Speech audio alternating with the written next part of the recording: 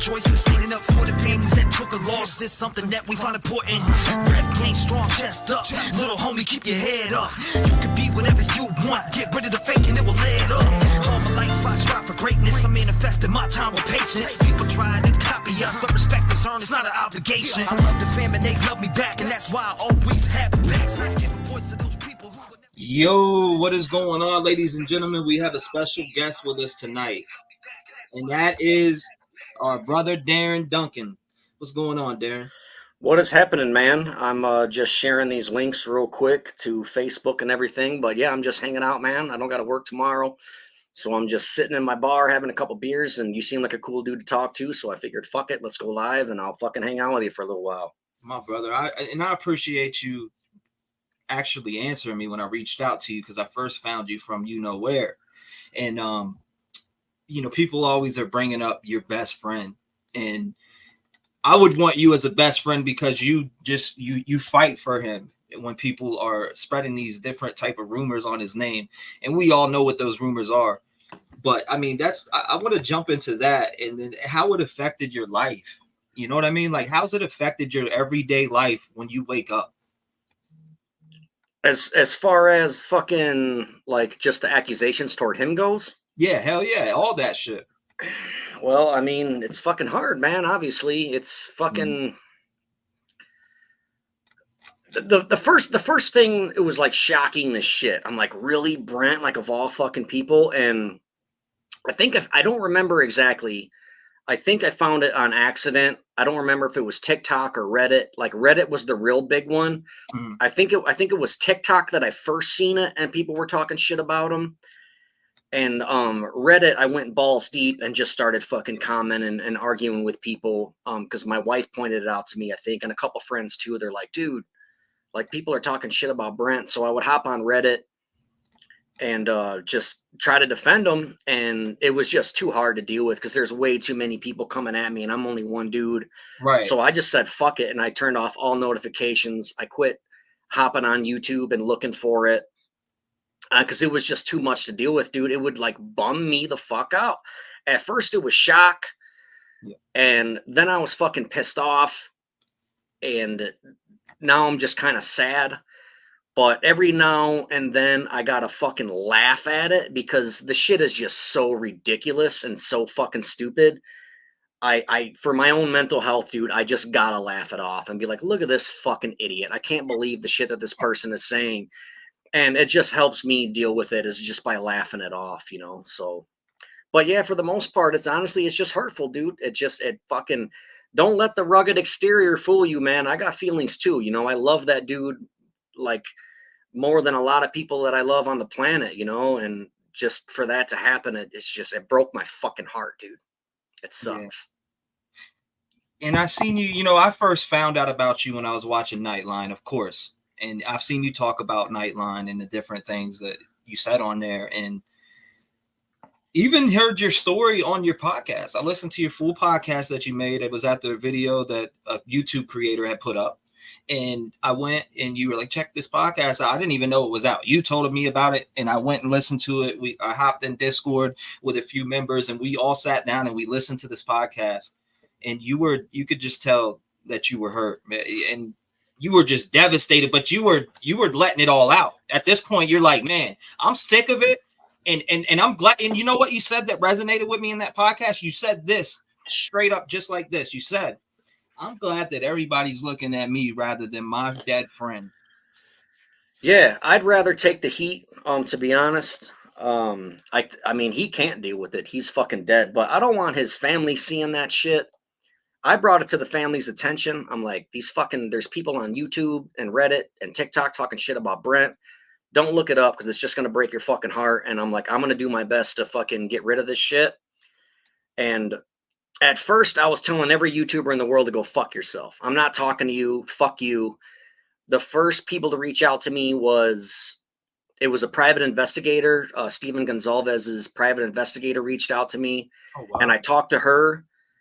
And then Washington Post hit me up, and I talked to them, and then ABC Nightline. And now there's another really big company that's doing a whole fucking documentary about it. and they're going to be at my house within the next couple weeks, and we're going to film for probably a day or two. And man, I'm sorry, like I'll travel off and I forget shit. I forgot what your initial question was, but it was just about you, man. It wasn't even really a question. It was something that resonated with me deeply. Oh yeah, that's right. Sorry. You know yeah, it was you put that out there, bro. Like it really resonated with me because you're like, I'm glad they're not talking about him. It just shows how much you care about your friend. Yeah, there's still people out there talking about him. I just ignore it now and I don't look it up anymore because it's just too much for me to fucking handle, man. I'm like, fuck that. But I'm like, go ahead, talk shit about me because there's nothing about you there's nothing about me that anybody can say Right. that I didn't already put on Facebook. Like that video about me was like all shit from my Facebook. Like, it's like, oh, I'm going to see this movie or look what I bought today. And it's just like, yeah, it's horror movie stuff, but it doesn't fucking make me a murderer. It doesn't make me a bad person. I just like spooky things, and like to me as a kid, Halloween was always cooler than Christmas. That's just what I'm into. It doesn't make me a terrible fucking father or a murderer or a criminal or a shitty person. But yeah, talk about me all you want. Stay away from Brent, motherfuckers. And I would rather take the heat than have his family see that shit and have to deal with that shit. Fuck that. Come knock on my door. Leave them the fuck alone. Let them heal. I'll deal and heal in my own way. We all mourn in our own ways, and it might take time, but hopefully I'll live a long, happy, healthy life, and I'll have plenty of time to fucking heal. And I hope that one day I'll just wake up and it'll hurt a little bit less, and it'll hurt a little bit less. And that's just what I'm hoping for, Thank you, Angelic. We appreciate you. And I do want everybody to know that, me and Darin had a discussion before we came on, and he was talking about a charity and putting whatever money you guys was donated to here tonight to charity. And I told him I was on board with that 100%. And if you want to tell him a little bit about it, that's cool also. Yeah, Brent he loved pit bulls. He was really big into pit bulls, and there's a pit bull shelter around my area. And what I hate to see people make money off of Brent's name, and I'm not saying that T-REV is here to do that, but and congratulations, by the way, on your success with your YouTube channel. I wish I had half those numbers. That's fucking amazing. Thank you, brother. But it hurts my feelings to like do an interview or whatever and just see this money get sent as stars or whatever, knowing that it could go to like something in Brent's name. Since we're talking about Brent, I'm like, fuck it, let's donate it to the pit bull pound, and the money can go towards donation fees so a family can get a pit bull, because pit bulls are like $110 to donate. Well, if we can raise some money tonight, I'll fucking take that. Like T-REV can fucking PayPal me. I'll take it down to the goddamn pound. I'll fucking donate it in Brent's money. And then hopefully we can get some fucking puppies out of there, because last time I checked, the pound in my area was at full fucking capacity, dude. Wow. So yeah, so like we got to get those fucking pit bulls some homes. So I'm totally cool with that. There's been other YouTubers that's been barking up my tree and hounding me, wanting to fucking interview me or whatever. And I'm like, okay, most of the time I tell them to go fuck themselves. But recently, after the Melissa Jade one, I'm like, all right, cool, I'll do it. There's a lot of support out there. I don't want to be a victim of ambush journalism. So like, I only talk to the people who I think are cool and supportive. And she gave me the money that she made in the star thing. For example, not the name drop, but like JLR. I'm sure you guys all know who he is. JLR Investigates. He's been fucking hounding up my tree for months, wanting to do an interview. And I finally said, okay, fine, I'll do an interview with you. But all the money that you make, I want donated to the fucking pound or like a veteran charity. What's wrong with that? Ghosted me. Now we don't want to do the interview anymore. Personally, I can't speak for the other YouTubers, but I have no problem doing that whatsoever. I have no problem doing that. I don't know JLR, man, but he made me mad. I'll tell you why. I see a lot of people in here that likes him, and that's fine, but you're not a victim of him. That's fine. No, but the reason what I did not like about this dude is that he comes out talking a bunch of shit about Brent, and he took a photo that my mom took a photo of me and Brent at a Mother's Day cookout, right? And this JLR guy took Brian Koberger's fucking face and superimposed it on my body, and his tagline or thumbnail or whatever on the YouTube video was that picture. And it looked like Koberger and Brent had their arms around each other, and it said like Kopacka and Koberger best buds. And that shit fucking pissed me off. I wanted to fucking beat him up, dude. And he's messaging me, telling me, why does everyone think Brent's guilty? Will you talk to me? And I'm like, people think he's guilty or involved because of people like you. You're the fucking guy that is out here insinuating this shit. Like, you're one of them, you know? And I told him to go fuck himself. And then he asked me a couple of questions. I answered them, and I'm like, there, you got your fucking answers. Now go make your fucking video. And he made a video, and he's like, oh, I believe Darin now, all of a sudden, you know? And then he made another video a couple days ago about how he believes me and shit. And after those 2 videos, I'm like, all right, cool. Let's do a fucking interview, but I want the money donated. And then he ghosted me. And it's like, oh, now you don't want to talk to me anymore when fucking money's involved, you know? I don't want the fucking money, dude. I don't want him to get it either, though. You know what I mean? I'd much rather have it go to somewhere that Brent would want it to go. You know what I'm saying? If that makes sense.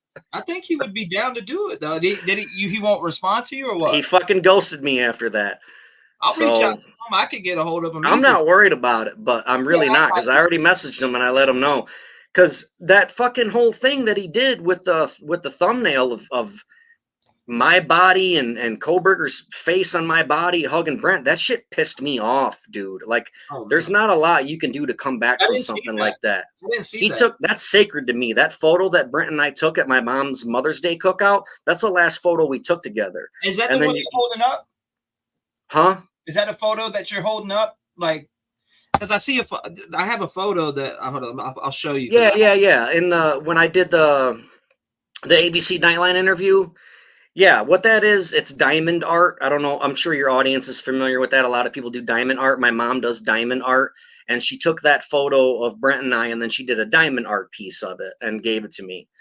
So that's what that photo is. But that shit just pissed me off, and it put a really bad taste in my mouth about that guy. And then once I told him to go fuck himself, then he wanted to, like, you know, switch sides and be like, oh, now I believe Brent. And I don't know. It just makes me mad, dude, that he was down to do an interview with me. And then when I said, send the money to a charity, he ghosted me. I can't speak for him, but I I know. And I'm not here to, like, talk shit about anybody. If I, you know, no, you're I'm not worried about it either. You know, like, I've heard of that man knocking on people's front doors. I fucking dare him to do it to me. I'm not trying to sound like a badass, but I'm just saying, like, dude, you know, whatever. I don't know. Whatever. It's whatever. Yeah. I mean, hey, I commend you for speaking what you feel out your heart. You know, most people would tuck it and just say it behind it, you know, before they go on, but you just don't give a fuck. I got nothing to hide. I got nothing to fucking hide, and I got nothing to be afraid of. That's all. It's, you know, that's it, man.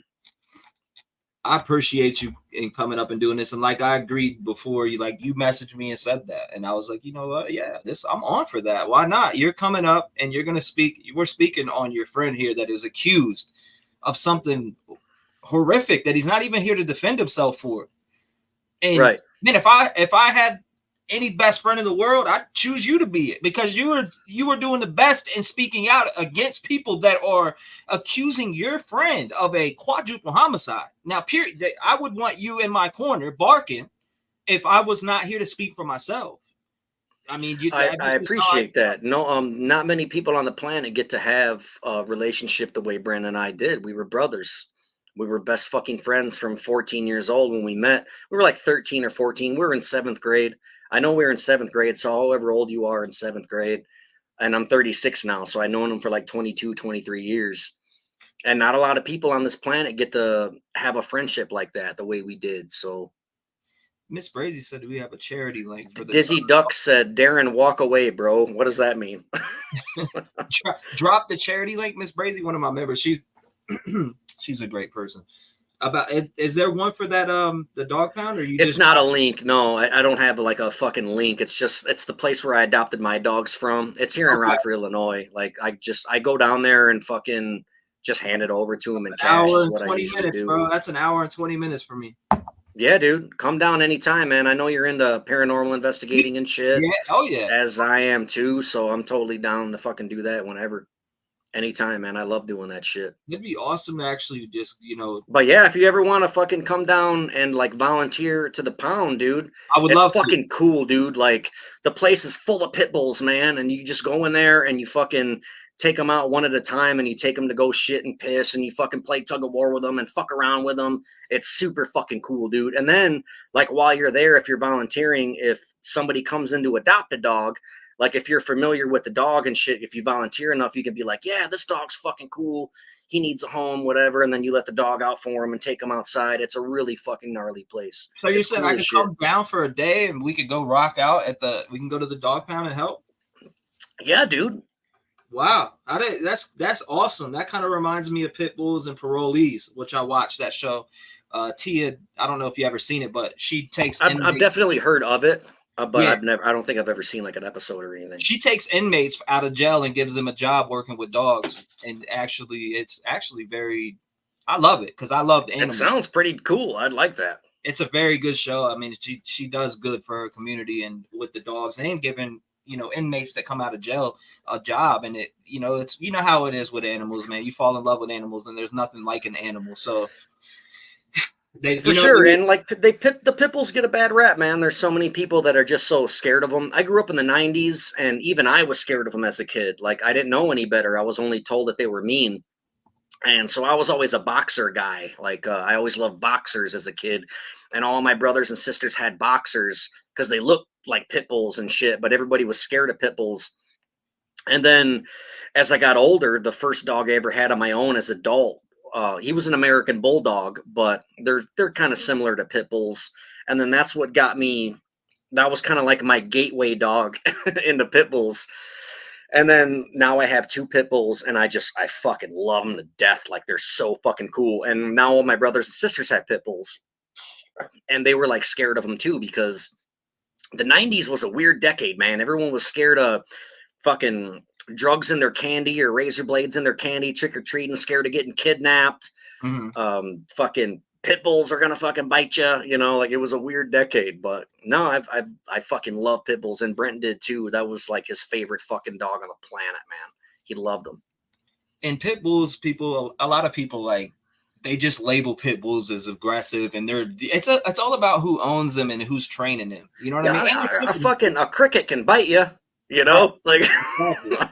There are shitty dogs out there, and there's just like there's shitty people, but for the most part, yeah, it's how they're raised and what they're around. But like, a pit bull owner needs to be a really responsible owner, because a pit bull can do some devastation. No, their jaws do not lock. That's real. That's fake. I mean, that's a fucking rumor. But their bite can be devastating. And that's why people report them so often. But I'll tell you right now, a little dog will bite you way faster than a big dog. But the reason why nobody reports the chihuahuas is because when a chihuahua bites you, you don't got to go to the hospital and get stitches. If a pit bull bites you, you're going to get fucked up, and it's got to get reported, and you got to go get stitches. You got to go to the hospital. You got to go to the doctor. That's why the pit bull bites are reported, because they're so goddamn aggressive. But just like with Rottweilers, Dobermans, a German Shepherd will fuck you up. Chow Chows, they will fuck you up. I have one mix. I have a German Shepherd and Beagle mix that really? A tad bit of pit bull in him, a tad bit. But I always have pit bulls, but I love him to death, man. German Shepherds are like super duper smart. There's a reason why the cops use them, because they're fucking genius dogs. But now, I don't know if you know this, but now a lot of police are using pit bulls now, because there's so fucking many of them. And I see there's cops in my town that have pit bulls instead of German Shepherds, and it's awesome. I love it, dude. Dogs are the best thing. All right, so I'm gonna. Yeah, I swear a lot. So if that's not for you, I apologize, I guess, but I'm not gonna try not to swear, because this is just how I talk. Again, it doesn't make me a bad person. I don't swear like this at the restaurant or in public. This is just, I'm in my basement drinking beers on the fucking internet. This is how I speak. So I'm going to swear a lot. So if that bothers you, I'm sorry, I suppose. I tell people I'm not going to try to keep it down, really. Yeah, and this is what I tell people: be yourself. That's all I'm here to do, dude. So I tell people, be themselves. When Papa Sal comes up, he's himself. It's the same way. I'm about to shoot my fucking cat. He just goes, he don't care. Like, Papa Sal, you're just being yourself. I'm cool with that. I don't have no problem with you being yourself. Some people may. And I apologize to them, but I tell everybody, all my guests, be yourself when you come up here, like you would be if me and you weren't on camera. Be Yeah, yourself. I understand that, like, in front of your elders, it can be disrespectful, like around your mom or your grandparents or aunts and uncles. But I had a conversation with someone the other day saying that I swear too much, and I'm like, I can't be responsible for the way you feel when you hear a certain word. Like, that is not my responsibility, how the way you feel when you hear something. I don't say that word to make you feel offended, but if you feel offended because of that, I have no control over that. I do have control over the words that I say, yes. But if you really don't like it that much, then don't talk to me, because I will probably say that word. But again, I don't say it in fucking restaurants. I'm not talking to the waitress like, yeah, let me give one of them baked potatoes, motherfucking macaroni and cheese. I don't talk like that. I'm not an asshole. Oh my God. You know, I'm not a dickhead like that. There's a time and a place for it, and right now is the time and the place. So fuck them. Drip Drop has also been smearing this veteran and his best friend that we're watching now. Drip Drop. I never heard of her. Who's that? I'm just kidding. Fuck that guy. And he knows that everything that he said. All right, like, first off, a lot of the things he said about me were true, because they were shit that I posted on my own Facebook about I love Scream, or I fucking collect horror movies and things like that. Yeah, that shit's all true. But I don't know. It's super weird. But, like, fuck that dude. That's the peak of the mountain for him. Congratulations for riding my fucking coattails and getting however many views you did off me. That's the peak of the mountain for you. Fuck you, Drip Drop. Don't give a shit about that scumbag. And I was gonna talk to him.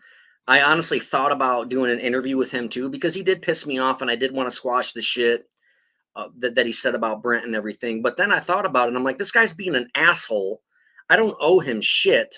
I have no reason to. I don't owe him answers. Fuck him. You know, I'm not going to talk to somebody that's going to be a jerk off. He came at me with disrespect from the get-go. So why am I going to fucking talk to this dude? You know what I mean? Fuck him. And, like, for your audience that likes him, fine. Like who you like. Right. I can't tell you that you're wrong. If congratulations to him too. He's got a bigger following than T-REV does. Absolutely. If I could be a fucking YouTuber and make money off that, best believe I would do that. But if you're gonna lie and you're gonna fucking be a jerk off about it and step on people's lives, you might be a good YouTuber, but you're a piece of shit in real life. Darin his real name is Richie, by the way, and I have his phone number. If any of you big fans out there would like to text him or call him, I have his phone number, and his real name is Richie. Richard Raymond. That's his fucking name. His name's not Drip Drop. DD, I'm the real DD. Fuck you. Oh my God. Hey, now I got some questions from that, you know, genuine members of mine that had some nice questions for you, and it was they wanted to know this about Brent, and I don't know if you could touch up on this or not, but one, you know, Granny Marie, shout out to Granny Marie. She said, was he treated by VA with medication for his PTSD, and was he good about taking it? Question mark was a question that she asked. Yeah, as far as I know, he was definitely on like a mental illness medication, like for anxiety and depression and things like that, because him and I did have conversations about that. I also take medicine for like depression and anxiety. So when I would get prescribed the new medicine from my doctor, I would ask him about it if he knew anything about it. And most of the time he did. So he definitely did take his medication. Unfortunately, the VA isn't a really fucking helpful source for our veterans. They're not. And like, it also sucks that they're like one of the only really things that they can really go to. And they're not always the best. But yeah, he definitely was on medication, and he definitely did take it. And another thing that I want to tell your viewers is, like, yeah, break it down. If you suffer with, you know, depression or anxiety or any kind of mental illness, you are not responsible for that. It is not your fault that you have PTSD or depression or anxiety, but you are responsible for your own recovery. So go to the doctor, seek professional help, get your medicine, take it. It's a long journey. The first couple medicines you try might fucking suck. It might make you feel like a zombie. It might make you feel like you live in a cloud, but fight through it, push through it, talk to your doctor, say this is too much, or I need more, or let's switch. You're not responsible for your condition, but you are responsible for your own recovery. So please, if you need help, seek professional help.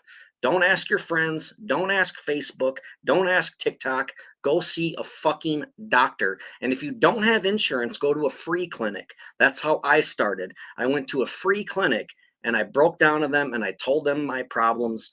And I was given a social worker that I saw once a week. It was basically like a counselor. We would try medicine. If that didn't work, we switched. And it is a long fucking journey. But I promise you, the light at the end of the tunnel is not a train coming your way, man.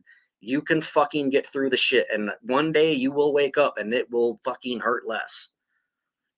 You ain't lying. I've been through it. PTSD. I suffer from it. I still have a damn therapist to this day. So if it helps, it helps, man. As long as what you do is beneficial to yourself and you're not out there hurting anyone else or stepping on people's lives, man. Just, do what you got to do, dude. Don't be an asshole. Don't be violent.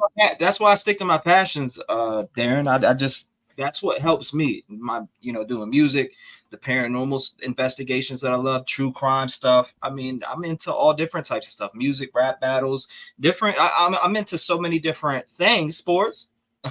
I'm into everything, but I follow my passions, and that's what helps me. I can't say what will help everybody else, but exactly. My passions have reached me and helped me through my PTSD, my depression, my panic attacks, etc. You know what I'm saying? So, I mean, that's been a big thing for me. Music is a great outlet. Like, you create music, as do I. It's a great outlet because you can talk about whatever you want. And you can use a metaphor or a simile and switch it up. Like, you could fucking... Music is a wonderful outlet. It truly is. If you're an artist, man, or if you're a drummer, go fucking beat the shit out of those drums. It's better than beating up your neighbor, Right. Music is art is a great way. It's a great outlet for shit like that. Oh, that's a good. I'm not gonna ask that. Let's stick to this one. Let's go. All right. So another question that came in was, let me see. No, okay, there's no questions from her. She said, June asked, we know family and friends are still grieving. Thank you, June, by the way. We know family and friends are still grieving. Despite this, some YouTube creators have pulled Brent's name into the Kohberger case with no evidence or care for those who loved him. Is any legal action being pursued for pain and suffering against those false claims? It's a lot harder than you think it is to sue people over something like that. As far as I know, no, the family's not out to sue anybody.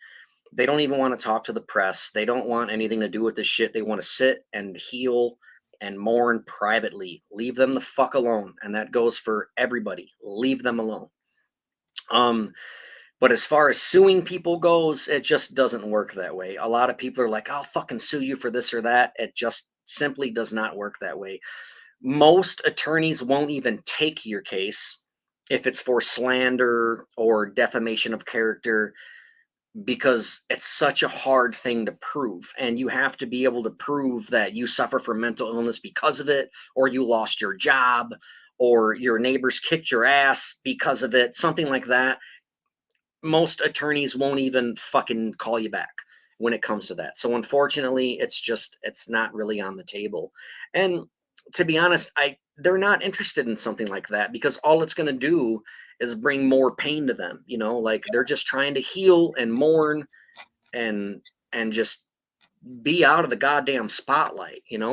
Correct me if I'm wrong, but I don't even think some of the Idaho 4 victims' families are speaking out either. And those are the ones that are really in the spotlight, and their families aren't even speaking out. Correct me if I'm wrong, though. I may be wrong about that. You're right, because we raised about almost $3,000 now for Xander Kernodle, and her dad's quiet and her sister's quiet. They're not speaking. They're grieving in a different way than everybody grieves differently. Privately, as they should be allowed to do. Exactly, privately. And I respect that. Some people are like, why are they quiet? This, that, the third. But I'm like, nah. Because they don't owe you anything. They owe you zero. Right. So don't feel entitled, and don't think that they owe you anything.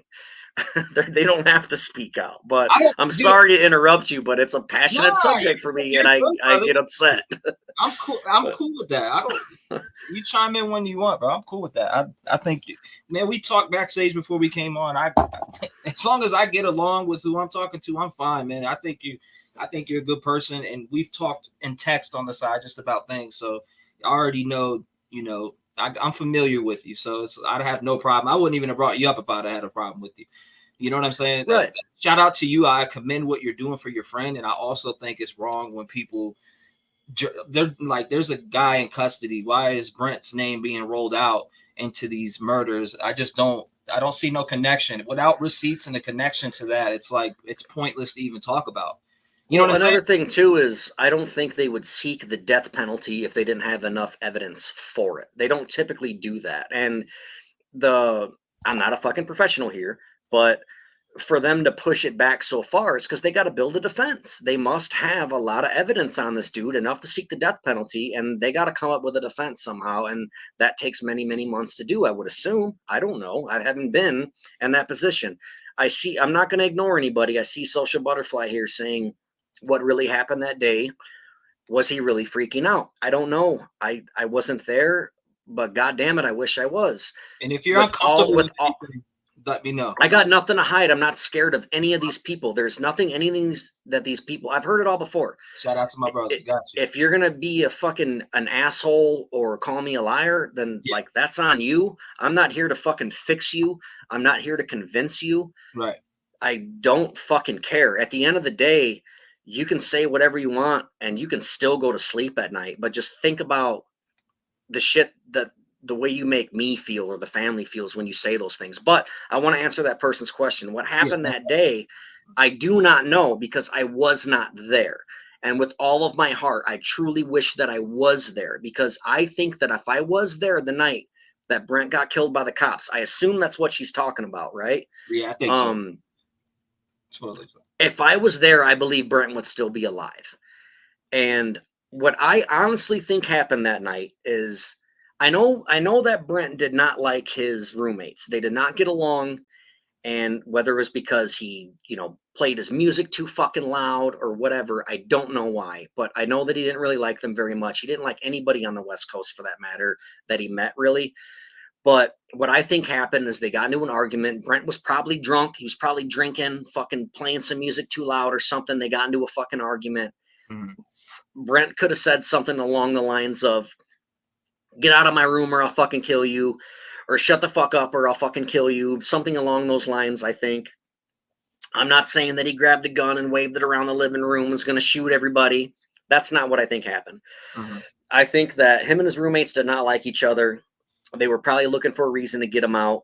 And the fact that they got into a big fight, he might have said, I'll fucking kill you or something. They call the cops and they're like, cool, this is a way to get him out. And I don't know if they were on campus or close to campus or whatever, but being in a situation like that with a gun involved, especially in this country, they're going to take it extremely serious. Right. So the cops show up. I also think due to proximity in distance and in time, I think that since the murders happened about 20 miles away, about a month before, mm-hmm. I think that the cops in their mind may have been like, fuck, what if this is that kid that killed those people? Like, what if it's that guy? Mm-hmm. And so they go in full defense mode. They talked. Actually, there was quite a bit of a lack of communication. From what I was told, they did try to give him a phone to speak with them, like a negotiator or whatever. He would not talk to them. And after 7 or 8 hours, they decided to shoot him. And I think that after the fact, I think the cops fucked up that night. I think they dropped the ball and it completely landed on mine and the family's foot. And I think they fucked up. And I think that after they killed him, they were like, oh shit, this wasn't who we thought it was. It was just a kid with PTSD. We fucked up. His room was empty when the family went in. His room was fucking empty. And his cell phone was on the kitchen counter and it was factory reset. I think that the cops I think they made a mistake. They covered their tracks. That's what I think happened. But that is just my opinion. I was not there. And as I said, I wish I was there because if I was there, I could have talked him down. Whatever was on the other side of the door, I could have been like, dude, it's fine. It's cool. Fuck them. Let's just leave. Or if the cops did show up, if I could have talked to him on the phone or something, I could have said, go outside, get arrested. We'll get you out tomorrow. You might be in a lot of trouble. You might get arrested and do some jail time, but you'll fucking be alive. And he would be alive today if I had the opportunity to speak to him or if I was there. But as far as the question goes, what happened that night, I do not know because I was not there. And I really fucking wish that I was. Man, I'd hate for you to carry I that. do not know why his phone was factory reset to answer somebody's question. That's a mystery to the family and myself. We don't know why his room was empty. There was nothing in his So his room. phone was factory reset. His phone was factory reset, and it was on the kitchen counter. That's weird, bro. It's super fucking weird. I'm And sorry. That's if weird. the only thing that was left in his bedroom was some electronics that were broken, a safe that was broken, and his release forms from the army. That was the only things, as far as I know. That's what I was told. That's what was left in his bedroom. You mean to tell me he didn't have a bed? He didn't have a dresser? He didn't have anything? So something is it's very fishy about that. And I'm gonna beat the conspiracy theorists to it for people to say that he was a patsy or any of that stuff. Mhm. Brent was in the army. He served his fucking 4 years. He got an injury. He got a Purple Heart. He got out. All right. He wasn't a fucking patsy. He didn't work for the FBI or the CIA. There's no reason for him to be a patsy. I believe that the cops fucked up. And this happens. Cops make mistakes. Cops are just women and men just like us. They have jobs to do. Everywhere you've ever worked, there are good performers and there are bad performers. And unfortunately, this happens in our system as well. There are good guys and bad guys. And I think they fucked up and they're like, oh shit. And I think that they kind of covered it up. And if you want to say that I'm a fucking conspiracy theorist for that, I think that is way more believable than all the other conspiracy theories that are being thrown out there about Brent Kopacka. So Just that I'm sorry, but not, and this is not. It's weird on their part, on the police side. Like I mean, a factory reset phone sitting on the why exactly? Why? Yeah. And did you know this? I said this before in an interview, but I was actually contacted by the police the night that he was killed by them. Did you know that? No, I didn't. Okay, it's glad you're so touching up on that right now. So I was at work, and I worked at General Mills at the time, and I worked from 6 p.m. until 6 a.m. That was my schedule. Right. And it was around midnight that my phone kept ringing about 4, 5, 6 times in a row, and I kept sending it to voicemail because I'm like, who the fuck is this? I'm at work. It says, be careful, Darin, checking with the Rev before dropping that. Dropping what? But anyway, yeah, enlighten me, please You're elaborate. good. I have no idea what they're talking. What they It say? doesn't matter. I'm gonna quit reading the comments because it's just distracting me from Yeah, you're good, bro. I got you and I speaking anyway. So Mods will anyway, take yeah. So it back. was around midnight. They called me, and I finally answered because I figured whoever the hell is calling me, it must be important. So I answered, and it was a woman, and she basically asked me, "Do I know Brent Kopacka?" And I said, "Yeah. Why? What's going on?"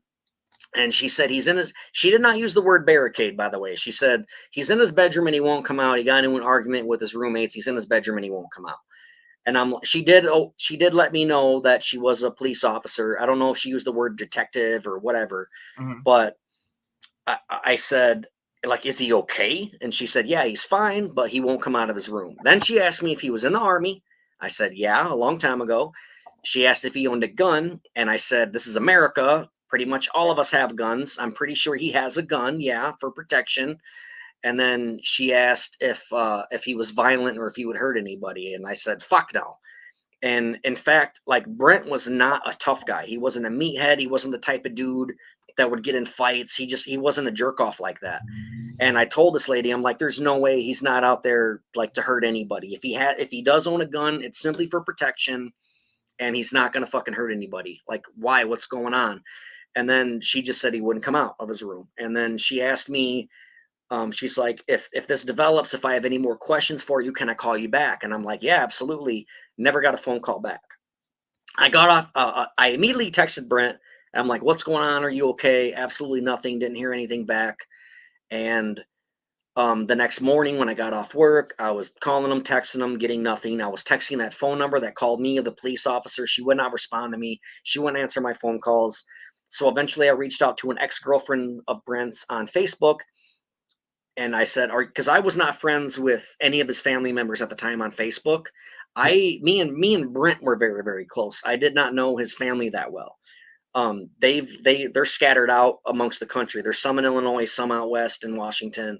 I didn't really speak to them. I haven't spoke to his mom and dad since I was a teenager when they would drop him off and pick him up from my house to spend the night on the weekends, So I'm not Facebook friends with any of them. But I asked his ex-girlfriend if she was, and she said, yeah, this is his stepmom.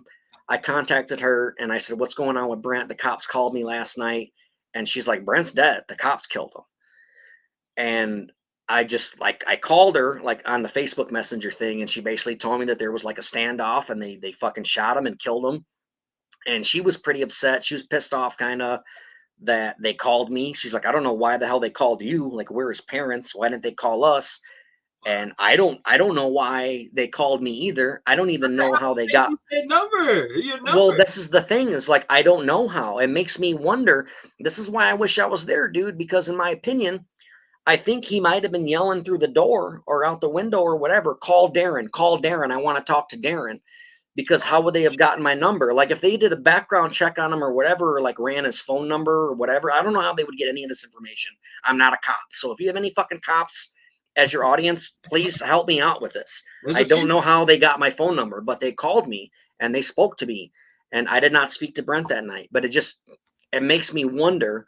I'm curious as if he yelled through the door, yelled through the window to call Darin, gave them the number or whatever, and they called me. But it upsets me because if he were to do that, I would assume it was because he wanted to speak to me. And they didn't let me do that. They didn't tell me how serious the situation was. If I knew it was like a standoff and there was a quote unquote barricade and shit like that, I would have definitely like tried to talk to him. I didn't even ask to talk to him because they didn't make it sound like a big deal, dude. They were just like, he's in his bedroom and he won't come out. He's fine, but he's in his bedroom and he won't come out. And I'm just thinking like, okay, maybe he's having like some kind of a mental episode where he's pissed off and, the cops got called because he got into a fist fight with his roommates or something. And he might go to jail tonight, or whatever, like domestic disturbance type thing. And I just fucking, I wish I knew what was going on because I would have been more adamant about speaking with him, and then they fucking killed him. And it pisses me off because there's been standoffs in this country that has lasted days. Yeah. And they couldn't talk to him for 7-8 hours before they decided to just fucking shoot him. And I think I read in like a newspaper article online that they were saying like at one point he shot out of his window or he shot a gun or something, but his brother said that like there was no bullet holes in the floor or the walls or the ceiling or anything. So I don't know, dude. And I don't see Brent doing that. And I know that everybody out there is like, when Jeffrey Dahmer got busted or Ted Bundy or Gacy, when they got busted, not to put Brent on a serial killer status. That's not what I'm saying. I'm just saying that when people commit crimes or they get in trouble, everybody's like, oh, I never would have saw that in him, And it's like, but I knew Brent. I wasn't his neighbor. I was his fucking brother. And I knew him for over half of my life. And there's no way that dude grabbed the gun and shot at police officers. There's no fucking way that happened. And if it did, I would love to see the evidence of it. I'm still stuck on phone factory reset, bro. Like that's alarming. It's a very strange thing. It's extremely strange. Alarming. And I do not know why that happened, but that is what I was told. I was told that his phone was factory reset. And why? Why the fuck was it factory reset? And on the kitchen counter, they killed him in his bedroom. He wouldn't come out of his room, right? He wouldn't come out of his room. Why is his phone on the kitchen? I think they fucked up. I think the police fucked up. They made a mistake. They killed the wrong kid. There was a standoff situation. Maybe the guy was new. I don't know. I wasn't there. And I'm not a police officer. I don't want to be like these other assholes on YouTube and speculate. Right. But in my opinion, I think that the cops fucked up that night. And then after the fact, they were like, oh shit. And they just covered their tracks. And that's what police in America do. So is that why, because people always bring up, well, this investigation is open. Well, I'm sorry. When you look up and anybody with Google can look this up.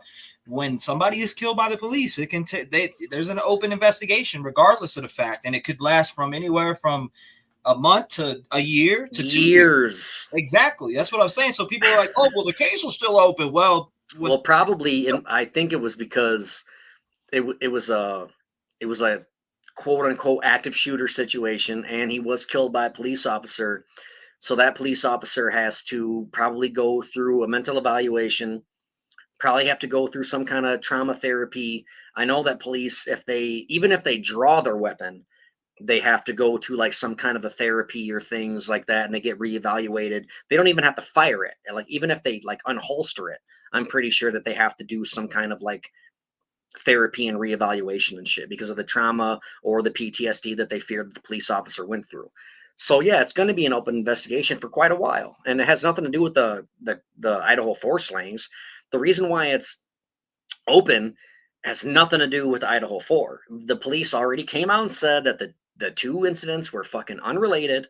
Right. So it's probably open still because the police officer who shot him is probably still going through like therapy and all that bullshit. And it's going to be an open investigation until everything's closed. Like you can't just be like, all right, Brent's dead, investigation closed. Like, no, they're still investigating it. And someone mentioned, I already covered this. I don't but you brought up a comment where they were like, if his phone was factory reset, You then see how they get your number? Yeah, I said I was not there, exactly. but I think it was because the only way that makes sense to me is I think he may have shouted out my number to the police. Yeah, call But Darin. This is his number. right, Call him on the phone. that's what I think happened. But I did an interview before, and somebody was saying that they used to work with FBI or some shit. I forgot what it was. It was the Melissa Jade interview. There was a commenter saying they worked with some kind of organization, and they said that they can actually hack into cell phones and like turn them off to make it to where the only person they can call is them. So like it's kind of like the movies, like every outgoing phone call they make or text they send goes directly to the phone number that the police have, because they don't always necessarily have like a physical cell phone that they give to people for negotiation tactics. It's not like they threw a fucking cell phone through the window and was like, hey dude, here's the phone, call me. Right. Like I'm pretty sure they can like hack in to that individual cell phone and like reroute text messages and phone calls. And so if they can do that, I assume they can get contact information. I don't know. I wasn't there and I don't work for these organizations. But in my honest opinion, I think that they got my phone number because he yelled it through the door or out the window or whatever. And as far as it being factory reset goes, I believe that the cops did it after they shot him. I think after it was all said and done, they cleared out the room, cleared out the body with the coroner and everything. And I think that they factory reset the cell phone and set it down the kitchen counter on their way out. That's what I think I happened. wanted and this is just a question that I was sitting here pondering on in my head, like, and you telling me all that is actually news to me. The factory reset and the whole story of they called you, that's new to me, and that actually hits me different. So that even adds on to like the burden, or not the burden, but the hurt that you carry. Man, I wish I was there, but now his name is being dragged in this. So you're dealing with really two separate situations that are just hitting you, man. It's hitting you, and you're feeling some type of way, and you're upset. And I can tell you're upset, and it sucks to see somebody so upset and rattled by two different things that happen. Because just that alone, I mean, I know you got to think about that daily. That's crazy to me, and I feel for you, man. Like I hope that if you're going through anything, that you seek a therapist, or if you need a friend, you can call me up, or anybody. You know what I'm saying? Reach out to me if you need to talk about anything that's bothering you, because I know how that shit weighs on your chest. You know what I mean? That shit can fucking really weigh heavy on your chest and get you into a depression. Like that's some serious shit to carry around, Like I know that it's got to mess with you, man. I could just tell it's messing with you. And if, like I said, you need somebody to talk to, even when we're off this live, like after the next day, next week, you got my number, pick it up and call me, because that shit, it weighs heavy, bro. And I can tell it's pouring out of you. Well, like first and foremost, I got to deal with the fact that my best friend is dead. All right. That's sad enough. The fact I'm not trying to fucking play victim here. That's not why I'm here. But you brought it up, so I'll answer the question. I know it wasn't quite a question, but I'll still address it. Like, yeah, I got to deal with the fact that my fucking childhood friend is gone. My best friend, my brother, he's dead. And the way that he died is completely unfair. Brent did not deserve to die that way. I agree, man. And when the time comes to where we should be mourning and healing, we can't do that because it's consistently thrown back into our faces by social media platforms. And so that's, man, like, I don't know if it's just as hurtful or more. It's really hard to like put the two on a scale because it all fucking sucks, you know? But yeah, it's awful that I'm never gonna fucking see him again. And the fact that people are just like, I don't even, it's hard for me to even try to heal or deal with it because, like, no offense to you at all, but like here I am talking to you about it and taking questions from people I've never met in my life and I'll never see face to face, but all these people think that they deserve answers, and I'm just like, it's just crazy to me. And that's no offense to you or your listeners or your chat or whatever. Taken, bro. No offense taken. It's just crazy to me. Like, yeah, my friend died, and like, instead of having friends and family being like, dude, I'm so sorry Brent died, that's fucked up, I got YouTubers hitting me up being like, what happened that night? You know, like, fuck you, man. Like, I don't know you scumbags anything. So it's really hard to heal, you know. Though. I'm glad I've never said that. What happened that night of Brent? You know, no, I know you've come at me with respect, and I'm gonna tell you straight up, I was warned about you after the fact. People, it's funny. It's funny. I've had a couple of YouTubers. All these YouTubers throw each other under the bus. It's super strange. That's great. Hey, who have I told you to watch out for?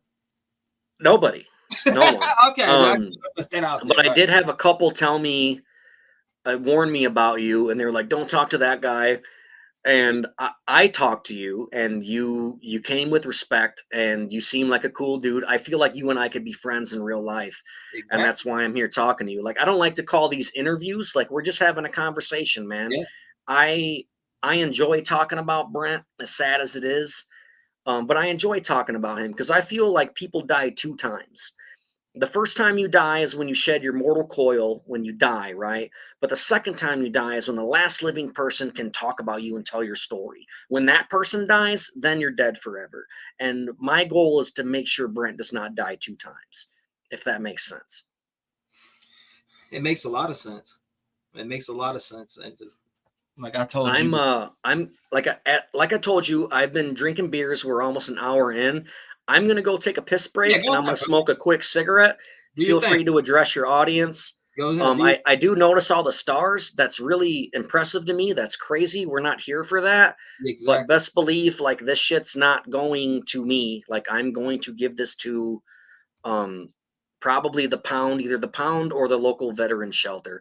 You guys tell me in the comment sections, would you rather go to the local veteran shelter or the dog pound? Yeah, I will make that happen for you. We could put it up as a vote if you want me to. Yeah, feel free to do that in the comment section. I'm gonna go take a piss and smoke a cigarette, dude. I'll be right back. Go ahead, do your thing, brother. I'll put that up right now as a poll. You would.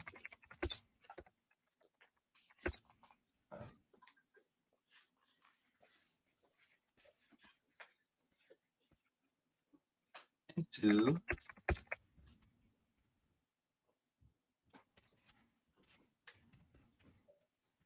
local to Darin. I'm going to put dog pound as 1 or veteran shelter. Veterans shelter. There we go. Oh, there's our poll, ladies and gentlemen. So we got the poll up right now. Make sure you hit on there. I got it up there. I said, would you like the donations to be put into the dog pound or the veteran or the locals, you know, as he said, veterans shelter, but I put local to Darin because that's what he said. He said that's there. So whatever is sent in, I'm gonna send it to him as soon as we end this live. I'm gonna send it to him. As soon as we end this live, I'm gonna send it to him. You know, like I said, I talked to Darin off of here. I've texted with him. I've actually, told you guys that I was talking to him. So I've told you guys in Discord, and I think maybe I've mentioned it on here, but I'm glad to have him up here, and I'm glad to see, I would, if I passed away and it's such a horrible way, right? If I've been passed away like this is the best friend that I would want to be speaking out for me. You know what I'm saying? I would want somebody that voices their opinion like they're voicing it now. And just him dropping that bombshell. And it's a bombshell to me because who wipes a phone, right? That's like me getting killed by the police right now. They come in and wipe my phone. Factory reset. So you find out I died to the police, right? and my phone was found on the kitchen counter factory reset. How would you guys feel about that? Just I'm kind of mind blown because I've never asked Darin one time, like, what happened that night? You know, I've never have. I've always approached Darin with respect. And the fact that YouTubers will be like, yeah, watch out for T-REV. It's like weird because I've never even told them, watch out for this YouTuber, watch out for that YouTuber. That's not what I do. I reach out to people for interviews to speak and be voiced and to be heard by people because he is suffering, obviously. And we listened to his podcast and Discord. After the Drip Drop video came out, we listened to that podcast and Discord. We listened to the response. So it's just, you know, I felt for him in general and seeing his pain on what's going on. And having this interview with him is hitting me in a different way. You know, honestly, this might impact me to the point where I'm not even going to say this might. This is going to impact the way that I speak upon things for the future, honestly. Just to see how hurt this man is. Imagine like the parents. Oh my God, like it's going through my mind right now. And it's like, you got to watch out the accusations that you're throwing around. The things that we've talked about on this channel before that in comments that were made, to know how hurtful it can be to people's family members. It's eye-opening to me. It's very eye-opening to me. He's chill, says Donna. Absolutely. Darin's chill. I told him to be himself. And people may not like it, but I told Darin I want him to be himself. Just like I told Papa Sal or Hollis or anybody who comes up on panel with me. So I really appreciate him coming up here and talking, and not only just talking for Brent Kopackas, but speaking and telling us about who Dunkin is also. So shout out to you for doing that, bro. And a lot of people are supporting the Dog Pound and the local veteran. Now, I don't know about the local veteran where you're at. You know what's cool is like I just thought about this while I was smoking a cigarette. There's got to be somewhere around here that, because you know how like veterans need like dogs for like what do they call them, like it's like emotional support dogs and shit. Like maybe we can fucking kill two birds with one stone and like get a dog saved and a veteran can get a dog. Like I don't know, that's something to think about. Maybe we can. I'm down with either one. You know, like I'm down with either one. And you told me that before. I said, bro, is there any subjects you don't want to touch on? And is there anything specific that you would want to do? And you told me flat out. I told you I'm with it. Period. Simple. Yeah, man, I got nothing to hide. I got nothing to be afraid of. It's just it just wasn't even about just, what can we gain from this? I wanted to personally know what you were going through, how much it impacted you, and not only how much it impacted you, but about Brent Kopackas. Now, because he's obviously been dragged in there and his name's out there. There's tons of videos made on Brent Kopackas, and there's questions that I have that I don't know if you can answer, but you know, like I will do the best to my knowledge. I will 100% answer any question to the best of my ability. Okay, so I got a few coming in here. What drew you and Brent to become friends in the first place? That's something. Let's start with something simple. All right, so we lived in like this small town in Belvedere, Illinois, and it was mostly gangbangers and like, you know, fake ones, but they were still tough. Don't get me wrong. There was a lot of gangbangers and mostly preps. It was mostly rich kids and gangbangers. And I was one of the only people that like listen to heavy metal. And I remember seeing Brent walking through the hallway and he had a Korn t-shirt on, big, huge fucking baggy pants. This was in like, shit, man. 1998, 1999, something like that. Year 2000 or something. No, it had to be like 98, 99, dude. 97, 98, 99. It was 14 years ago about. So you guys do the math. And he was wearing a fucking Korn t-shirt, big ass baggy pants, just like me. And I was honestly too like embarrassed to approach him because I was a pretty shy kid too. I got fucked with a lot by gangbangers and shit. And I caught it from the jocks too. That's how I learned to be so tough, because I caught it on both ends, you know. And I had my girlfriend go ask him like if he skateboarded or if he listened to metal and shit, and she did. And then she introduced us to, and we became friends immediately. And we started he started spending the night at my house on the weekends.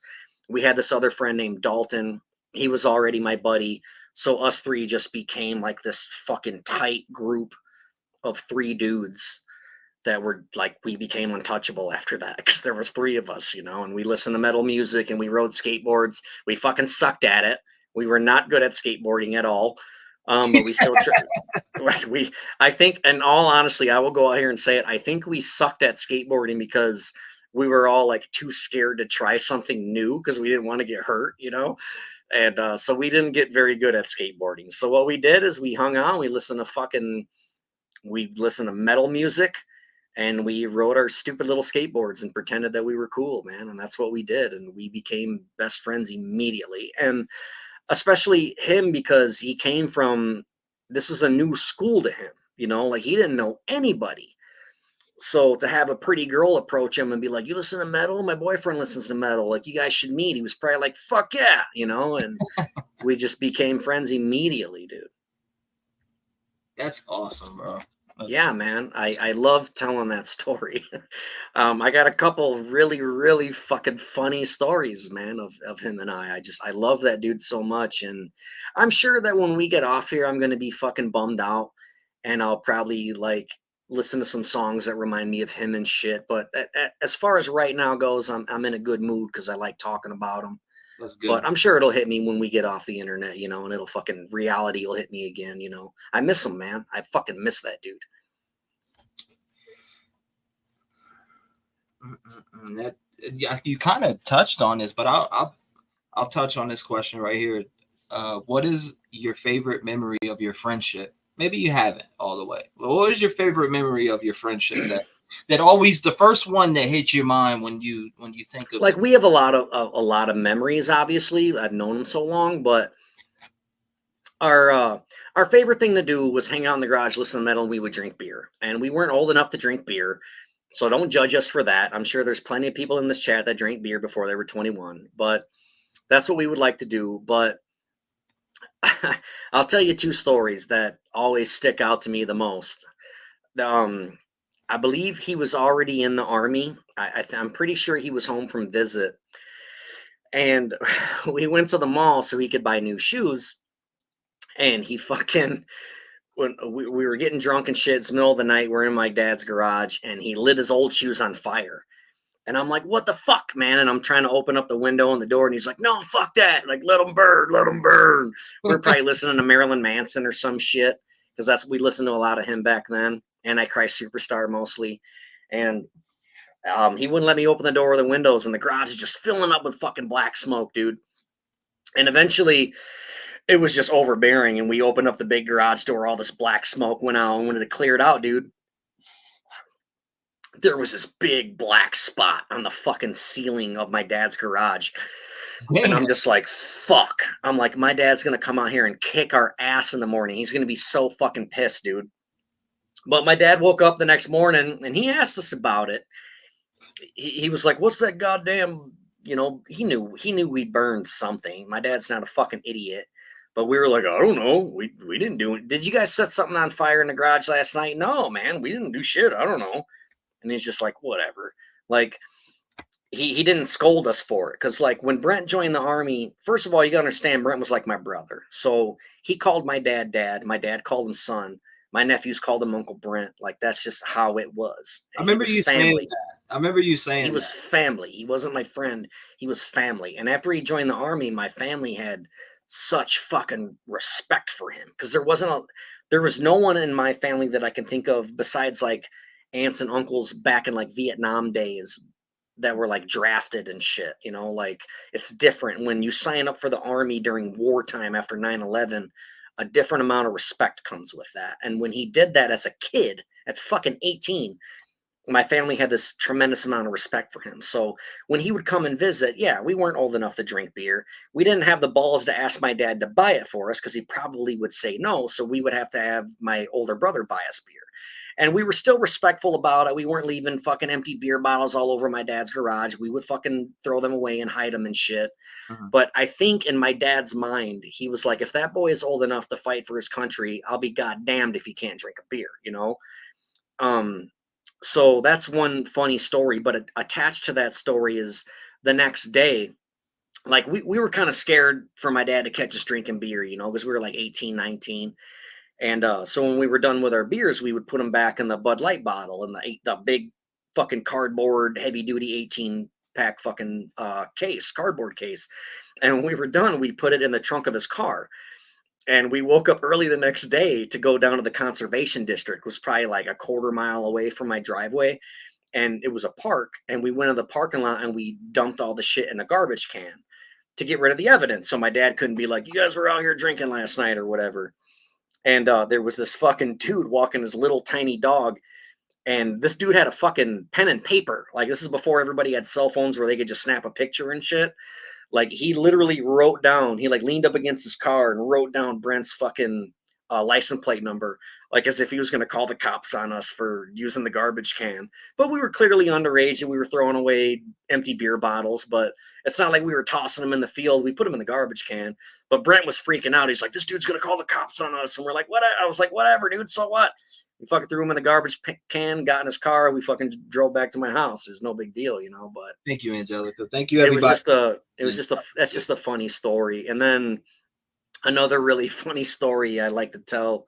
I honestly forgot about this until a few days ago, like because my family was talking about camping and shit, and my brothers, huh? Oh yeah. So we would always go to like Warren's, Wisconsin, to like Jellystone, the Yogi Bear Park, and Brent would come with us. And this one time, we were fucking hanging out with these kids, and like they were our age. We were all like fucking 16, 17.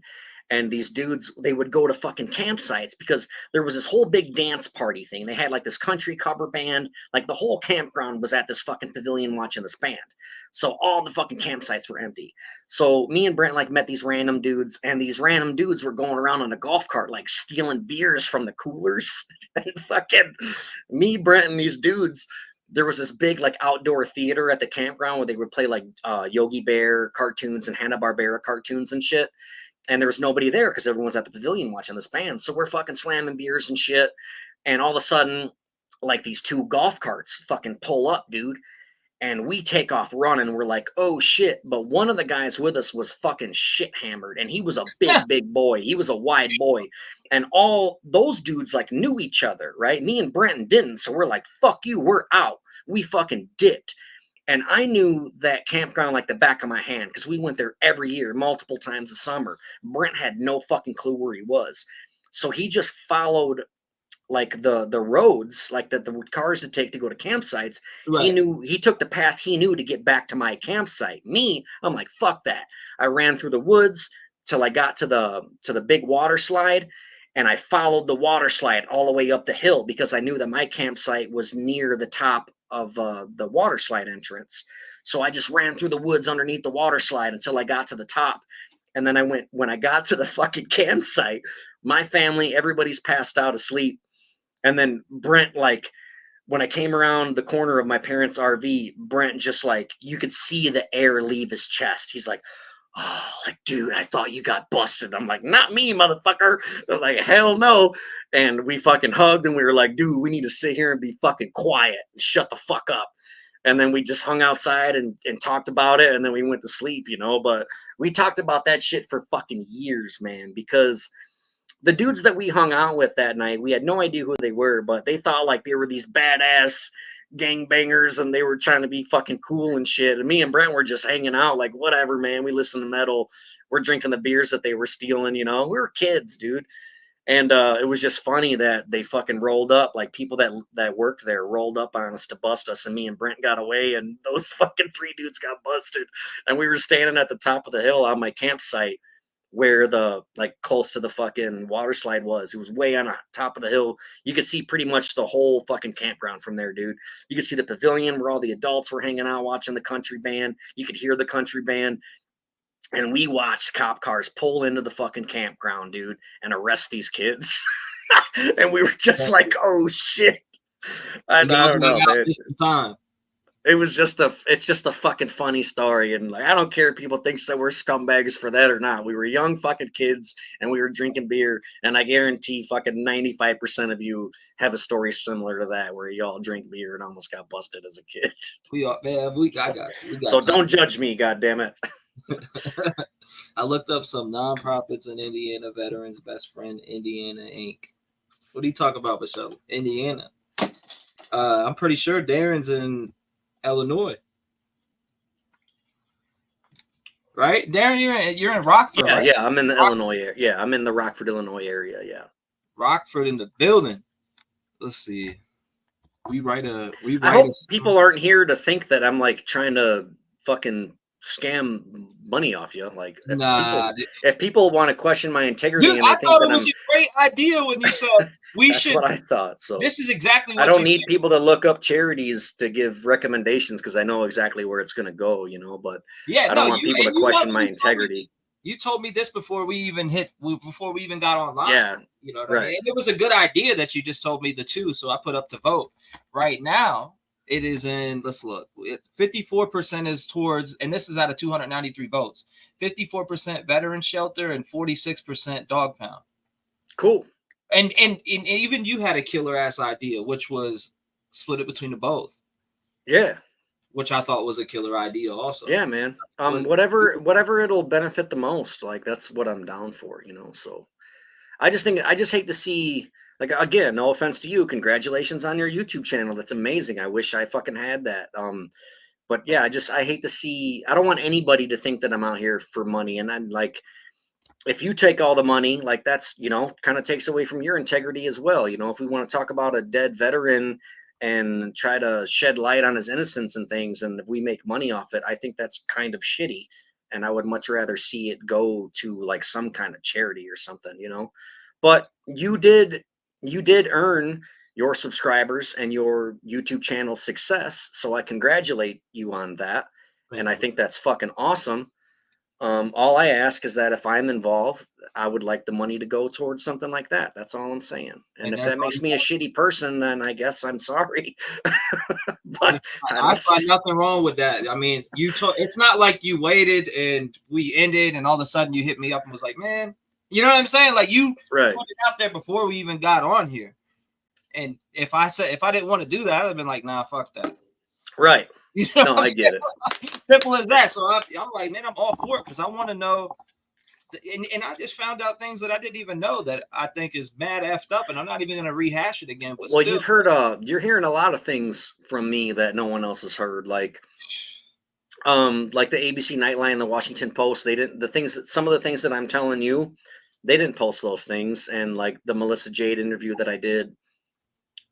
You know, there's quite a few things that I brought up on this podcast here. I call them podcasts for some reason. Yeah, that's what I'm used to. But you got quite a bit of exclusive information out of me, and I think it's cool. I'm not ashamed of that at all. You seem like a cool dude. So, and I appreciate you sharing it because I mean, like I said, I'm baffled by some of the stuff he said, which I'm gonna look into because I think it's crazy. Me as well. I'm also very I'm blown away by a lot of it, man. It's just fucking crazy to me. Man, all right, so Jennifer Gilly had a question. T-REV, okay, what's up? Can you ask if he knows the band Cheap Trick? They are from our area. Surrender. I do not know them personally, but the singer, because they are from Rockford, Illinois. That is true. Cheap Trick, and the singer's son. My band has played shows with the singer's son's band several times in the past. He was in a band. Fuck, I can't remember the goddamn name. I can't think of the name, but the singer of Cheap Trick, his son, the Avatars, that's what they were called. They were called the Avatars. And my band played shows with that dude's band a few times.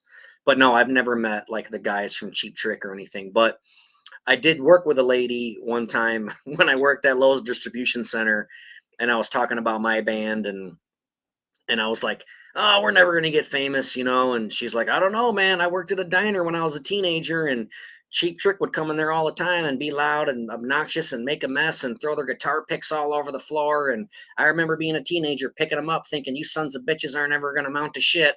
And lo and behold, they're fucking Cheap Trick, you know? So, hold on. I would like to know who told Darin not to go on Rev. I want to know who to stay away from. It was the dude from Netherlands, the dude Unresolved Crimes or something like that. Yeah, that dude. He said he didn't tell me not to talk to you, but he said that you were an arrogant piece of shit, were his words. And there was other people saying that you use like SB7s on your lives. And this was during like my podcast. right. People were like, "Oh, fuck that guy. He uses SP7s." And then I addressed that situation, and I'm like, well, as a paranormal investigator, like me personally, I believe that SB7s only work like at the location. So like to do a live or whatever and ask for like Michael Jackson's spirit, I don't think it's going to work. But like if you're at a haunted location, it could work probably. And that's what I was saying about it. But like, yeah, people were definitely making fun of you for that. Oh, it's all good. I get that all the time, bro. Dude, hey, look at your YouTube channel and look at theirs. So, but as we stated earlier, like I get the clickbait and all that stuff, and fucking, I'm not that kind of dude. Me being Brent Kopacka's friend, I could probably go live every fucking day and be like, Idaho 4, Brent Kopacka, Brian Koberger, and put those names in my titles, and I'd probably blow the fuck up, especially the fact that I was on ABC Nightline, Washington Post. I'm on fucking Hulu, dude. Like, but I'm not that kind of dude. I got Netflix coming up too. I gotta. But yeah, congratulations on that as well. I seen in your Facebook post about your music and things, and that's really cool. And I could probably use that shit to my benefit, but I don't because I'm not a jerk off. And I'm not saying that anyone else is, but what was one of the first thing I told you before we went live was like, I do not want Idaho 4 in the title because I'm not connected with that, and neither is Brent. So what I tell you. No, yeah, you're like, no, we won't do it then, So I said whatever subjects, whatever you want, bro. You're my guest, so I want you to feel comfortable. Yeah, and I truly appreciate you, and I'm glad that I didn't listen to the people that were trying to keep me away from you, because again, like you seem like a rad dude, and I honestly think that you and I could be friends in real life. And I 100% plan on collabing with you on a track. I would love to do that. And I 100% also want to start investigating some places with you. Which would be amazing. We were talking about that backstage, which I can't wait to jump into that because you instantly clicked with me when you said Waverly. And I was like, man, I've been planning this Waverly trip in my head and not only that, with some of the Rev Gang family, I've been talking about this Waverly Hills trip. And I'm glad you brought that up because I love doing what I do. I mean, Spirit Box, like for instance, I've gotten some crazy responses on my shit that will blow your mind that you cannot say. And you're familiar with the SB7. So when I own one, yeah. You will know what's up when you listen to it.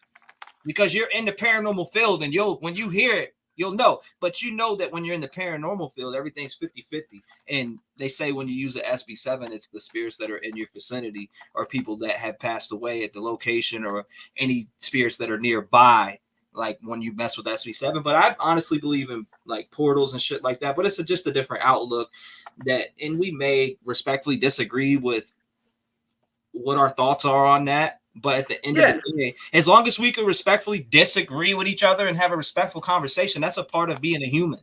Well, dude, if everybody agreed on everything, how boring would the world be? Very, very boring. It's crazy because people try to always bash me for my paranormal investigation side of me.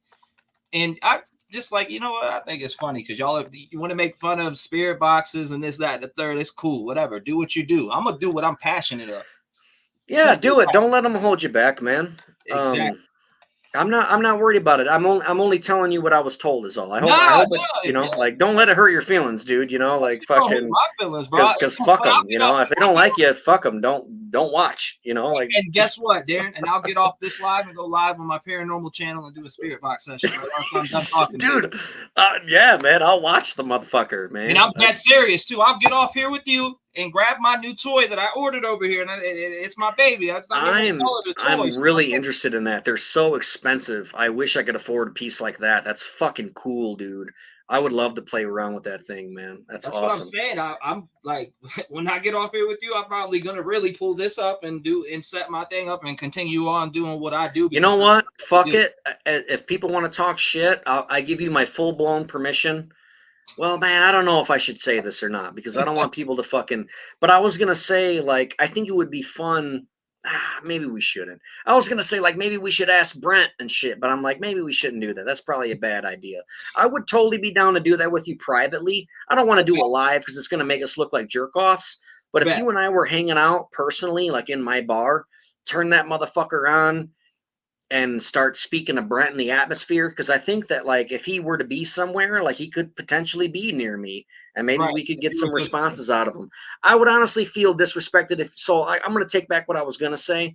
Like I Okay. don't think you should like don't do it live on your YouTube and be Okay. like I'm fucking Darin's buddy. I want to talk to Brent. Don't do that because but I would like to sit with you privately, like you and I've done it. I I've together and actually do it. done that before. I'm not even What, gonna try to talk to Brent and shit? Yeah, on one of my lives, I've mentioned, I was like, people are saying Oh, that you you're. did it on a live? Yes, I did, and I'm not gonna sit here and bullshit and lie to you. Well, how'd that go? I'm gonna have to go back and review it fully. You know what I'm All saying? right. But I did ask. I did ask on my live. So people are bringing you up in this murder, and nobody's, like people are throwing you under the bus and accusing you of being involved in the murder of Brent Kopackas. If you have anything to say it, buddy. I want you to speak. People are accusing you. I was like, if you want to. I forgot exact words, but it was something to that magnitude. And that's what I said. People are keep blaming you for this. And if Brent Kopackas, I just thought of it out of nowhere because I was bugged out that night. I just got done looking at my emails and people were sending me Brent Kopackas involved. And they're sending these theories and I'm reading them and I'm like, there's just no receipts. I've went to every end to look to see if Brent was involved and he's not. There's nothing that leads there. There's nothing that I've seen that connects him with a receipt. You know what I mean? Justice said that Brent was a gorgeous man. He was very handsome, and he was. He was an Shout out to extremely Brent. handsome man. Shout out to I again, no offense, man, but like shout out to Brent. I think if Brent was a spirit, he don't want to talk to you. You know what I mean? Like no offense, but I'm just saying, like people that do stuff like that, it's like if he's out here flying around as a ghost, he's not gonna stop what he's doing and talk to me. Gonna hop on your YouTube channel and be like, "Oh shit, who's this guy?" You know, like so. Yeah. I don't know. That's bullshit to me. Yeah, but it's my investigative side. I'm looking for answers because I I know it bothers me to the point where it's like, man, I ask. And I get it, and it's fun too. The paranormal thing is fun, but like when you speak to somebody that's like that close to him, it's like that kind of hurts my feelings a little bit.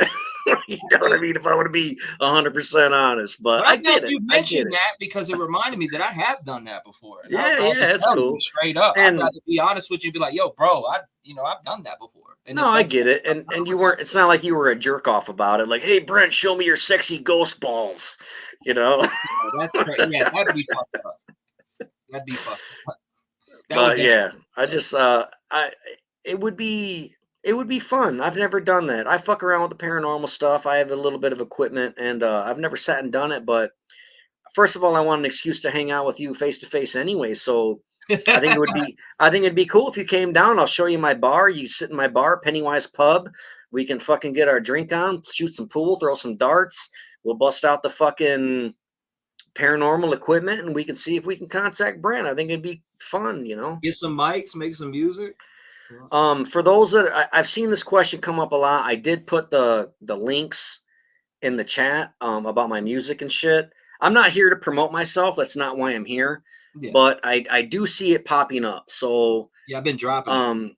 My YouTube channel is Cool Kid Collector. I don't really use that much. I used to be a horror like a mystery box unboxer, like if that makes sense. Like people used to do that shit. Like you buy a mystery box on the internet and then you fucking unbox it, but I don't really do that. But my podcast is called Don't Blame Us Podcast. My old rap music was Joey Columbine. My current music is called Confront the Killer, Cranial Casket, and 40 Ounce Fiends. I did post the links a couple of times in the chat, so you might have to go back and look for it. I'm posting them right now, actually. This is his YouTube, and then I dropped his Spotify, so make sure you check those out. Yeah, my Joey Columbine, when I started rapping back in the day about 12, 13 years ago, my rap name was Joey Columbine, and I did that because I wanted to be controversial and I wanted to piss people off. I'm like, if Marilyn Manson can do it, I can do it. So I used that name, and I wore a trench coat on stage and contacts and stuff. And but my argument was, it's like, well, Columbine's a flower, but it was quite obvious what I was doing. I was trying to gain attention to piss people off. But so my old rap music is pretty dark and eerie. You can put it on the level with like Juggalo shit, I guess. Like I'm I not got a Juggalo. you. Okay, so like I'm not a Juggalo, but the things that I talk about was like suicide, murder, things like that. It's really, really dark shit. And I have played shows with ICP, Twisted Blaze, ABK. I've definitely played shows with those people before. But I found that the people that liked that music tended to be juggalos, but I'm not a juggalo. I did like ICP as a kid, but not so much anymore. I think they're kind of ridiculous because as you get older and you start making your own music, you realize how much other people suck. So I don't really listen to it anymore. But then I started, I've been in several bands, by the way. I've been in a band called Relic, Burn the Earth. My most recent Reverb Nation page, I have a band called Confront the Killer, and I'm the singer. And the reason why I called that band Confront the Killer is because I was in a band called Relic, and that is the word killer backwards. And I kind of got kicked out of that band because I didn't go to practice and shit. I like kind of told them to fuck off a little bit, like never showed up for shit. right. So when they kind of kicked me out, I was like bitter. And so then I started a new band and I called it Confront the Killer. But my whole thing on it was I'm a big horror movie fan. So to me, Confront the Killer is like all your survivors at the end of the horror movie, like they confront their killer. And that's completely a metaphor for like not being afraid to face the things that fuck with you during the day, whether it's your depression and your anxiety or bullies or whatever, suicidal thoughts, whatever. Like, don't be afraid to confront your killer. And that's why I named that band that. So it has nothing to do with So other it things has that other so many people different say. meanings, bro. It has a lot of It's a meanings. metaphor. And if you're a rapper, then the first thing you should learn, there's 3 things you should learn as a rapper. All right. Well, all right, there's 4 things you should learn as a rapper. Number 1, stay on time. Okay. There is such thing as time and rhythm. Number 2, learn what a metaphor is. 3, learn what a simile is. And if you want to get on some real badass shit, learn what a double entendre is. That's if you want to be a rapper. And that's what I base a lot of my shit on: double entendres, similes, and metaphors. That's what I'm really big into. So yeah, again, and then I'm also in a rap duo called 40 Ounce Fiends. We just opened up for Cottonmouth Kings about a week and a half ago or so. Congratulations on that too. That's big. Thank you. Again, I'm not here to fucking promote shit, but It's still awesome, I though. consistently see it popping up in the chat. So I'm gonna answer their questions. Bro, you're if fine. Brian Koberger, I see someone say Brian Koberger was a rapper. I would love to hear his music. I bet it's terrible. Oh, and I think they're joking, but no, there is a song. He's a rapper. Shut up. Bro, there's a song somewhere. I heard it before. I played it on the live. Somebody sent it to me. You're fucking with me. I'm serious, bro. There's one out there for real. Oh man, I bet it's awful. Did it suck? It was horrible. It was horrible. Horrible. He doesn't look like I don't look like a rapper either. I got a big giant beard and shit, but yeah. I don't know. That's fucking funny. Someone said that they said they were bored, so I don't know if they want to switch the topic or what. Be bored. It is what it is, man. Again, I'm not here to impress anybody or convince anybody. I don't got to work tomorrow, so I'm drinking beers. I figured I might as well hang out with T-REV and fucking talk to you. Shoot the shit. So, I did listen to your song, and I was quite impressed. I thought your video was really impressive, first of all, and your lyrics I was impressed with as well. It was kind of like a shout out to your subscribers. Like, correct me if I'm wrong. Rev Gang Strong. Yeah, I was impressed with that. The video was very impressive. I thought it was really cool. So congratulations on that as well. It was very awesome. I put it together myself, honestly. You did? Did you film that yourself, or did you take? No. I got. Well, I pay on. You took images from the internet. Yeah, no. What I do is I have a spot where I pay for it monthly, obviously, because you have to have the rights to everything, right? So there's a website where you get story blocks and shit. So I took it and sat down and just, you know, put little story. No, that's still cool. You pay for it. Like, that's Yeah. fine. Like, so when the girl was sitting there crying, like, you didn't film a girl crying. No, like, you I took did not. that image. Okay. That makes a lot of sense. I know a lot of bands that do that. I've done it too. For example, the latest music video, if that's what you want to call it, it's more like a slideshow. For my band Cranial Casket. I just took a bunch of images off Google, slapped them together, and they just put my song over, and that was it. So the trolls are the people who didn't want you to be here, Darin. Yeah, that's a fact. That's a fact. Fuck them. The troll. I mean, people always. Like I said, I've been talking to you for ever since that video dropped from Drip Drop. I think I reached out to you and said, "Hey, yo, I'd like to get you up here so you can say your piece, and I would like to talk to you." And I've never once said, "Stay away from this person, that person, this person," because I'm not worried about these people. I'm worried. I'm trying to get stories out and talk about different things that I'm interested in, not drama with YouTubers. You know what I'm saying? Like, there's people that have channels committed to that shit. That's not what I'm committed to. I'm committed to my passions, the things that interest me and the things that interest the Rev Gang community it took me years to get here. I've had this channel since 2009. I've busted my ass to do to build everything that I have around me. So for people to come along and be jealous and try to tear me down, I'm going to ignore the hatred and stick with the positivity, bro. That's what you got to do, because when you start focusing on this negativity, it draws from everything that you have positive going on, especially when you start diving into this negativity.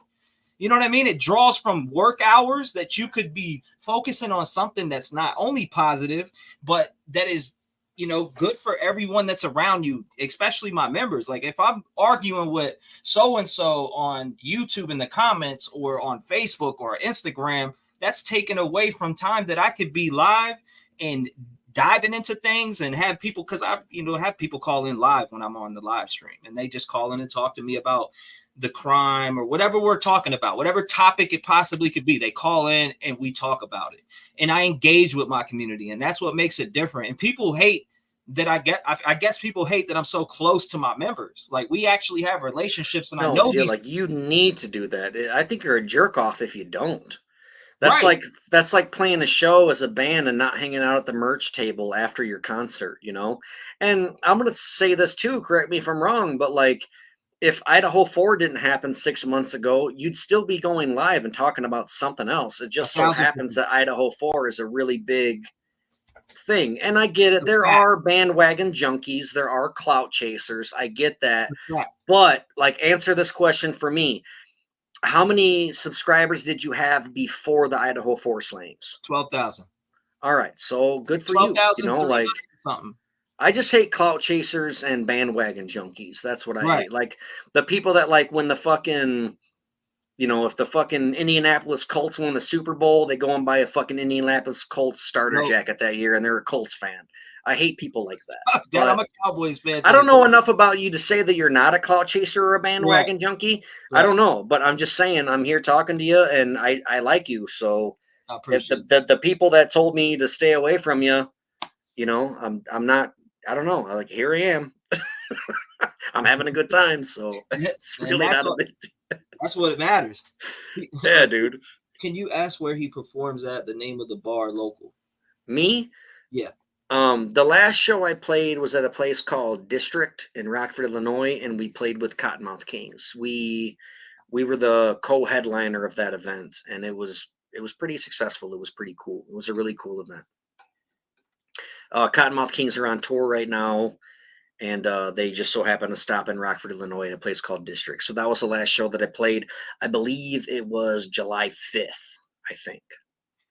You know, it's actually funny too, because some people, they always got shit to talk, right? But they'll knock on your fucking local news station's door and tell them to stop covering what they want to cover. See, for me, I cover shit that I'm passionate about. It just happened to so be I was passionate about Kylie Rodney case. I've sat on lives for 11 to 12 hours with Kylie Rodney, talking about Kylie Rodney from friggin' the beginning of September all the way up to November, and even covered other cases in the middle of it. So it's like, you know, people be like, oh, this it just happened to be the Idaho 4 case that just smoked me. like literally. And it kind of happened with Delphi back. And this was before I did true crime on YouTube. I've always been into true crime, but the Delphi case, back when it first happened, Nancy Grace went live on HLN, and I was sitting there and I always tuned into Nancy Grace every night. And when it came on, that Delphi case, man, I was obsessed with it for about 2.5 years. I was just looking every day for something new to come out, and nothing happened. And then finally, like when I brought my passion for true crime to YouTube back in, I think it was September 6th, my first live maybe on true crime on Kylie Rodney. So as soon as I brought it to it, like a couple months later, the killer gets caught. Finally, allegedly, he's right now he's behind bars, and he made a confession on the phone with his wife. But that's what really, one of the cases I got super, super into was the Delphi. I've always followed cases like the DC Mansion murders, Jessica Chambers, Missy Bevers. I could go on for cases for days, right? I looked at the old OJ shit, which I was young when that went on and couldn't understand. Yeah, it was like, what, 92? I was in second grade when that happened. That was like before DNA was even like a real thing. Like they brought DNA to the court, and even the jury was like, it wasn't him. He carries the football way too far to kill somebody. OJ did that shit. I don't give a fuck what anybody says. Don't Blame Us podcast consistently says that OJ did that shit. I think OJ did it too, allegedly. For real. But allegedly, you can't say that you think OJ did it and then say allegedly. Come on, man. Stop hiding behind that word. They won't. They will can't do that. Shit, but they'll sue your shit off. Trust me, you can get sued if you don't add. No, who's gonna sue me? Nicole Simpson? Come on, man. He will. But that motherfucker will. We're not that cool. Like you're cool. You got a lot of subscribers, but OJ don't watch this shit. He's not gonna sue you. You'd be surprised, bro. People get smoked. No, they probably do. I'm going to give you an example. Christian Andriacchio, a YouTuber named Critical K, just got her boots smoked for $500,000 in court by his parents. She got sued for $5,000 by who? $500,000. Oh, $500,000. She got sued by who? She got smoked in court by his mom. By whose mom? By Christian Andriacchio. He got killed. See, I don't even know who that is. I'm sorry, I'm not up with it. It's a true crime murder that happened, and I followed that case also. It's very like he allegedly committed suicide, but I don't think he did. You know what I'm saying? Like I don't know. Well, that's a whole nother story. But that's just another story that I follow, and she just got sued for $500,000. Yeah, maybe people should, I guess, tread lightly and be careful what they say, and that's why they throw around the word allegedly so much. But that's why I was always told the old timers always say you can't get blood from a turnip. So if someone tries to sue you for $1 million and you ain't got $1 million, I mean, I don't know. I don't know how it works. I don't know. Giovanna says yes, he rapper BK. It was good. What I heard was poo poo. I don't know. Somebody just asked me and you to do a freestyle. Man, it's the freestyle. You know how many times I've done freestyles and recorded I'm songs? a lyrical miracle, depressant adolescent, and I'm fresher than the Breckman investment. I'll beat your senses in front of your wife and stepkids. I'm the Nolan Ryan of flying flows. My words go together like mustard and ketchup. When I step in with the weapon, I creep in the building, killing the children and women, swimming in adrenaline. You feminine like estrogen. I lay you out flat like a damn panini. My vocabulary's bigger than Kim Kardashian's booty in a tan bikini. I live fast and die hard like Bruce Willis and Dale Earnhardt in a fucking Lamborghini. I got the exposition of a mathematician, magician. I'm steady bitching and wishing that you could be in my position. I'm insisting it's a competition and I'm pissing on your wish list. I don't know. Wrap it up, man. That was it. Okay. I mean, you're just killing it with the flow. Just because. Love you all. Thank you, T. Treats for Sosa. Let me see. Let me look at chat. Hold it, because I'm way back. I'm at like 11:13. It's 11:19. Word. Let's go. Oh my God. Come on, Trev. Well, the hot damn him. T back T. Okay. I got a story to tell, so sit back and take a listen. This is real talk, homeboy, don't get it twisted. I'm explaining everything that I see in different visions. Homicides, suicides, hijackings in the buildings. How the fuck are we expected to change when criminal acts of violence are committed today? This is the land of the free, but people holding them gats to put it right to your head and take your hard-earned checks. What the fuck are we working for? Why are we living? Why do I ask God for my respect and forgiveness? I try to stay positive, but everything turns to negative. I always fucking seem to let the devil get the best of me. I'm cutting in deep like a fucking hysterectomy. Our government's fucked up and nobody's protecting it. Our president sucks. He's funding other countries. We got 37 million people that are hungry. People living in shelters. People under bridges. How are we gonna fix this? This needs to come to an end, and they need to make some decisions and change the way that we're living, because everything that I see fades away in the distance. I stay heavily spitting, never stopping my wishes. I'm reaching up for the top, and I'll never stop till I get it. People spitting the same, talking about whips and chains. They talk about rolling Dutches and taking one to the brain. Get your education and start making a change. Your mind is easily shuffled by people making mistakes. Oh, that's a gang banging and chips, cash money and chicks. Young teens sell their body for money. That's how they live. Some shit like that. No, that was good. That was awesome. I'm impressed. You know? That's just some free writing shit. Oh, that was cool. The friction from my memory's fire, and I desire a battle rap from any man who inquires. How real I come, brother, you're done. I'm sorry, son. Lace your shoes, motherfucker. You got 10 seconds to run. Not even Big Pun is as fat as my shit. You will submit. I'll chop you to the floor and hit you like an asthmatic fit. My flows will hit you like a shot in the dark. I'm half pit bull and half great white shark. Said he's smoking blunts on the diamond at Harkless Park and doing salts at the moon like my name was Bobby Spark. Your neighborhood calls me a calamity. My name is Darin Dunkin, and I hold this shit down like gravity. Because I'm a time bomb. I'm a one-man crime storm. I'm at your window peeping, motherfucker, like a peeping Tom. But you're right, bitch. I just don't look, bitch. I take. And when I see your neck bone, it's gonna break. Then I'll commence to submersively beating you. Then I'll throw you on the grill. I'm cooking you up and I'm eating you. I'm a carnivore. War. I'm gonna throw you out the window, throw you king through the door. A fly-ass bitch is like pussy galore. And I'll slap a fucking cop like I'm Zsa Zsa Gabor.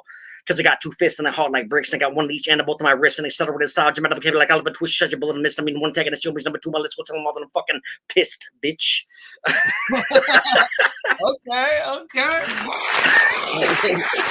Well, whatever, man. This is amazing. Not the neck bone.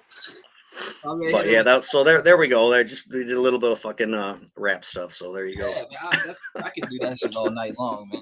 Rap, I love that. Yeah. Everybody around me, my dad's a musician. Not even people know that. Me and my dad got rap songs together. So I mean, we've been doing that for years. Yeah, my grandpa played steel guitar for a dude named Bob Wills. He was like a real famous like country singer back in the day. He played steel guitar for him and shit. So like music's always been in my family as well, but none of them were like lyricists or like my dad could sing really good, but yeah, my dad's been on tour and all types of crazy shit. That's cool. That's awesome. He's been doing it for a long time. He's older now, of course, but he still does it. He'll hit me up and be like, man, I got this beat and I want you to drop this verse on it right now. I send it over and I'm like, yeah. You know, kick it back to him. My dad's awesome, man. That's fucking cool, man. We didn't have the best relationship, you know what I'm saying? Like I grew up in the streets young, but my dad was always out working and out. Right.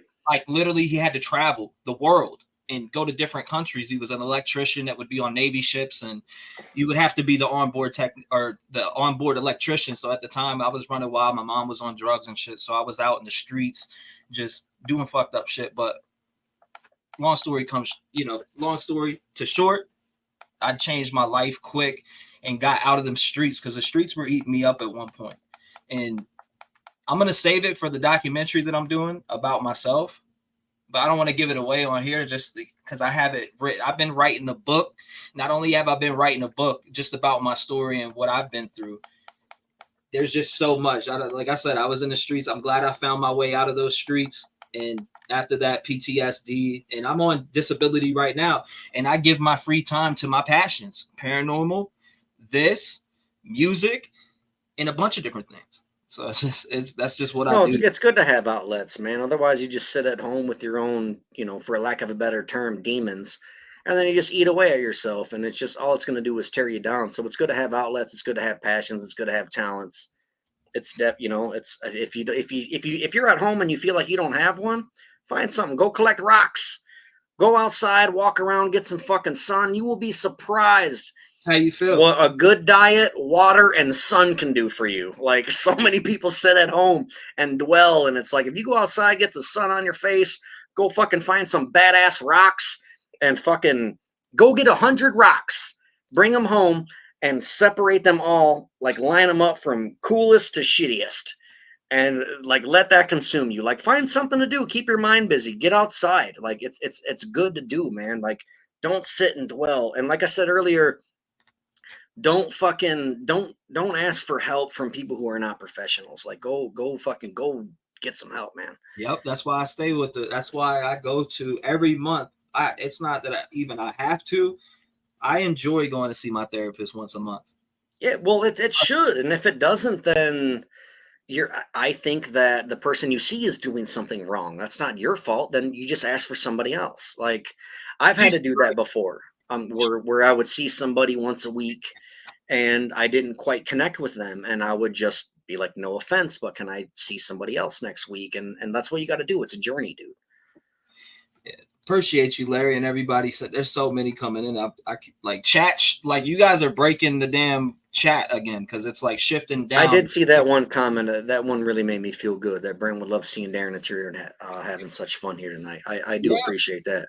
We're having I like that because you're right. He's 100% right. So we're having a chill conversation, and we got into some things. We talked about it, and now we're just shooting the shit and hanging out, bro. I'm having a good time, and you know what I can't wait for is to get together and really hit a haunted location.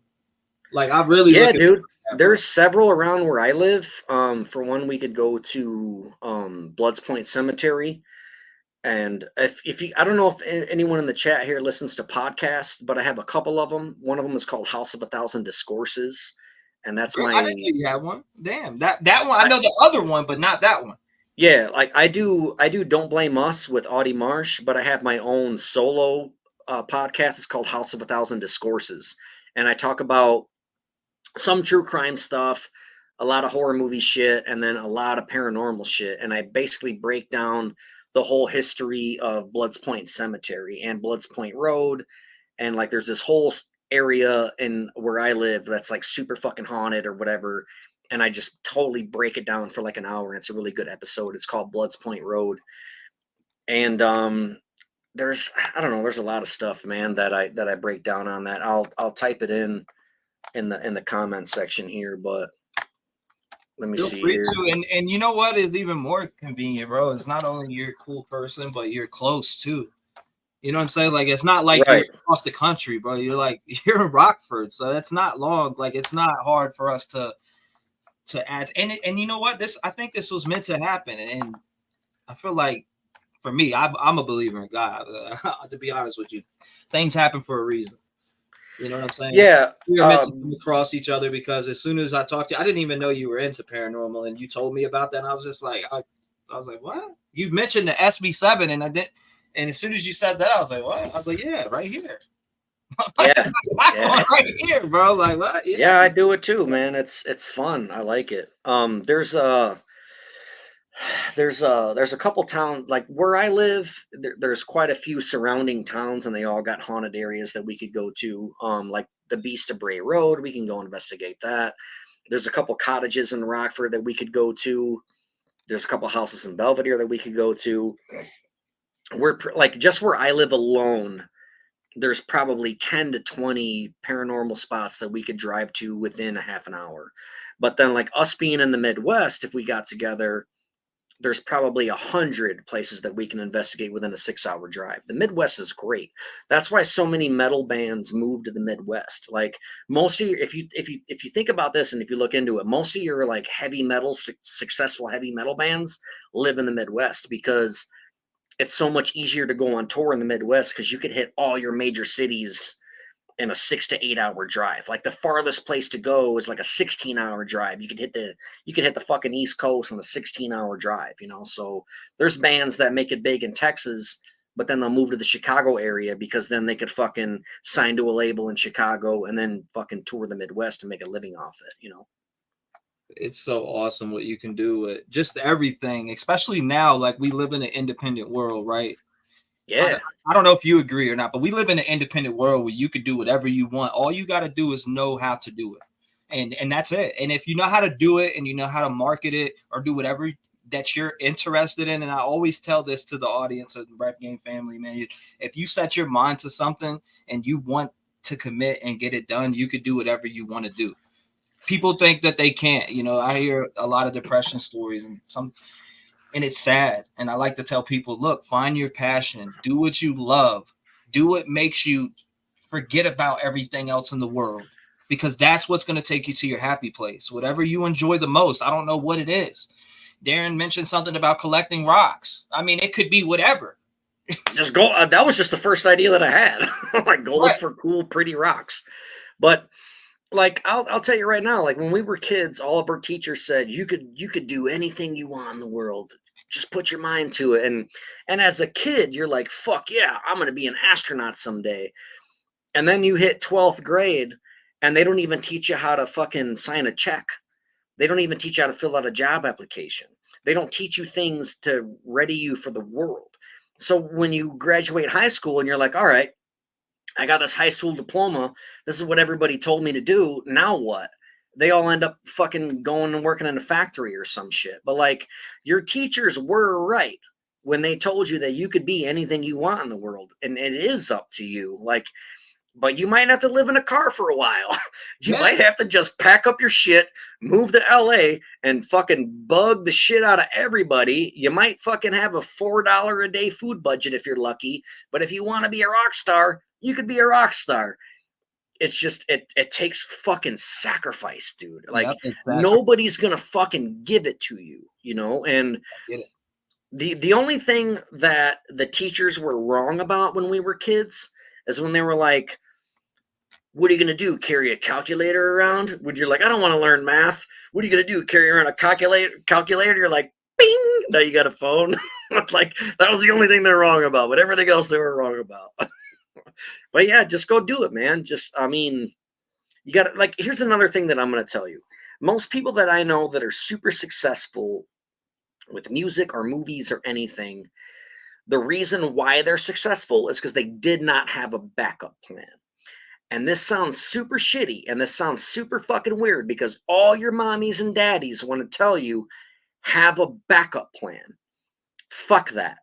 If you want to be a rock star, if you want to be a movie director, if you want to be an actor or an actress, do not have a backup plan. You go and fucking do it, and you don't stop until you fucking get it.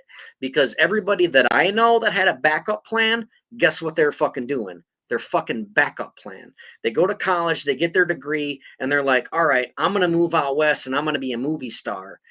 But if I don't become a movie star, my dad owns a fucking carpenter business and I'm going to go run that for him. They're all doing the shit that they don't want to fucking do. They're all doing their backup plan. So first and foremost, if you want to fucking succeed in life, don't have a backup plan. Go do what the fuck you want to do. And that's true. And you, like you said, you're going to have to sacrifice.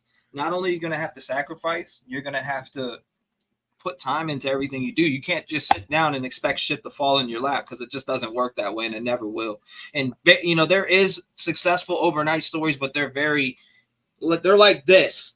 You got to build. You got to put in the work. I thought that it was when I first started rapping and when I got into it, like, I was like, man, I'm going to be a superstar rapper. And I was young, right? I'm like, I'm just going to slap this song up on MySpace and I'm going to shoot to the moon.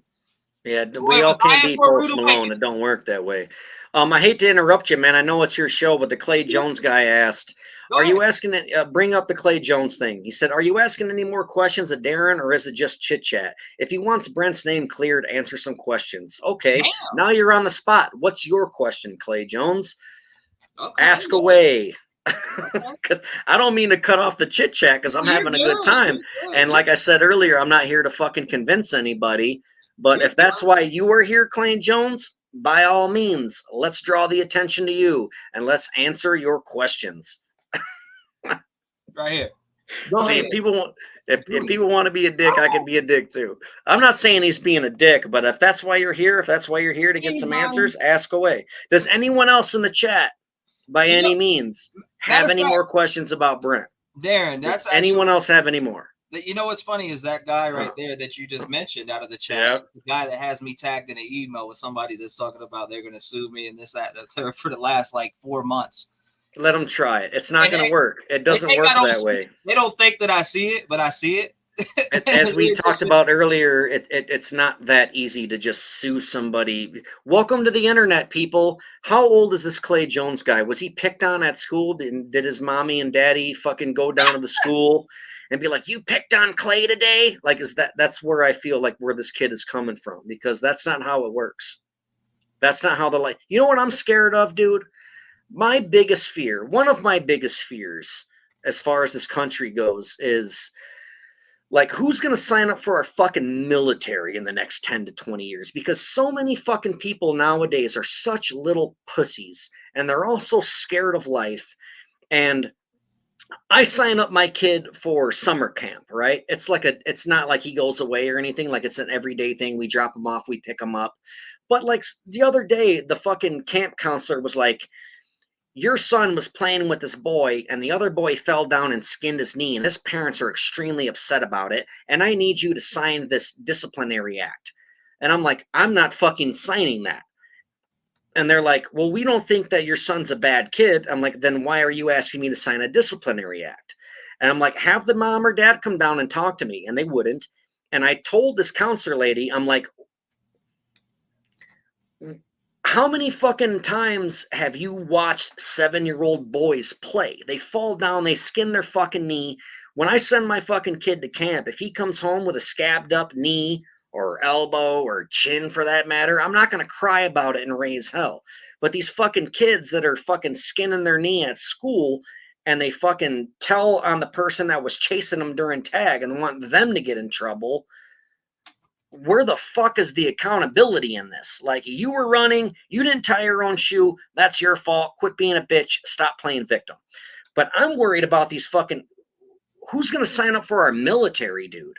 That's what fucking scares me. If you're too scared to go outside, if your mommy and daddy are telling you, go be careful, you know, and you skin your fucking knee, come tell mommy and daddy about it, and we're going to go give them a talking to, that kid's not going to sign up for the military. We need people to sign up for the fucking military. Where are those kids?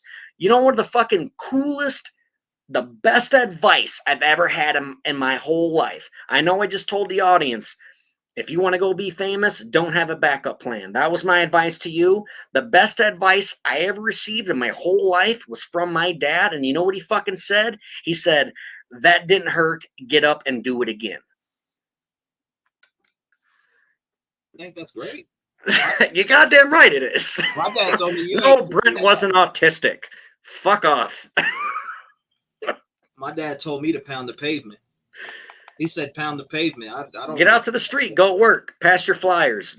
No one's gonna fucking book you, right? Like, go pass out your own fucking flyers. Don't hire an A&R. Where's this fucking Clay kid with his question? I thought he had a fucking question. Fucking dork. But I don't know. I always do that here. Like I said, I see his emails too. I even see whatever. Fuck him. Well, we gave him the opportunity. What? We gave him his soapbox, and his soapbox clearly fucking deteriorated under his own sweat from being under pressure. So fuck him. But I don't know. I'm having a good time, man. We've been 2 hours. I'm gonna go smoke a cigarette and take another piss, or we can call it quits or whatever. Yeah, what do you guys want to do? Ask the audience what they want to do. Let's see where we're at. I mean, there is some questions out there still. Then I'm totally down. If the people still want to talk about Brandon and get some questions in, then that's fine. I'm totally down. There's what is his favorite? What did he like to do for fun? Was Miss Brazy asked. There's tons of questions sitting in the question. All right. Oh, I see one. Well, I'll answer this, and then I'm gonna go smoke a cigarette and take a piss real quick. But don't ask me any questions ahead of time, because I don't want anybody to think that I'm like. Oh, I got some written down. I got some written down. All right, cool. Right over here. All right, cool. So, but to answer her question, for the most part, what Brent liked to do for fun, right? 100% music. He loved music, and when he felt that he couldn't tell you something, like, as he was too embarrassed or whatever, like, he would give you a song and be like, listen to this song, man. This is how I feel about you, or this is how I feel about this certain situation. And a big thing was outdoors living. This fucking guy loved living outdoors. This fucking dude, he wouldn't even like sometimes he would live in hotels. Like, you could pay like for a week and it's way cheaper. So he'd go live in a hotel. But for the most part, he would just camp, dude. He would just like go live in the goddamn woods. And it was awesome. He was such a fucking outdoorsman, and he loved that. So for fun, he liked fucking camping, listening to music, drinking some beers. He's a very patriotic dude. He liked fireworks. He liked fishing. You know, he was just a fucking cool dude, man. But I'm definitely gonna go piss and smoke a cigarette. Yeah, do you think, and go ahead, gather some questions from the audience or whatever, and I'll be right back, man. No doubt. You're good. Go ahead. We love you both, Darin. You're on the best channel ever, Charlie. Well, thank you. I appreciate you putting a rose on your nose. I see everybody's got questions. I'm just letting my man get whatever he needs to off his chest. You know what I'm saying? I'm letting him speak what he wants. You know, let him speak what he wants. He told me what, you know. You gotta let some people get things off their chest. I think Darin's fine. He's cool. He's himself. It's like Papa Sal. He's himself. He is cool as hell. Hope Trev caught my super chat and tell Brent. I think your super chat said, let's see. Darin and Trev are meant to meet. I think Brent had something to do with it. R.I.P. Brent. Something to do with what? Darin is awesome. Wow, that was rude, Clay. T-REV has the best guess, says Robert. CKI said, wow, he sounds like my type of dude. I wish I could have spoken to him and just have an intellectual conversation. Did Brent work as a security guard in Pullman? I mean, those are all questions. And I'm looking at tons of questions right here that are even, did he really live in that apartment? Darin Dunkin, it's all woke bullshit. It's ridiculous. Married mom, I see what was Brent's favorite color? Sarah says, is the military photo on Google really Brent? It looks nothing like the photo you just showed. I mean, we can pull that up right now. I've looked at it right here. I've looked at it right here. I mean, this is the real one right here. And we can pull that up right here. I mean, this is literally the real one for that question that came through. This is the real one. I don't know what photo you were talking about when you asked that question, but this is his obituary, which I've looked at plenty of times. I went and looked at it myself. Nobody sent it to me. I just went and cruised and looked at it myself and read it. I tried years ago, but was rejected, not because I was a female, but hold on, I was reading it over here. Not because I was a female, but because of my birth certificate or birth defect that could be used against us all. No thyroid gland at birth. Wow. And I found out I was pregnant. Oh, I'm sorry to hear that, Michelle. Just Amber, oh my God, some people won't stop. Peas, even me. Oh my God. Damn. Remember, he was 18 to 22 years old. Who was 18 to 22 years old? I'm glad it's just you on now, T. You on now, T. Brent had nothing to do with Kilberger and his murders. I really want to know who the roommates were because maybe he was trying to hold one of them because he thought they were guilty of something or felt unsafe, says Brooklyn. Paige says Clay is gone, so don't worry about him. I've let Clay out the cage a few times. I know Clay's been in the cage a couple times, but I let him out a couple times too. But it's all good. It's all love. I see all his bullshit. But yeah, if it's not that picture, then I don't believe. I don't know about that. Respect for Brent, Darin, good T, hi Trev. Shout out to you, Los Angeles Midwest girl in the evidence.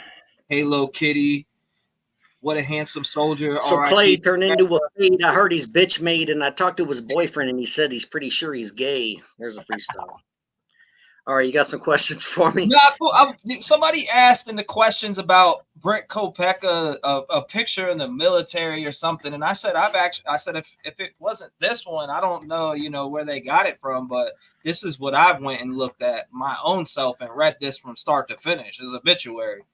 Yeah, you know what I mean? I went there and read it start to finish. So somebody was asking, let me look at the direct question because it says, well, will he run? No, it's not that. There's been more questions that came in. Oh, Clay Jones did leave one in here before my mod smoked it. Someone said, why haven't we heard from Brent's roommates? Why hasn't the media interviewed them? That's a great question. And I wish I had the answer to that. I would love to speak. Dude, you got 35,000 fucking followers. I hope at least one of you know who his roommates are. Because if anybody can get a hold of one of Brent's roommates, please give them my contact information because I would love to talk to even one of them. And if I can't talk to one of his roommates, I at least want to talk to somebody that lived in the building because I want to know what happened that night. I was not there. I would love to speak to his roommates.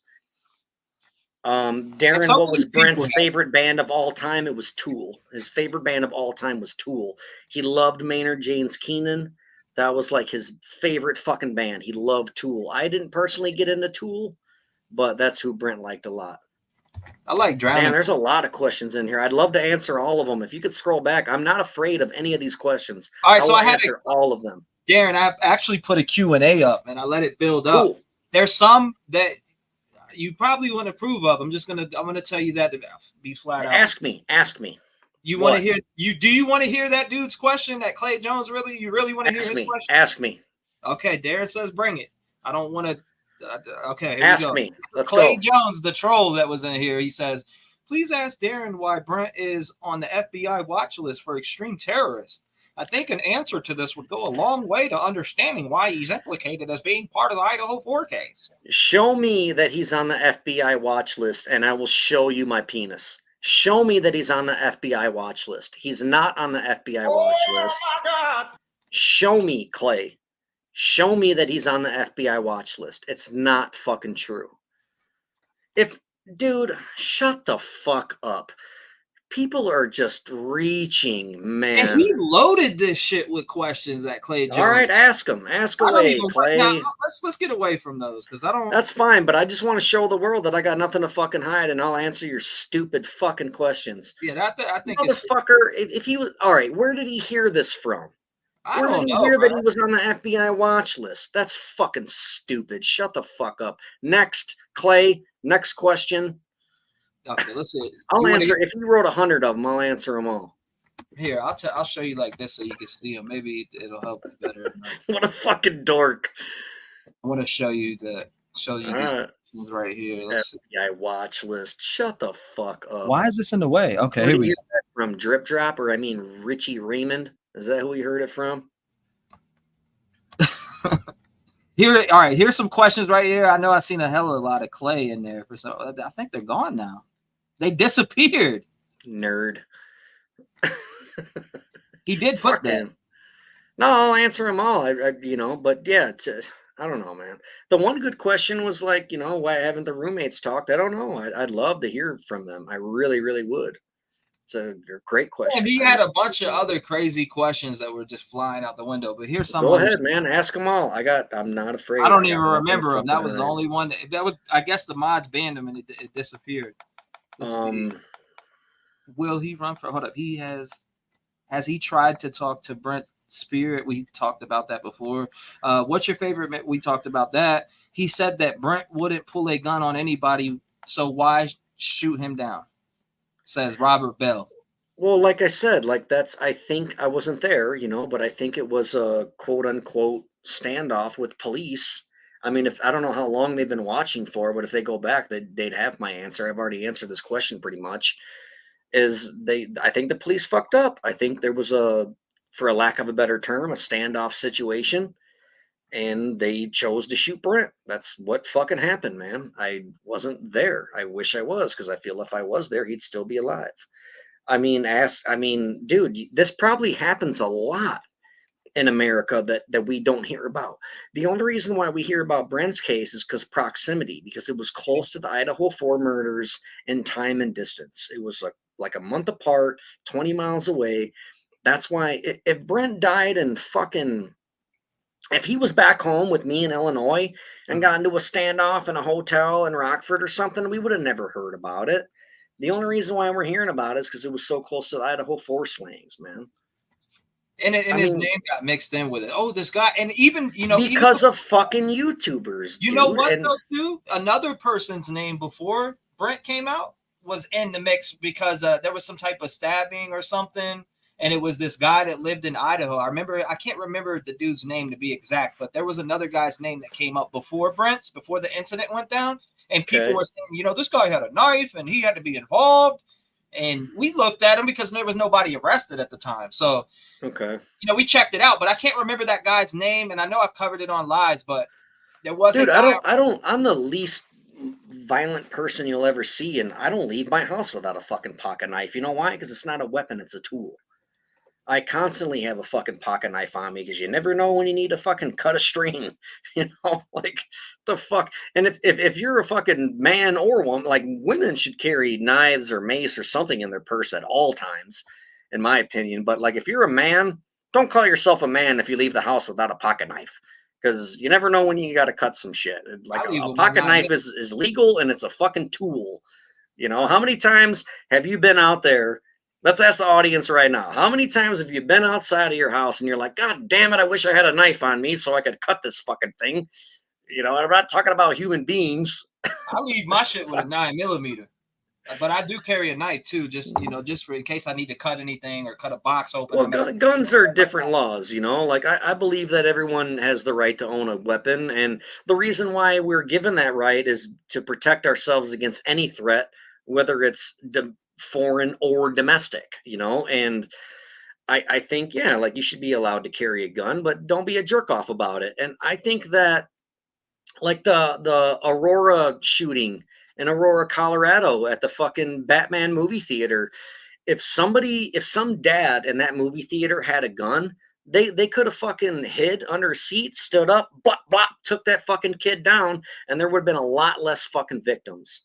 And another thing too is like, if we got all these veterans that come home, man, and they can't get jobs, they can't get fucking work, put them under a mental evaluation, make them take a shooting test, mental evaluation, and let them work in a school. Put them in an elementary school, a daycare, a high school. Let them patrol the hallways. And I guarantee that with some jerk off comes into the building with a gun, they're going to get fucking taken out before they can take out anybody. I think that people think it's not fighting fire with fire. You can't compare a fire to a bullet, like they're two completely different fucking things. And I do think that more guns would solve the problem, but they got to be put in the right fucking hands. If every jerk off had a gun, then yeah. Can you take off the obituary thing? Because I want to see you in the face. Absolutely, let's do it. All right, so keep rocking with it. Every time, like, yeah, I don't think every jerk off should have a fucking gun, because every time you yell at your neighbor for the dog pissing in your bush, you're going to get into an argument and someone's going to pull out a gun.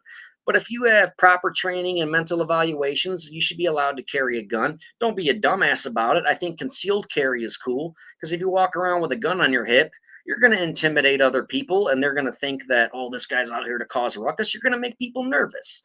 But I do think that the only thing that stops a bad guy with a gun is a good guy with a gun. That's what I think.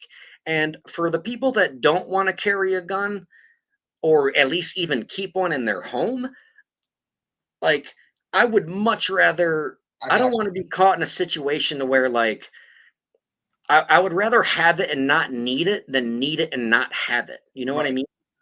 Yeah, no, I get you 100%. Somebody said that they said something earlier and you misread it on accident, and she said he thought I said autistic. I did not misread it. It 100% autistic. It said autistic. That's why I was like, what the fuck? But all right, so I didn't see it, so I can't say nothing. I 100% read it. It said autistic, and it was probably like an autocorrect. I'm not saying they did it to be disrespectful, but it 100% said autistic.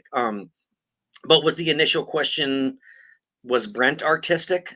I'm assuming, did he have favorite? I think it was graphic. He loved to draw. He wasn't the best drawer, but what he would do is, instead of like, hey, I'm gonna draw you a picture of a flower and a skull, he would just like take his pen to paper and just fucking draw shit, like just design, like wherever the pen went. And it was really cool stuff that he would end up with, and it was really, really cool. And so he would just sit down and get at it? Yeah, just like scribble. And he wouldn't even draw like anything specifically. He wouldn't draw a car or a dog. He would just listen to the pen, listen to music and go do designs and some circles. And we did that a lot, actually. Like, once I saw he started doing it, I started doing it, and we would just draw dumb shit and we would mail them to each other, and it was a fun thing to do. But as far as artistic goes, he wasn't like a musician. He couldn't play any instruments. He didn't rap. He didn't write. He didn't sing. I encouraged him several times to write lyrics because I knew the fucking dude had a story to tell. But he wasn't. He couldn't like write lyrically, you know, and it'd be like, dude, just write whatever you feel and I will take it and I will analyze and interpret it and dissect it and I'll turn it into a song. And he always said that he would, but he just never did. But I always encouraged him to try to write lyrics. But no, he never did. But he did like to draw. He loved to draw. And another thing he did too, he would make I forgot about this, man. This just hit me. Get it out. He would make like little tiny boxes out of wood and he would burn stuff into the wood. For example, he made these cool little boxes for my kids and they had little hinges on them and he stuffed them full of like collector coins. Like he collected coins. So he sent my kids like a starter kit of coins and shit to collect. And he would burn artwork into it. But like what he mainly did was like crosses and hearts. And his signature was always BK91 because BK obviously for Brent Kopacka. And then 91 stood for Psalms 91. That was his favorite Bible verse. It was basically like a soldier's prayer. Like, well, Psalms 91 is like a soldier's prayer or like a soldier's song or poem or whatever. Anybody could look it up. Psalms 91 was like his favorite Bible verse. So, but he did like to make little boxes and shit out of wood. That's dope. I think that's artistic. That's I can't creative do it, as fuck. so Right, man, I think it's creative. Dope. Yeah, I've seen people make roses with toilet paper. Yeah, it's crazy. Like, bro, if there's a will, there's a way, man. I've seen somebody build a damn rose with toilet paper and make all different types of shit with it. I was like, dude, what are you doing? And this was back in the day when I was young, and these were meth heads sitting around me. My mom had over all the time, and they were freaking creating shit. And dude, I'm being honest, they were meth heads. No, I hear you, man. Broke up in front of me and shit. Like, this is what I grew up around. I didn't know what you know. But it sucks too because like it's such a wasted talent. Like you see, you know, meth heads or heroin addicts or whatever, or homeless people. Like I've seen some of them like make really cool things, and instead of asking for money, they're like, "Man, I made this cross out of fucking toothbrushes and fucking dental floss. Like, I'll take a donation."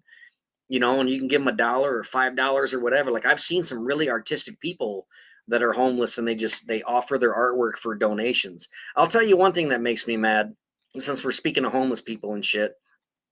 If you want to be a good person, just be a good person. If you want to donate money, if you want to buy a fucking homeless guy a fucking hash brown, just do it. Don't film it. You're the biggest jerk off in the world. If you film yourself walking down the sidewalk and you show a homeless guy, and then you film yourself going into McDonald's and buying a meal, and then walking down the sidewalk and you tap this sleeping drunk homeless guy on the shoulder, wake him up, stick a camera in his face and be like, "I bought you McDonald's, bro." You're a jerk off. You're doing it for clout. If you want to be nice, just be nice. Buy the man a fucking sandwich and fucking set it down next to his head so when he wakes up, he sees it. He doesn't need to know it was from you. The world doesn't need to know it was from you. Okay, so I was at the store yesterday, right? I was at the store. I go down to the store yesterday. I'll go to get some Mountain Dew and buy some, wraps for my girl and shit like that. So I go down there and do that. I walk out the store and I see this guy lifting the cigarette, the little cigarette dispenser where you put cigarettes out. He's lifting it up. Looking for butts and shit, right? He's in there fucking pulling butts out. So I'm like, dude, come here. I walk into the store with him. I'm like, man, give me a pack of Newport 100s. And I just handed it. I was like, here, man, go stop digging. You don't know what kind of germs in there, brother. But if you filmed that and put it on your YouTube channel, I'd call you a jerk off. Just do it. Like, just be nice. I didn't even think of filming it. No, and if you do, you didn't do it out of the kindness of your heart. Though those people do it for clout. And look at me. Look what I did today. I'm such a nice person. It's like, you don't need to know that you're nice. Like, who are you trying to prove that you're a nice person? Oh my God. Yeah, no, I never even thought of pulling the camera out and filming me walking up to somebody, giving them. All right, so the guy standing at the corner holding the sign that says I'm homeless. When I pull a $20 bill out and hand it out the window and give it to him, I don't film myself doing that. I don't even think about that. All right, so for Salvatore to say, how about Psalms 9mm? I don't know if you're trying to be cute or clever or whatever. I'm not. Sal's the New Yorker. He's fucking up. That's my Well, guy. he didn't even spell Psalms right, so that's out the window. Sunshine did say Psalm 91. He is my refuge and my fortress, my God in whom I trust. Surely he will save you from the fowler's snare and from the deadly pestilence. Now, Psalms is a portion of the Bible that is basically poetry, songs, and things like that.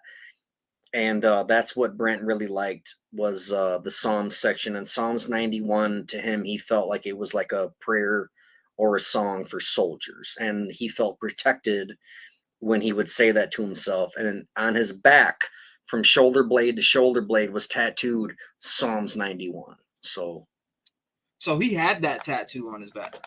on his back, yeah, from left shoulder blade to right shoulder blade, real big. It said Psalms 91. Big ass tat, bro. How long did it take? Did he get it done? I don't fucking know, man. I wasn't there. I know a lot about him, but I don't know everything. Yeah, I don't know how long it took. But it was like your typical old English letters. Like, I know it's kind of cliche, and a lot of people get the tattoo of whatever they want on their shoulder blades. Like usually it's their last name or something. But yeah, from shoulder blade to shoulder blade, it was pretty big, and said Psalms 91. That was his thing, man.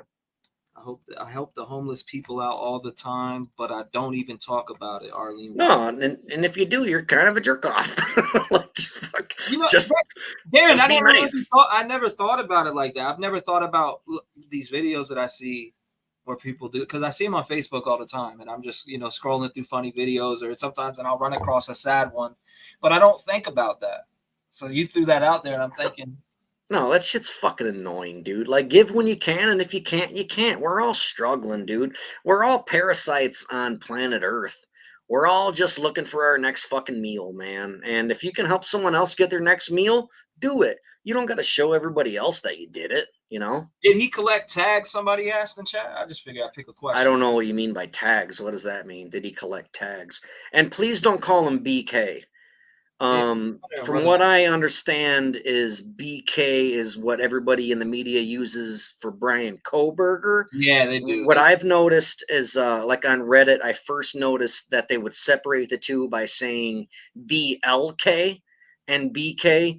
I would really appreciate it if you did not do that. Just call him Brent. If you say Brent, we all know who you're talking about. Right, Please don't call him BK or BLK. He deserves much more than that.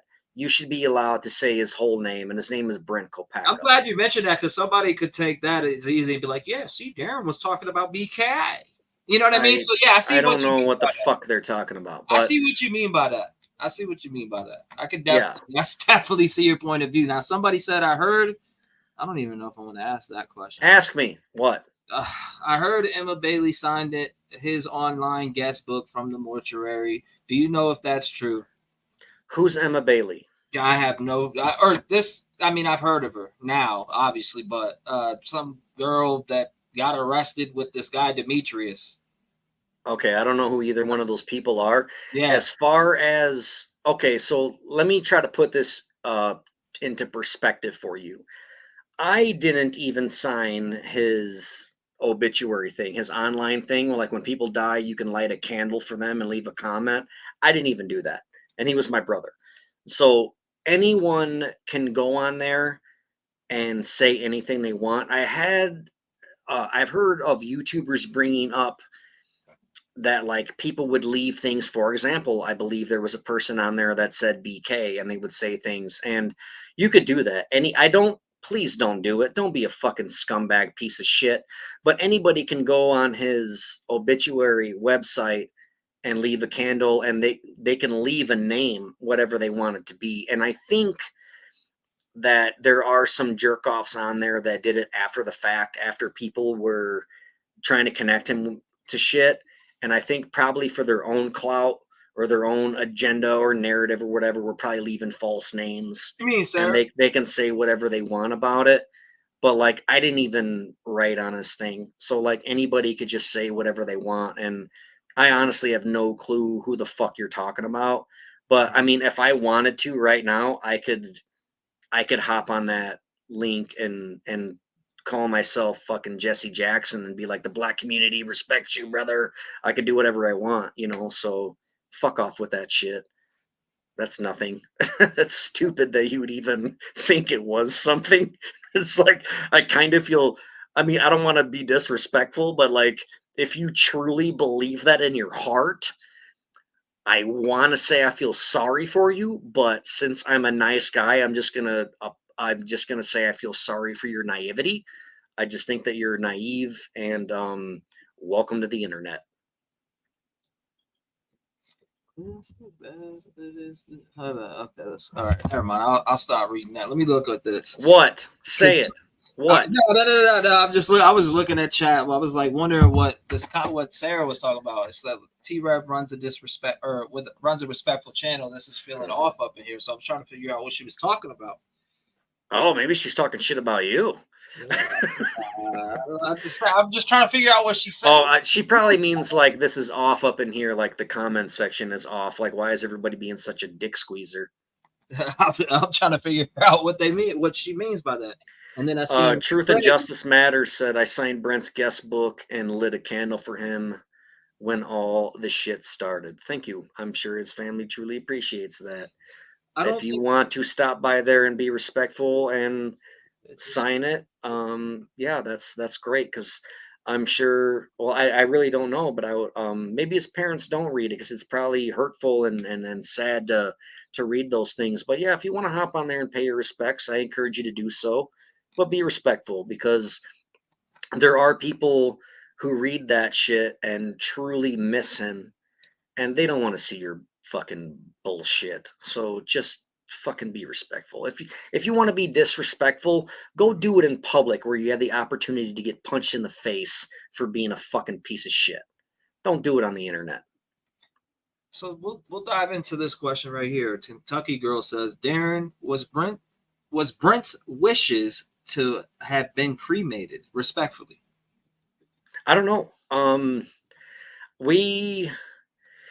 We never really talked about that much. Like, when him and I talked about him dying, it was usually like joking wise, like, oh, fucking, you better not die before me, man. And then like we would always joke around about like, I'll sing at your funeral or I'll talk at your funeral. We never really talked about like, if, like I want to be cremated or buried or anything like that. We just never really talked about that, but we definitely joked around about, when you die, I'm going to speak at your funeral and shit, or I'm going to play this song at your funeral. We talked about stuff like that, but like we never really sat and had like a serious ass conversation about it, because we're young, man. We're in our mid 30s. We didn't think that this was going to happen as soon as it did, but his mom did make the decision to cremate him.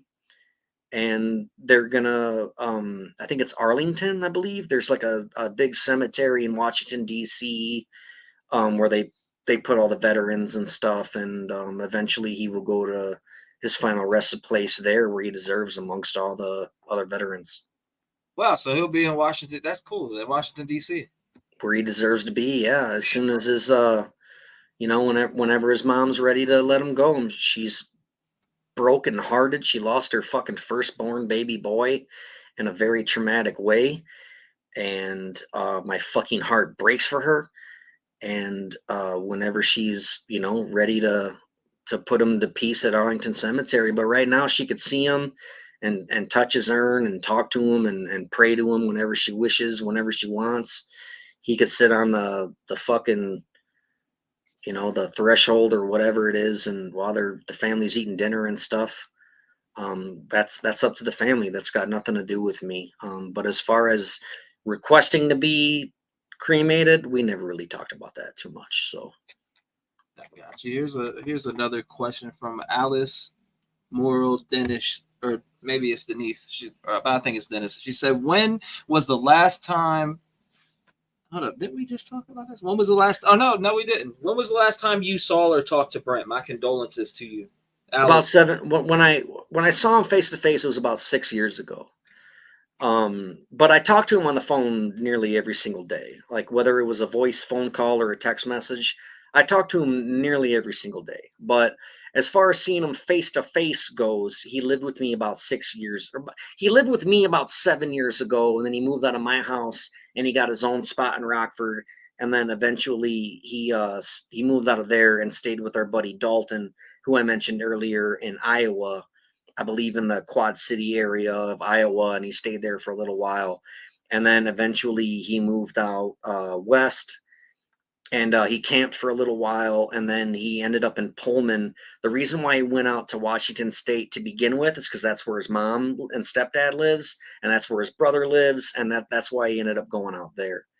But I saw him face to face. The last time I got to physically hug him was about 7 years ago.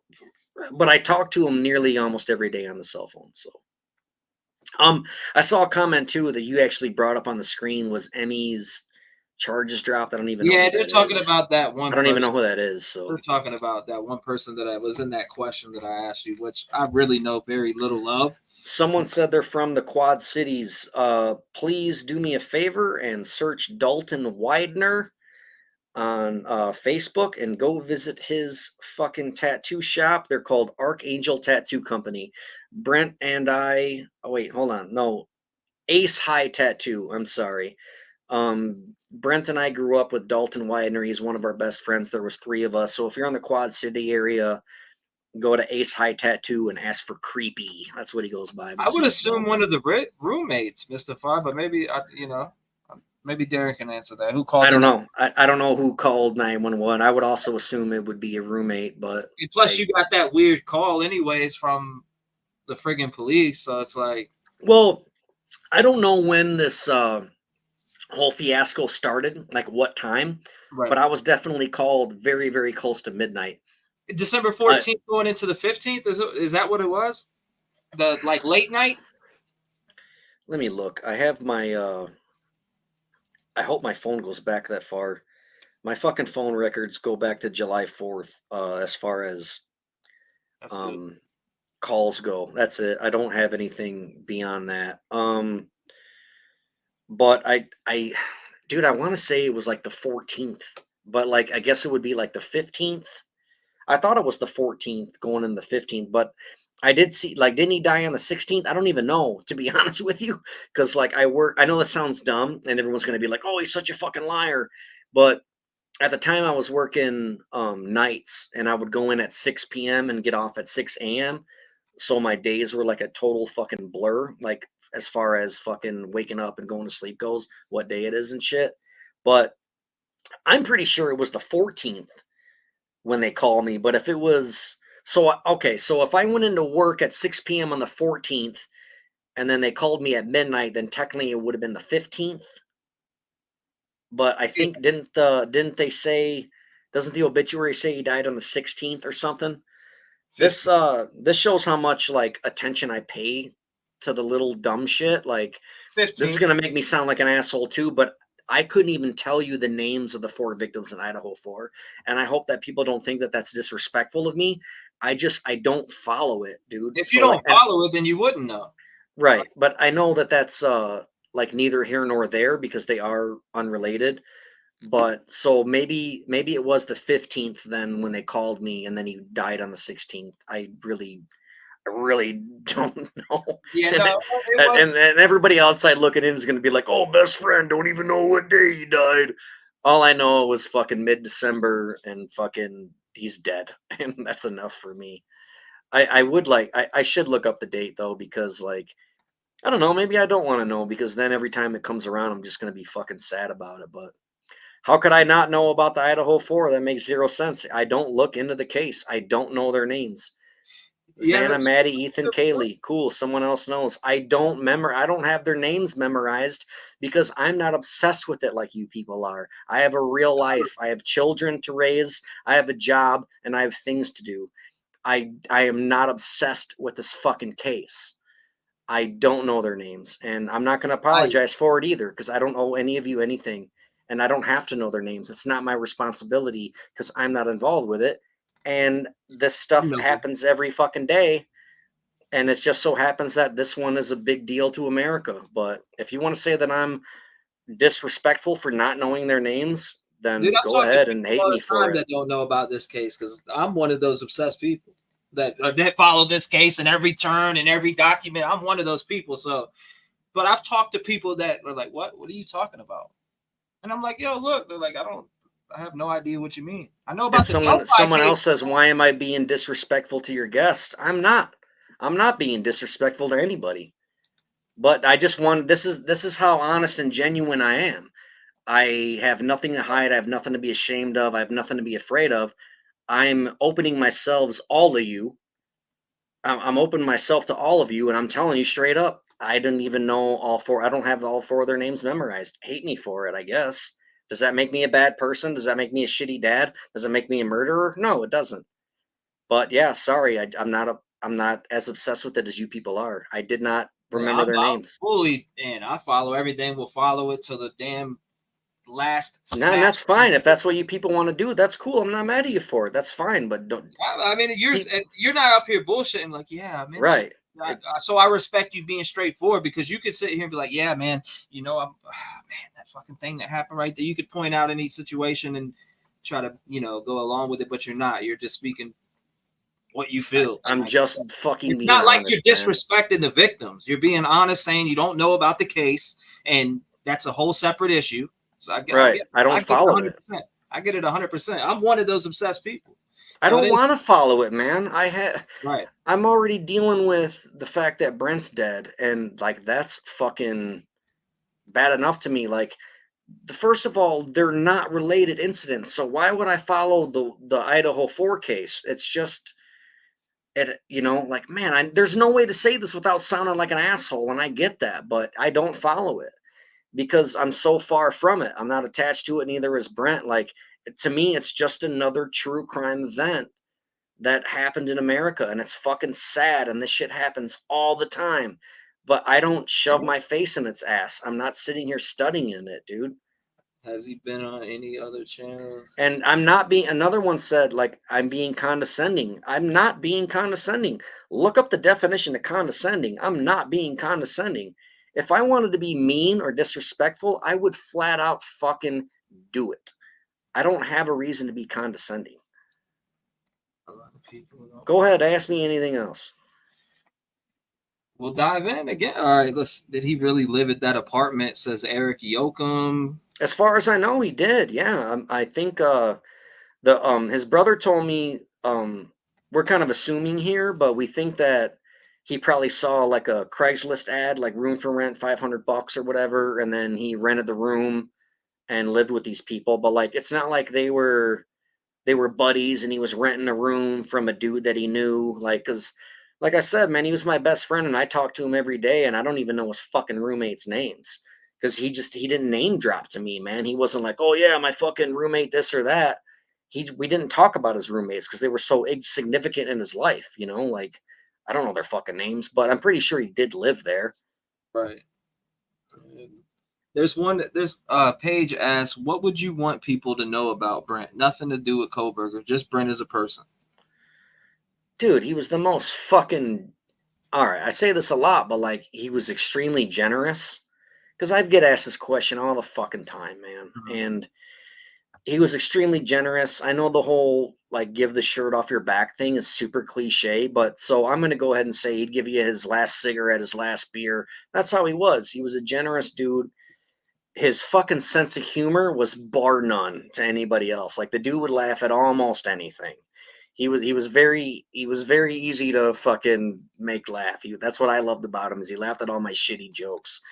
And the thing that I want people to know about him most is the fact that he fucking signed up for our country, to fight for our country during wartime.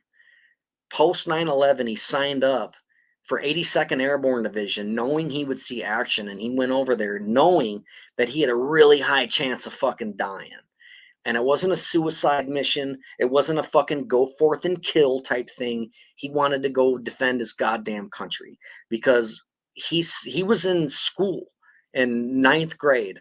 And when 9/11 happened, he was in class and he saw it on TV. And for 4 years, this motherfucker was telling me that I'm going to sign up for the Army. And I'm like, fuck that. Don't do that. That's crazy. And he's like, fucking, I'm doing it. And he fucking did it. He signed up for it. And he's a bad motherfucker for that.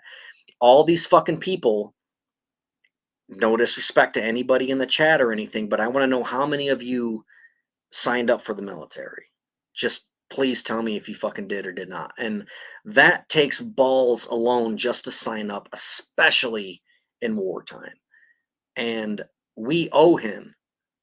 We owe him. He went over there to fight for us, to keep evil off of our fucking front porches, to keep evil off of our soil. And now that he's fucking dead, hold on. Now that he's fucking dead, there's people out there talking shit about him. When you should be fucking thanking him. You should be thanking him for what he did. And instead, there's people on the internet that want to talk shit about him. And now I got to sit here and defend him when he's fucking defended us the whole fucking time. It's bullshit. You should be thanking him and not fucking talking shit about him. So fuck you. If you have something negative to say about my friend Brent, fuck you. There's that right there. And I was gonna say today when you hit me up, and I was like, "Oh man, I'm going to a pool party." It was actually a cousin of mine just had got back, literally from being overseas. So, and he serves.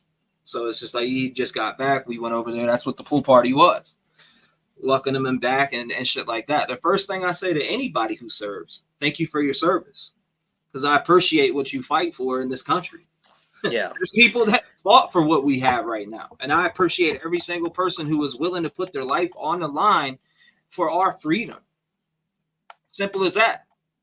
And actually, when I hit you up from the start, I told you that, man, you're fighting for your friend. But not only that, he served our country, dude. Like, this guy served our country and fought for us. So just some people don't know how much home that hits to me, because my boy Josh, he served also in the Army growing up, and he was 18, I was 15, and he left. As soon as he turned 18, he left and went overseas to Afghanistan. My boy Josh Ainsley is exactly his name. He left and went overseas. This is what I had just went back and seen him just before he had left. He was in like training and shit, and I was riding around with him in the car, and we were chilling and talking, and he was like, "Man, I'm about to go overseas. I want to fight for the country." And he was always the kid that didn't do nothing. He didn't do drugs. He didn't smoke weed, not anything like that. He was just always that dude at the court hooping, big dude, big guy, 6'4". But it's my boy. Like, I just, to see him, we would always listen to music together and sit back and kick it. But he just looked at me one day. I was like, "I'm going overseas."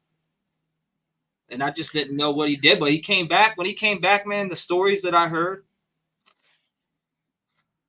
Now he lives in Texas. He's got like 8 kids, and he's a very successful dude. That's cool. A lot of, I don't know, it's crazy. Like, a lot of soldiers that come back, and a lot of them don't talk about it. And a lot of them, if they do talk about it, they're probably full of shit. But if you two were that close and he could fight it in you, then he totally could have been telling the truth, Yeah. Like, Now, it's it wasn't wild. stories like. And when did he sign up? When did he go? I'm sorry. Back in, okay, so I was 15 at the time, so this was 2005. Okay.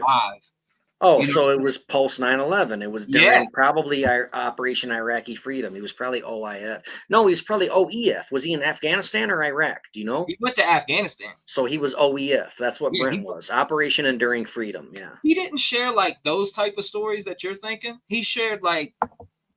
Oh, Brent definitely had stories as well, and he didn't go too far. He didn't go too far, but he shared stuff that broke his heart, though. Like, even like with the other side, there's shit that you see, about what he and it broke his heart. Like, the dude broke down on me, bro, and told me that he's seen a little kid get taken away. Like, and that a lot of that. I was just gonna mention that. Brent would tell me stories of kids coming up asking for candy. Because a lot of times they would throw candy out to the kids and shit. But like, there were some incidents where kids were running up on them when they were parked or whatever, and they don't know if they have a fucking bomb strapped to them or not. So what they would do is they would shoot at the ground to get them to run away and shit. And he said it broke his heart too, because he's like, what if it was just a fucking kid that, wanted some fucking Jolly Ranchers, and like we're like shooting at the dirt to make them run away, And he's like, I don't know what it's like to live over there. Like, we're so lucky with our PlayStations and our DVDs and get to go to the mall and go eat at Taco Bell. And like, these kids are running around in the fucking sand begging for American candy. And we got to shoot at the fucking dirt because we don't know if they got a fucking bomb strapped to them, because their mommies and daddies would do that. Like, send 8-year-old boys and girls out He said he's seen those and he's seen sacrificed their people. fucking kids for that shit, and that totally broke his heart. Said he's seen a 9-year-old shooting an AK like back in the. Oh, dude, yeah, they start extremely young out there. Yeah, 100%. The Viet Cong did it too, man. They would put. That's how they fucked with us in Vietnam, because they would strap children with fucking big heavy machinery with guns, and like we're like, I'm not shooting a kid. And then a lot of us got killed by children that didn't even know how to shoot it. They're just like pointing, and a lot of us got mowed down because of that, because they didn't want to kill kids. And that's how we learned to, it's either you or I type situation. And it's a sick fucking world that we live in. And unfortunately, that is how wars are won. And it's a really fucked up thing to talk about, but it's true. That's how wars are won. And I want every single person to sign up for the military to know how to kill somebody. Because if you sign up for the military, you're not going to go over to Afghanistan and have a breakdancing competition to win the war. You're not going to fucking do a freestyle battle rap and win the war. You don't go over there to talk it out. You go over there to fucking kill. And unfortunately, that's how wars are won. And that's what it fucking takes. I'm going to address one more commenter because I'm kind of pissed off by it. So I'm going to address this last person because I know that she's been commenting in here quite a bit. I'm not even going to give her the shout out and say her fucking name. I assume she's talking about me when she says, does he know that Brian Koberger and Brian Kopacka lived within miles of each other in Idaho? Coincidence is what she said. If you've been listening for the last almost 3 hours, you would know that we've covered this in depth. And I'm going to tell everybody here in the chat, I'm going to read something for you. Everyone gather around, turn up your volume, sit Indian style on the floor, and listen to Darin Dunkin for a moment. For those of you that do not believe in coincidences, Webster's dictionary defines the word coincidence as a remarkable concurrence of events or circumstances without apparent casual connection. That's what fucking coincidence means. If you don't believe in coincidences, then you probably don't believe in oxygen either. You're a fucking retard. Fuck off with your stupid shit. That's the last time I'm going to be mean to anybody. I'm getting irritated. Man, I wouldn't even pay attention to comments because people. No, I know, and I'm going to stop because they're fucking pissing me off. I didn't. But that's the last fucking one I'm gonna address because the I'm not afraid of you. I'm not fucking afraid of you, and I'm gonna answer all your questions. But if you're gonna be a dumbass, I'm gonna put you on blast and embarrass you. Fuck off. But man, I'm gonna be honest with you, man. We're approaching 3 hours. I don't want to be here all night long. I got like 6 beers left. I just kind of want to chill. I don't got to work tomorrow. I got to fucking, I just kind of want to drink some beers and put some headphones on and listen to some music. But if there is anyone out here that does have a couple more questions or whatever, I'm down. Like we'll go for the next 15 minutes or whatever. So we could do like a even 3 hours. Yeah, I'm cool with whatever, bro. It don't matter. I'm highly impressed. Go. That's up to you. I'm extremely impressed with all these stars that are given. That's crazy. All the people donated money. I've seen everywhere from $1 to 50. That's incredible to me. I can't believe that people do that. And as we said earlier, like I'm not fucking taking any of this shit. I'm gonna fucking take it and donate it probably to the pound. And it's fucking wild to me. Thank you so much. It's really fucking cool. I appreciate the shit out of that. And for everyone that shows support, I appreciate that as well. I'm not used to the support. I'm used to hopping online and seeing people call me a murderer or saying I don't deserve kids or I watch too many scary movies. And it's really humbling and it really makes my heart feel full to come on here and see people like say good things. So thank you all so much. There's a lot of good.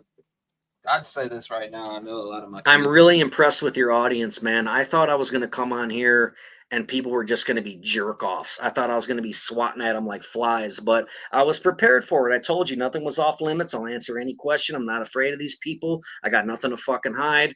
But I'm truly impressed with your audience. You guys are really, really cool people. And thank you so much for the support. Fuck, you guys make me feel really good. No doubt, brother. I appreciate you coming up. Like I said, you reached out to me today. I was like, oh shit. Darren hit me up. I was like, damn, we started. Yeah, you've been asking if I want to come on, and yeah, I was trying to get you. I'm like, yeah, eventually I'll do it. And then today I got a bug up my ass. I'm like, fuck it, let's do it today. I don't got to work tomorrow, so I'm glad that we did it, man. Yeah, I appreciate you reaching out because I just been wanting to talk to you because I just like I said, I get bothered now when I see Brent's name brought up. So it's been getting at me to get you on here and just talk to you in general as a person. So yeah, I feel like you're a cool dude, and I think that we could honestly be friends. I really do. And I would love to, I don't know how your audience feels about me, but I would love to hop back on anytime. We can pick a subject. We can talk about the fucking Bermuda Triangle for all I give a shit. I'm not the smartest man on the planet, but I don't know everything about anything, but I know a little bit about some things. You know what I mean? So it's like I could come on here and talk to people forever about anything, and we can share discussions on horror movies or music or paranormal investigating. Obviously, I would love to come back on the show as long as your audience is cool with it. And yeah, that's pretty much it, man. I appreciate all you guys, and the donations is crazy to me. It's so fucking cool. Thank you all so much. Yeah, people, dude. I mean, the amount, like, they blew me away when I seen what they did for the Xander Kernodle Foundation, like for the gymnastics. I was like, damn, blown away. Wasn't it like $3,000 at least? Like somebody commented earlier, it was like $3,000 or some shit so far. 3,800. Jesus Christ! Right now, and it's your audience did that. When we first had talked about it, it was at 12. Okay. So so it was already a thing. And yeah, it was already a thing. And Todd came on here. He said, and he's the one that actually has the GoFundMe up, and he told us about it. He was like, it was at 1,200 when, before we talked about it. Then we talked about it, went up to where it's at now. And it's awesome that so many people are really out. That's incredible, dude. For anybody to say you're a scumbag or a shitty YouTuber, don't talk to him, like, that's crazy. Like, that's really cool that you did that. And I mean, they should put their foot in their mouth for saying that kind of thing. You know what I mean? Like, I'm totally behind pushing towards anything. Like, isn't that the point, is to put some good cause into the world? Like, right. I don't get it. I don't understand. Like, people try to hate. Like, I tell them, go knock on your news station's door. Go knock on their door and tell them not to talk about different things. But the only thing I think about the news stations is they're not as passionate about certain things as us YouTubers are passionate. No, and they don't even write their own scripts. Like, they show up to work and they're like, this is what you're going to say today. And then they say it, and most of them probably don't even agree with the shit that they're saying. And they go home and they bitch to their wives and husbands and kids at the dinner table just like that. How'd your day at work go, honey? Oh, you wouldn't believe this shit. They'd be talking about weather balloons. Fuck. I thought for sure it was a UFO, and they told me to say it was a fucking weather balloon, we put, and that's a good thing. Thank you, Hollis, and everybody else who brought it up. Journey, we put a young lady named Journey, the young girl. I think she's about between 8 and 10, maybe even younger than that, through competition gymnastics this summer. So, people want to take whatever, the Rev Gang family and my name and drag it through the mud all they want, but we're doing shit for a good cause. I don't care what nobody says, and we come together and do that shit all the time. So that's very cool of you. I had no idea, man. I see YouTubers that I mean, like I said, good for them. Congratulations. That's why I was on board with what you said tonight. I'm on board. You told me that. I'm like, yeah, whatever. Let's go. No, I appreciate that, because the last person that I talked to, when I brought that up, she was extremely irritated with me. She unfriended me on Facebook. People were. I hopped on her last live, and there was people in the comments section saying, "Cool Kid Collector, Darin, what's up?" And she wouldn't say anything. And then finally somebody was like, "You're not going to say hi to Darin?" And she goes, "Hi." She was so fucked. She don't like me anymore because I brought up fucking donating money, and she'd rather put it in her pocket. All right. So Darin, I'll tell you a pet peeve of mine, right? So when when I go live, dog, like this is just a personal pet peeve for me. I don't ask for money because I'm here for something that I love doing. So I never ask. People donate out the kindness of their hearts to me. That's crazy to me, man. I never once watch YouTubers and be like, I'm going to give them $5. I never think of that. So your audience is like extremely generous and dedicated. It's very cool. Congratulations, man. That's nuts. I'm not being a condescending asshole. I mean that with all my No, heart. like when I say that a lot of these people that are in here right now are like family to me. Yeah. It's real, bro. Like they're like family to me. Like, what does family do? You know Take care of each other. They support each other. Like when I say they're in it, bro. Yeah, like, man. They're in it, and they like if somebody says something about me, I know about it within 30 minutes.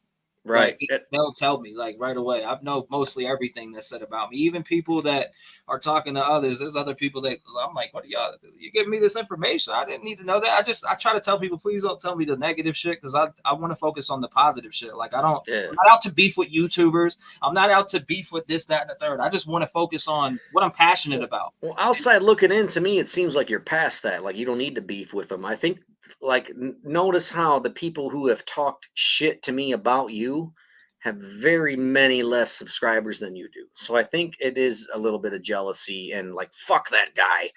And like, you're from the Midwest, so you talk a certain way. And I get that.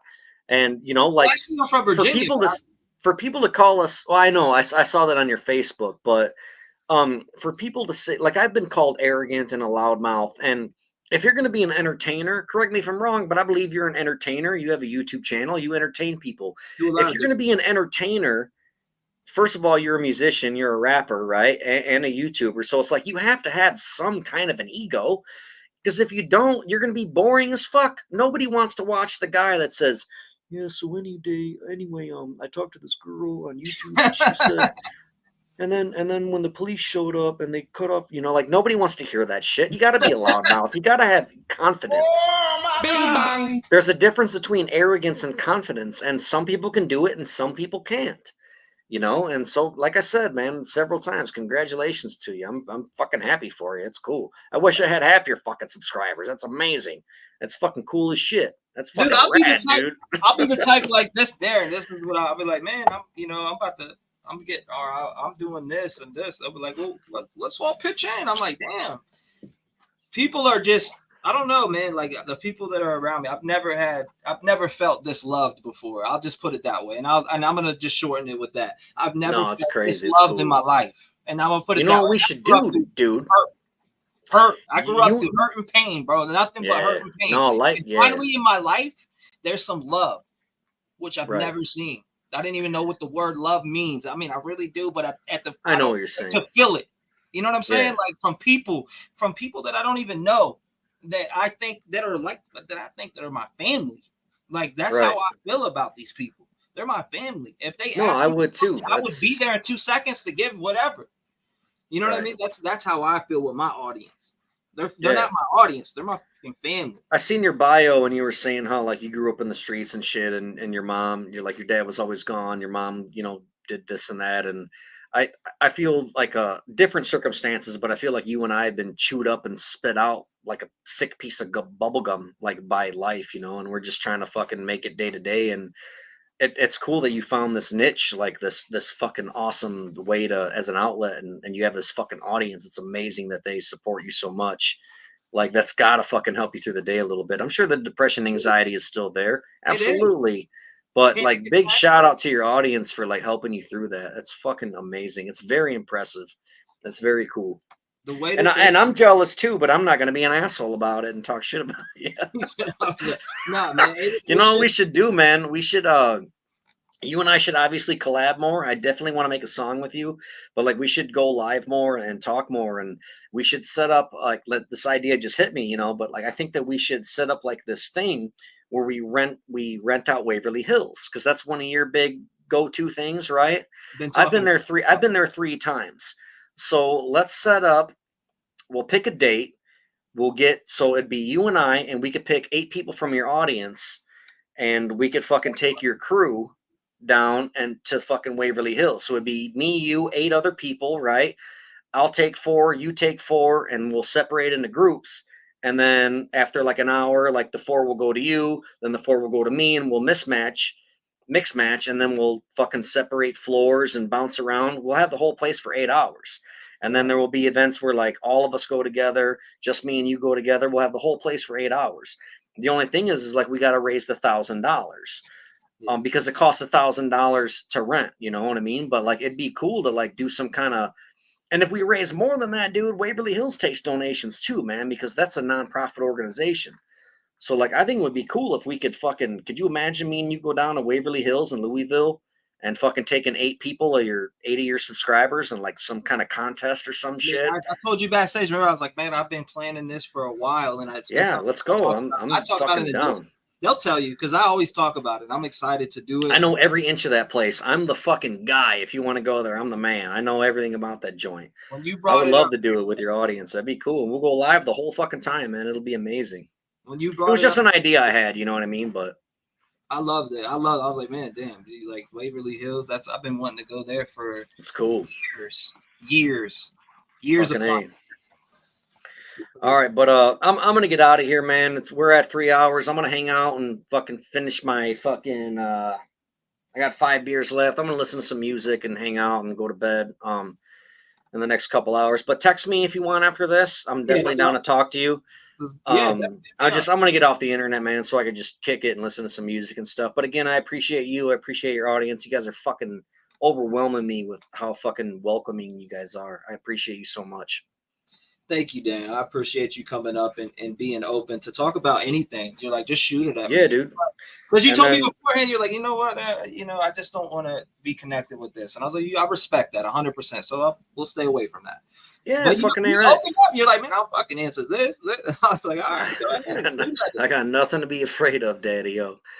And as you stated earlier, man, like I'm a good friend to have, and I think that you and I could be good friends. So just keep that in mind. Bro, you got my back. I got yours, dude. So we'll be shooting the shit, brother, for sure. Yeah, man, absolutely. I'm gonna head out of here. I'm gonna smoke a cigarette. Feel free to text me. Tell your audience. My name is Darin Dunkin. So you can friend request me on Facebook, and then if you got questions for me about like the music or the podcast or whatever, just message me and I'll give you the links and all that stuff. It's just I dropped them a few times, and like I know they get mixed in. There's so many comments, but feel free to add me on Facebook. I'll add you, and then you can ask me for all that stuff, and I'll give it to you. But right here in chat is Cool Kid Collector. That's my YouTube channel. Yeah, but I don't use it anymore. But anyway, yeah, just fucking whatever, man. I'm not here for clout. I was just saying. We got to get the. Nah, but I still want to. If people, people want to follow shit, so I'm gonna drop this. Well, they were asking, like a lot, so I was just like, "Fuck it." Let's drop this. All right, I'll drop them one more fucking time. Let's see. I got you right here. This one too.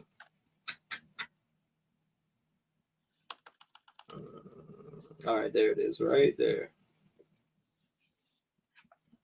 Boom. Another one. Cool. That's the link right there. For the pound, DD, I love Scream 2. Sorry for your loss, Regina. Thank you so much. I truly appreciate that. Scream is my absolute favorite movie in the whole fucking world. Scream and Lion King, man. That's my top shits. I like The Crow. I like Scarface. I like Aladdin. But Scream and Lion King, those are my favorite movies. Cali Thunder, he said, for your friendship with Brent. Thank you, Cali. I appreciate you, Midwest girl. Miss Brazy said last time for the pit bulls and Brent's memory. Thank you, Miss Brazy. Love you. That's so generous. Thank you so much.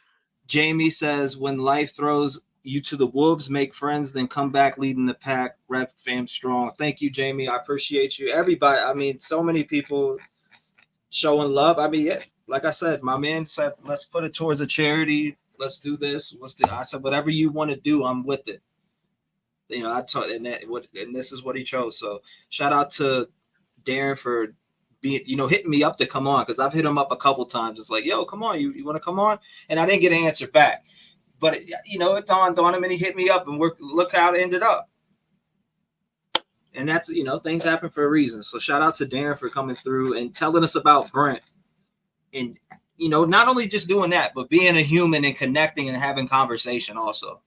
Yeah, this is honestly, it's one of the better nights I've had in quite a while. So I appreciate you and your audience. And bro, it was fun to be here. You guys made me happy. It was really cool. Thank you. I'm glad. And I hope you appreciate my honesty and my genuineness and my integrity and everything. And I'm happy for the people that believe me and all that shit. But Halloween and Lion King, man, the original Halloween is overrated. Don't get me on horror movies. I'm going to really piss off your audience. They're going to be like, fuck that guy. I put you in the category like my dad is a straight shooter, right? My dad's a straight shooter. So if something comes to his mind, he don't give a fuck. He's just going to shoot it out. And I call you, and you fall in line with where my pops is. He's a straight shooter. It's a good way to be, man. Leave it like that. He's a straight shooter. Everybody's different. They carry themselves different. You're a straight shooter. If you see something, you speak what you feel right then and there. 100%. Yeah. You're a straight shooter. And I appreciate it. Thank you for noticing. I appreciate it. Thank you for noticing. My dad's the same exact way. I'd be in a room with my dad and he'd be. Your dad's still alive? Hell yeah. He's cool. That's fucking awesome, dude. Yeah, hang out with him as much as you can, dude. That's fucking rad. That's cool as fuck. He's still alive, man. I love that guy. Cool. He's taking care of my grandma who has dementia. He's taking care of her right now. He's been taking care of her for the last 4 going on 5 years. And, now she's bedridden, but, he took her out of my uncle's custody. And it was like, I need to take care of my mom. You're not doing good enough. But that's a whole different story. No, that's good, man. He's going through a lot with that, but he's still himself at the end of the day. And I gotta commend him for that. No, yeah, that's amazing. Yeah, that's fucking really cool. My dad's dead. Both my sisters are dead. My brother's dead. Brent's dead. Like, I'm surrounded by death. I didn't come on here to be like, woe is me, feel sorry for me. But like when you talk about your dad, it makes me smile because I'm like, that's really cool. I love to see men and even, obviously young boys and stuff like that still get to talk about their dad. It's a really fucking cool thing. So yeah, man, spend as much time with them as you can, dude. Learn about your fucking bloodline. Ask your dad questions. Ask your dad about your grandma and your grandpa and your aunts and uncles. Learn as much as you can so you can tell your kids about that shit. And then when you're fucking gone, they can fucking talk about you and your dad and your grandma and your grandpa. Because otherwise, eventually, it's just all going to be fucking, nothing. Like my dad. And the scariest thing is to be nothing. My biggest fear of dying is, what if dying is like before you were born? Mm-hmm. Yeah. Do you remember what it was like before you were born? Absolutely. My biggest fear is like if you die and there's just nothing. But it's not going to hurt. But it's still scary to think about, Absolutely, 100%. But, one last thing, too. We talked about this, and then I'm going to get the fuck out of here, I promise. So, as far as the whole ghost thing, before we hopped on here live, you were asking me what you think ghosts are. My opinion is what I think ghosts are. So, every single person that has ever died loses 21 grams of weight. And there are cadavers. A cadaver is somebody who donates their body to science. There have been cadavers that have died on scales. When you die, you shit and you piss yourself. Everything comes out. But no matter what, no matter how tall, short, skinny, fat you are, everybody that dies loses 21 grams of weight. And they don't know what it is or where it goes. And the only thing that I can think of is it could possibly be energy. Because energy is like the only thing known to man that cannot be created or destroyed. It can only be converted.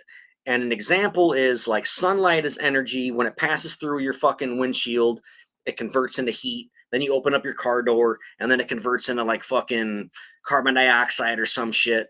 So I'm thinking that when that 21 grams loses your body, it converts into something else. And to that, we don't know. And that's where I think like maybe it's a ghost, maybe it's a spirit, maybe it goes to heaven. I don't fucking know, but there's still more questions than answers. But the only scientific explanation I have is that we all lose 21 grams of weight, and I think it's your soul. Yeah, and when you said, like I said backstage, I was like, man, that's why, like, I'm with the paranormal. That's why I'm so into it, is because it's dude, where does our energy go when our physical form is gone? And that's why I've always been into the paranormal, because I've had incidences where I've seen things open by themselves, and I've seen figures, dark masses, and different types of stuff, orbs in front of my face. And it's like I can't ignore what's in front of me, Darin. I can't ignore it. No, dude. And I hope that when we die, we get all the answers to the whole universe, dude. Like right now, we don't know shit if you think about it. But like I hope that when we die, we learn everything all at once. Just as fucking knowledge, and our energy just becomes one, and we can go anywhere we want in the fucking all dimensions, however many there may be. And I don't know, like, as far as heaven and hell goes, I don't think it's a physical place. I just think it's a part of negative energy or positive energy. Mhm. And hell and heaven is a metaphor. So if you're in this shitty fucking form of energy where you're like, it's super fucking hot, this sucks. It's, like I don't think it's hell. I just think you turn into a shitty form of energy, but who knows? I don't know. You might come back as a cricket turd. I don't Like fucking know, man. right now, I don't my pretend to speakers have are all the popping. answers. Bro, my speakers right now are sitting here popping like poop, poop. Like, and they Yeah. don't ever do that. It's weird. My studio Right. speakers, they're making popping noises right now. CD said we should start a new channel together. I'm 100% with starting a podcast with you. Let's Yeah, fucking. I seen that. I was just getting to I'm down. If people like me, they like me as a guest, I'm 100% down with starting a podcast with you. Bro, I had that comment on here, and I don't even know why. It's like I had when we went into speaking about that just now, the paranormal shit. When you went into speaking about that, I just about had a panic attack out of nowhere, and it felt like I had an outer body experience again. It was and I had the same feeling the other night when I was doing a session. Weird, dude. All right, so there's one more thing. This is another stupid. I'm just saying that was weird. I just had to mention it. No, I know. No, it's crazy. Yeah, there's so many things that you can't explain. And as a paranormal investigator, your first job is to debunk it. I don't give a fuck what it is. Your first job is to prove that it's not paranormal. And if you don't do that, you're not a real paranormal investigator. You have to at least, is everything. And then if you can't debunk it, then it's paranormal. But this motherfucker here says, fuck. Okay, this shit really makes me this is the shit that I laugh at. Thank you. If he didn't, all right, so again, with the BK shit, the shit pisses me off. What this person is saying is, if he didn't know Brian Koberger, how come he posted a picture of his eye with a picture of Koberger's parents' house saying, I see you? Do you have any fucking clue what a reflection is? Sorry to yell, but it's called a reflection. I'm going to fucking take a picture right now of my fucking eyeball. Do you know what the reflection is? My hand holding my fucking phone. Go look at that fucking picture as many times as you want. Blow it up. Print it into a fucking 16 by 20. Your fucking Walgreen will do it. Zoom in and out. Get a fucking magnifying glass.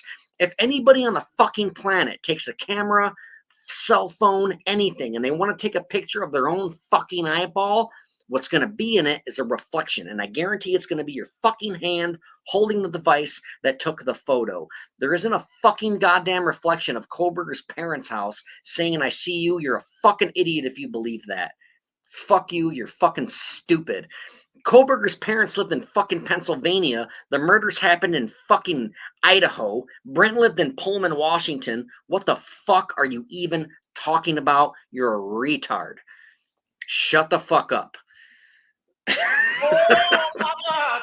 This shit makes me mad, dude. I didn't even see this comment either. No, it's fucking dumb, and I shouldn't even addressed it. But like, that shit makes me mad. People are fucking stupid, bro.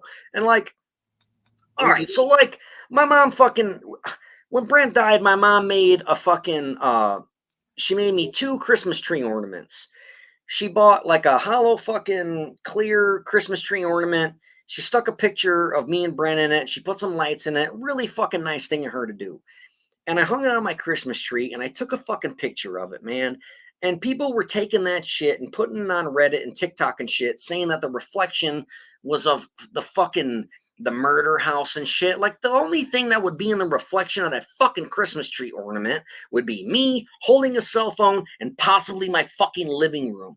Shut the fuck up. You people are fucking stupid.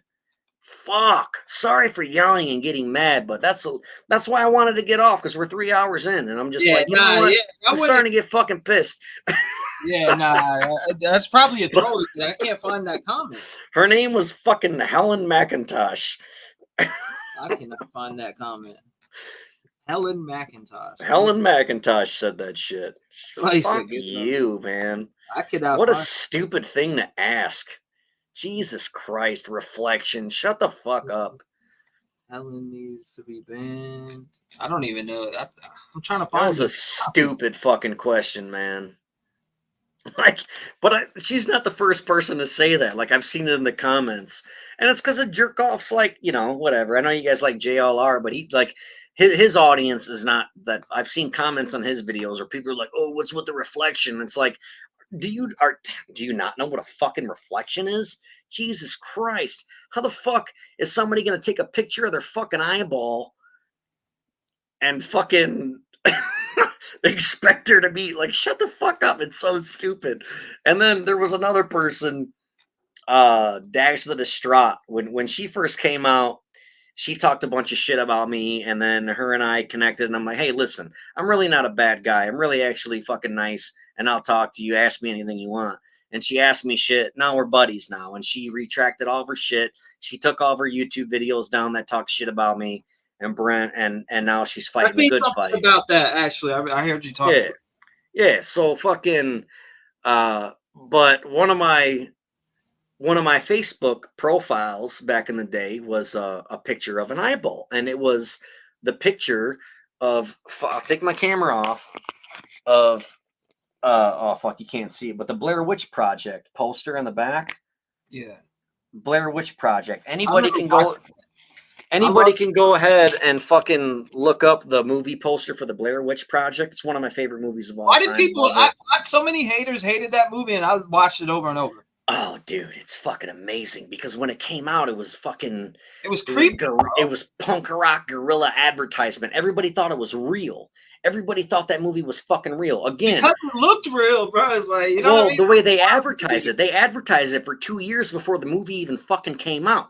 They had billboards of Heather Donahue and shit of these people missing, and Heather Donahue's parents was getting fucking condolence cards in the mail of like, oh my god, I'm so sorry that your daughter's missing and shit.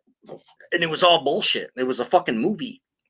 It was guerrilla advertisement. Again, if people are into podcasts, look up my solo podcast. It's called House of a Thousand Discourses. I do a whole episode on the Blair Witch Project, and I fucking deep dive deeper than anybody has ever done to that movie, and I break the whole thing down, and I'm actually pretty impressed with it. I'm very proud of that episode. But again, before I read any more comments, I got to get the fuck out of here because I'm going to read another one and another one and another one. And before you know it, it's going to be fucking 3 o'clock in the morning. Keep your eyes off the comments, man. You got to keep it like, I'd like to say that to my guests because some people, like I told you earlier before we came on, I said there's trolls that do shit to try to get you to respond.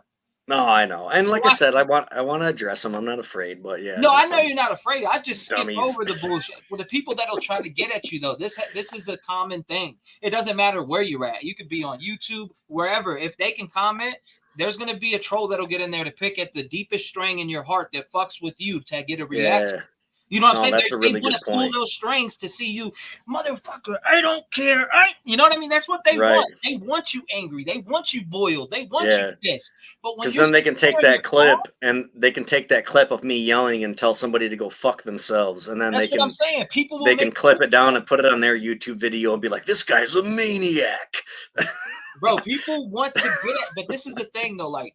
And I try to tell this to all creators because this is what changed with me. If you go back and watch some of my streams before the last 9 months, I admit, dude, I listen to my audience, my Rev Gang family. I listen to the things that they tell me, and I put it in my arsenal because I want everybody to know what they tell me is being heard.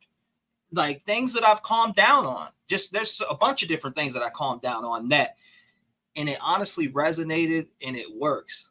Like, honestly, like, not paying attention to negativity. And I'll relapse all the time. I will dive in. I'll see somebody talking shit, and then I'll go respond. And then I'll be like, man, I should have never fucking responded to that goofball. Right. Why did I even waste my energy? And I've always. Exactly. That's what I was going to say. All the time. But I'm better at it now. I just stay focused on the positive shit and everybody around me that really is, that I can see that is not trying to pull at those negative heartstrings to piss me off. Yeah. Because those people will do that. They'll do it. They'll do it over and over. And we're better than that. We don't even need to fucking give them the time of day, man. That's why I don't get it. That's why I try not to fucking let shit bother me, because then it'll pull me out of my zone and piss me off. And next thing you know, I'm ready to get offline. And why would I let somebody in the comments ruin my day? You know what I mean? I know who the real people. I know the people that I see every day. I know the loving people. When I read a loving comment, I know these people.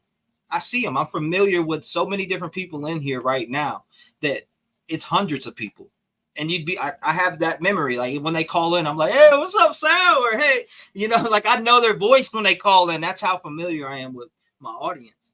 Man, I love them to death. Like I said, they're family. No, and that's good for you, man. Your audience appreciates that. Like the only thing I can compare it to is like getting off stage in like a different town and hitting the merch table and be like, oh fuck, man, you saw us a couple months ago. Like it's 100% like your audience fucking pays attention to that, and then they feel a part of it, dude. Like you got a big audience, but like if you just recognize somebody's fucking name, they're like, fuck yeah, he recognized me. They feel at home and they feel a part of it, and that's very important as a consumer, as an audience member, as a fan. That shit is extremely important, and keep fucking doing that, dude, because it's only going to benefit you, and your audience as well. It's only going to make them feel more comfortable but not and only want to that, come hang out. Like, all right, so like you say that fucking this shit gives you like a purpose, like it makes you feel good, right? Like your audience. Like, dude, like think about your audience too. Like they come here to watch you live. Like they might have had a shitty day at work. They might have had a fucking bad day or whatever. And they're like, oh, fuck, T-REV's live. And then they can go live and watch you and forget about all their bullshit for the hour and a half or whatever that you're live and be like, fuck yeah. And like decompress. So, like you're a part of that too, man. It's all fucking a full circle of positive energy, dude. I just want to be like, that's why I've always focused on my audience and listen to them. And I hate to even use that word audience, because really to me, it's the Rap Game family. I know some people are just middle of the road, but I have those people that are just Rap Game family that are constantly hitting me up, emailing me. Man, I keep looking for you live. You haven't been live in 2 days. Come on, God damn it. Right. I want, they want me to come on. They just love that. And it's like I said, bro, I said this earlier. I've never felt this loved in my 33 years of life on this earth. And since the last, I want to say about 14 to 12, between 12 and 14 months, I've never felt this loved in my life. And I'm talking about full circle love, just everywhere in my life. I'm happy. I've never felt this type of love in my life. And it's, like I said, 33 years, bro. And that's how old I am specifically.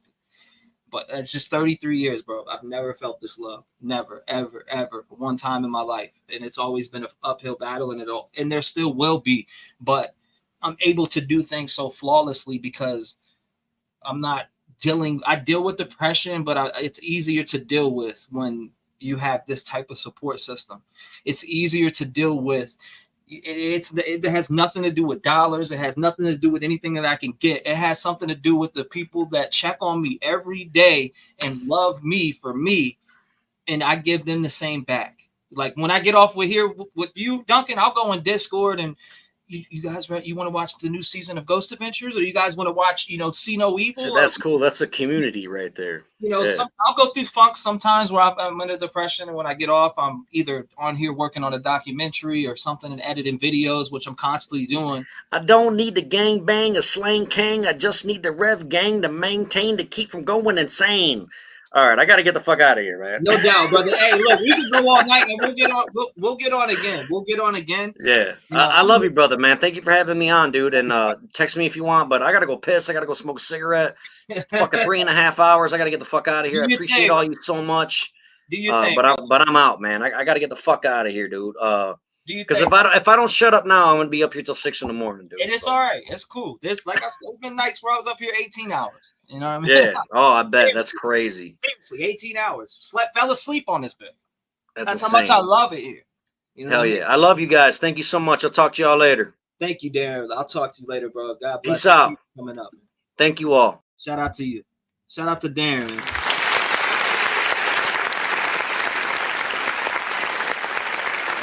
Shout out to Darin. It's all right, Gail says. Peace, Darin. Work tomorrow. Mystical Bandit. Just Amber says, Mike drop. Crystal Amber says, I loved it. I'm keeping you in my thoughts, Darin. My heart goes out to you, brother. Definitely have withdrawals and boredom when you're not on for a night or two. Thank you, Arlene Wiley. I appreciate it. And I always see your comments. Come on now. Everybody that's in here, for the most part, I know. And then you got the people that are in Discord, which I'm even connected with even more. Not to say that I don't have relationships with a lot of you that are in here in the audience, but And I meant what I said. You guys have tremendously not only made me feel loved, but make me wake up and feel like I had purpose in this world, and that's real. And that, I don't know, it's emotional, you know what I'm saying? I'll leave it at that.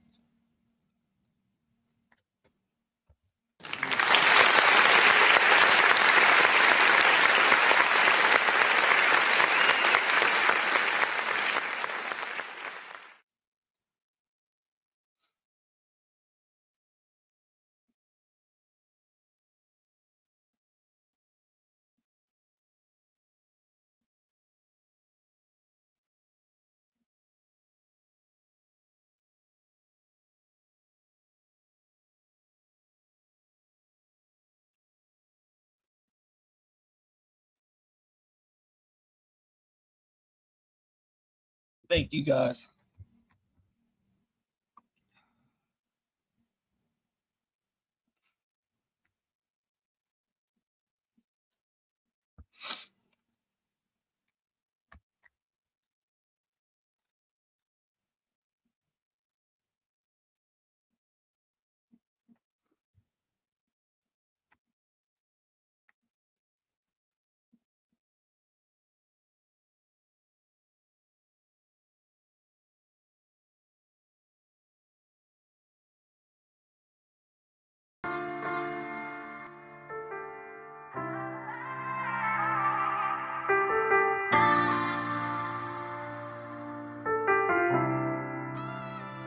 I count my blessings for the days when I was down and losing faith. They made me patient. All I can say is thank you. I really wouldn't be the same if I ain't gone through all the pain. Look what it made me. All I can say is thank you. Wouldn't be the same with none of y'all by my side. You hold me down every day and it makes me strive. I wake up and look forward to doing these lives. A lot of y'all really came and opened up my eyes, and I hope I gave it back because it came with yours. No matter what they say, I know I opened up them doors. I brought a family together even though shit was rough. They tried to shut us down, but we really shut them up. No matter what, we stand together when shit gets tough. I wanna thank everyone for showing me love. The Rev Gang family is something I cherish and love, and I'll smack anyone for fucking with us. Blessings for the days when I was down and losing faith. They made me patient. All I can say is thank you. I really wouldn't be the same if I ain't gone through all the pain. Look what it made me. All I can say is thank you. No one making a voice to the voiceless. People get killed for other stupid choices. Standing up for the families that took a loss is something that we find important. Rap game strong, chest up. Little homie, keep your head up. You can be whatever you want. Get rid of the fake and it will lead up. All my life I strive for greatness. I'm manifesting my time with patience. People try to copy us, but respect is earned. It's not an obligation. I love the fam and they love me back, and that's why I always have the backs. I give a voice to those people who were never given a chance for them slimy cats. When you come here, you ain't a number to me. I really take time to read what I see. Don't forget to lock your doors, cause there's danger all up in these streets. Y'all really put life into the air that I breathe. I really am thankful for all of my peeps. Your loyalty means a lot to me, so this is a special thank you from me. Blessings for the days when I was down and losing faith. They made me patient. All I can say is thank you. I really wouldn't be the same if I ain't gone through all the pain. Look what it made me. All I can say is thank you. Thank you.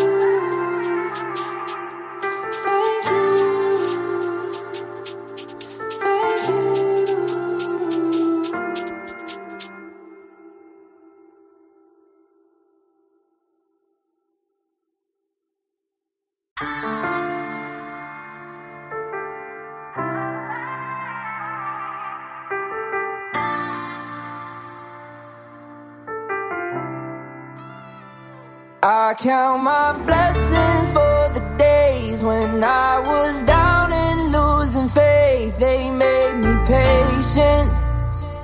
All I can say is thank you. I really wouldn't be the same if I ain't gone through all the pain. Look what it made me. All I can say is thank you. It wouldn't be the same with none of y'all by my side. You hold me down every day and it makes me strive. I wake up and look forward to doing these lives. A lot of y'all really came and opened up my eyes, and I hope I gave it back because it comes with yours. No matter what they say, I know I opened up them doors. I brought a family together even though shit was rough. They tried to shut us down, but we really shut them up. No matter what, we stand together when shit gets tough. I wanna thank everyone for showing me love. The Rev Gang family is something I cherish and love, and I'll smack anyone for fucking with us. Blessings for the days when I was down and losing faith. They made me patient.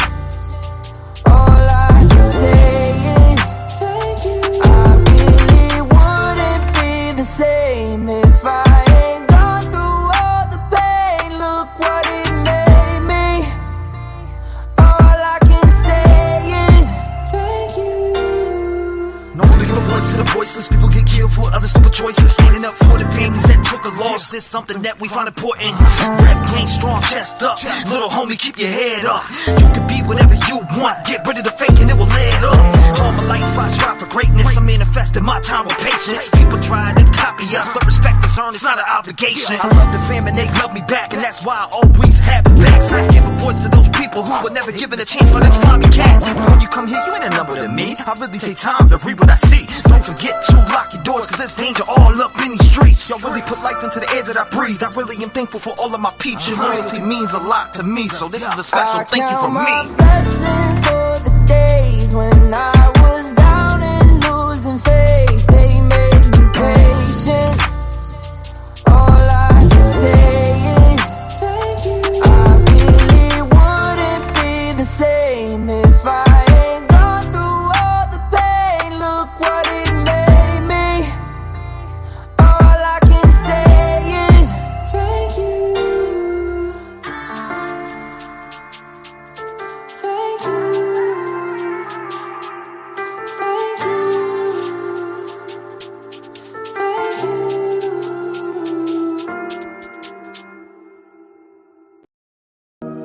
Hey, look, you know, sometimes we're all at our breaking point, and sometimes we want to take our life.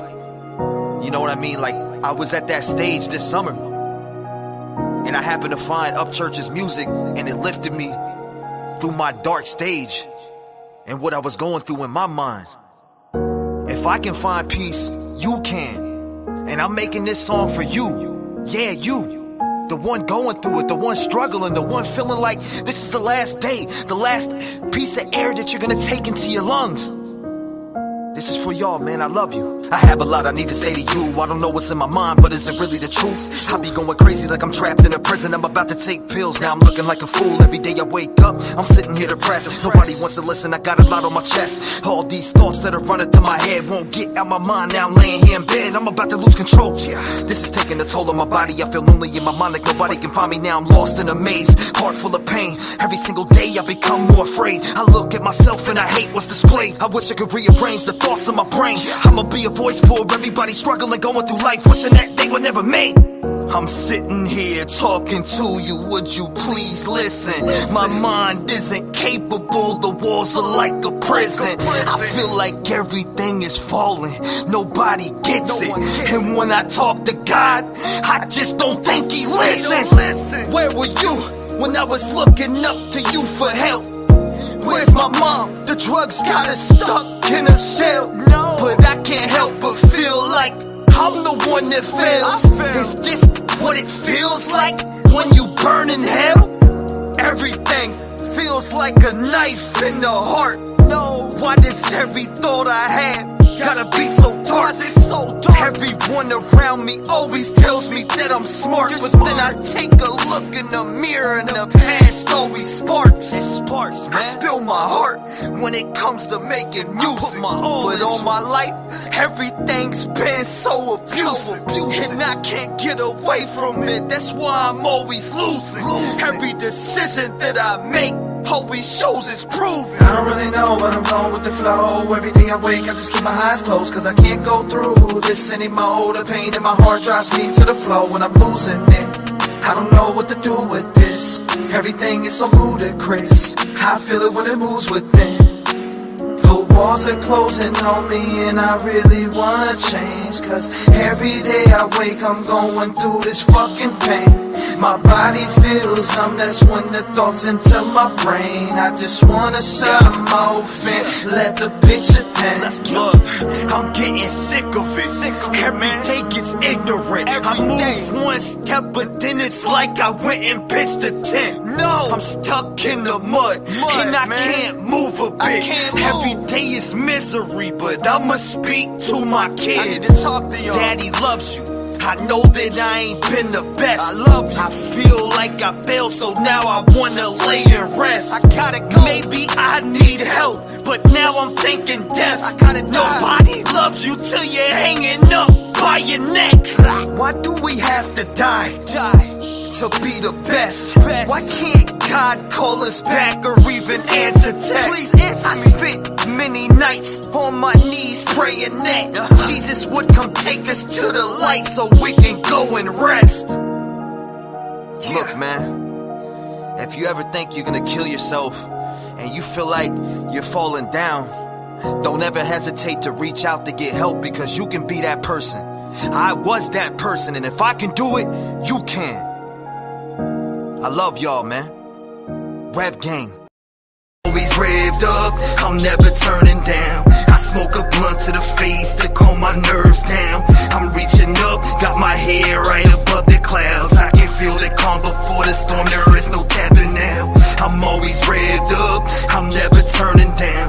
I smoke a blunt to the face to calm my nerves down. I'm reaching up, got my head right above the clouds. I can feel the calm before the storm, there is no tapping now. There is no tapping now, that's not what I'm about. I'm down to ride, always high, head above the clouds. I'm on my grind, try to stop me, I'ma knock you out. Praised in the streets, little boys, you are not allowed. Claiming you're the best, now I'm coming for your neck. I came out the pussy with the mic as a vet. I've been on the grind, they see me as a threat. I ain't here to sign deals and run off with a check. I just got a lot of passion and a heart in my chest. I love making music, when I do it, it's the best. I've been working non-stop, serving beats like a chef. I'm here to take over, separate me from the rest, cause I see a lot of separation from people that wanna go and help, but they never go and do it. They claim they really about that life like 6ix9ine, but in court look foolish. I've been all around the block, streets flooded with the cops, doing time in a cell life, looking at the box with my mind on my dreams, now reaching for the top. If they say that I can't, I prove them wrong on the spot. I'm always revved up, I'm never turning down. I smoke a blunt to the face to calm my nerves down. I'm reaching up, got my head right above the clouds. I can feel the calm before the storm, there is no tapping now. I'm always revved up, I'm never turning down. I smoke a blunt to the face to calm my nerves down. I'm reaching up, got my head right above the clouds. I can feel the calm before the storm, there is no tapping now. They got you tapping out. Let's go. What's all that rap about? You got bars, but your music ain't a cap and gown. You try to make a song, your hooks lack the sound. The fact you think you're good has got me laughing out. Step into the belly of the beast, you're all food on my table and I'm ready for the feast. Stomping on the field like an old paraclete, you better hang it up now, cause I got you by your feet. Walk you like a dog, cause I got you by the leash. Labels got you on the paper, sign the deals like a lease. But you do what they say and you say what they preach. If that's being real, I'd rather hang from a tree. People don't know the term of being real. They'll be anyone just to go and make a meal. They act all hard to the gangsters in the grill, and they hit a hammer cock on the spot, you get killed. Little sucker, you don't want that beef. Claim you got hands till I kept you in the streets. Run up on a pussy like a steak, you get beat. I've been about that life, you forgazy to the peeps. I'm with it, motherfucker. I'm always revved up, I'm never turning down. I smoke a blunt to the face to calm my nerves down. I'm reaching up, got my head right above the clouds. I can feel the calm before the storm, there is no tapping now. I'm always revved up, I'm never turning down. I smoke a blunt to the face to calm my nerves down. I'm reaching up, got my head right above the clouds. I can feel the calm before the storm, there is no tapping now.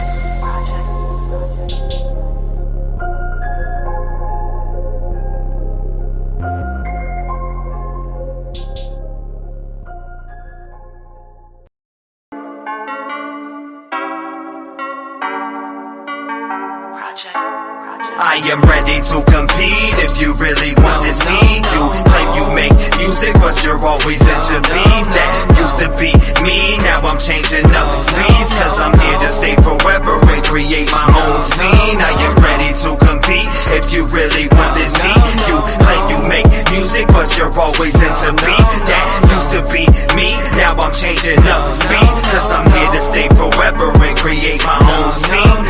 Give a shit about a fucking hater. Let's get up on the shit, you know I'm all about my baby. Eat a motherfucker rapping like I am an alligator. Leave his body in the river, they can find it hours later. If you wanna come and mess with the beast, you better be ready, cause I'm a veteran when I go on a hop on the beat. You artists are weak, I'm putting you to sleep anyway, any day, any time of the week. I'm always on my grind, you ain't stopping my shine. I'm a dragon spitting fire, you're a burger to a fly line. Going over heads like the cloud in the sky. People always talk shit, that's getting out of line. I'm about to put the iron to your head, cause I see a couple wrinkles and they need to get straight. Shells flying out the window when I'm aiming for your neck, and I'm digging to your flesh like a dog in the vet. Removing every stitch in your skin with a stick, cause you claim you're the best, but they make you no hits. I'm a god, I'm a gift, your life is a bitch, and I smack her around with the tip of my dick. They know that I'm potent, I'm not for the joking, I'm keeping it lit like the dust that I'm smoking. I'm having you cough like a blunt full of roaches. These rappers are rookies, so I have to I am ready to compete if you really want to see. You claim you make music, but you're always into beef. That used to be me, now I'm changing up the speeds. Cause I'm here to stay forever and create my own scene. I am ready to compete if you really want to see. You claim you make music, but you're always into beef. That used to be me, now I'm changing up the speeds. Cause I'm here to stay forever and create my own scene. Kinda bitch like tic-tac-toe. I'm here forever, steady slaying that dope. When you hear me rapping, like you took a lot of coke. Cause I'm getting so hyped, here to shut down the show. Pass me a mic, put me in a booth. I'm going so crazy on the motherfucking truth. If you don't believe me, ask up church too. He will tell you to your face, you're a stupid little fool. I get it going, wanna hit the ground. It's kinda like a pitch of baseballs off the mound. When I swing that bat, I'ma knock it out of town. Putting all these rappers in the fucking lost and found. I'm sick of these rappers that think that they're hot. They step on the mic and they're begging for props. They roll with the gang cause they're not from the block. And they wonder why people go snitch to the cops. Pussy, I'm about to ride on my enemies without bringing negative energy. But there was something that I was meant to be. I don't give a shit if you ain't a friend of me. You motherfuckers can sit in the seats and watch what I'm doing physically. I've been that man and I'm here to make history. Killing all beats with a filthy delivery. I do it for a living, there is no getting rid of me. Wrapping up these rappers like a gift. I am ready to compete if you really want to see. You claim you make music, but you're always into beef. That used to be me, now I'm changing up the speeds. Cause I'm here to stay forever and create my own scene. I am ready to compete if you really want to see. You claim you make music, but you're always into beef. That used to be me, now I'm changing up the speeds. Cause I'm here to stay forever and create my own scene.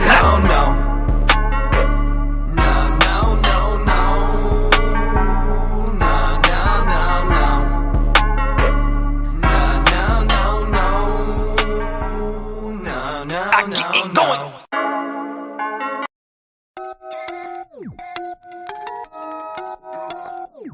Wake up.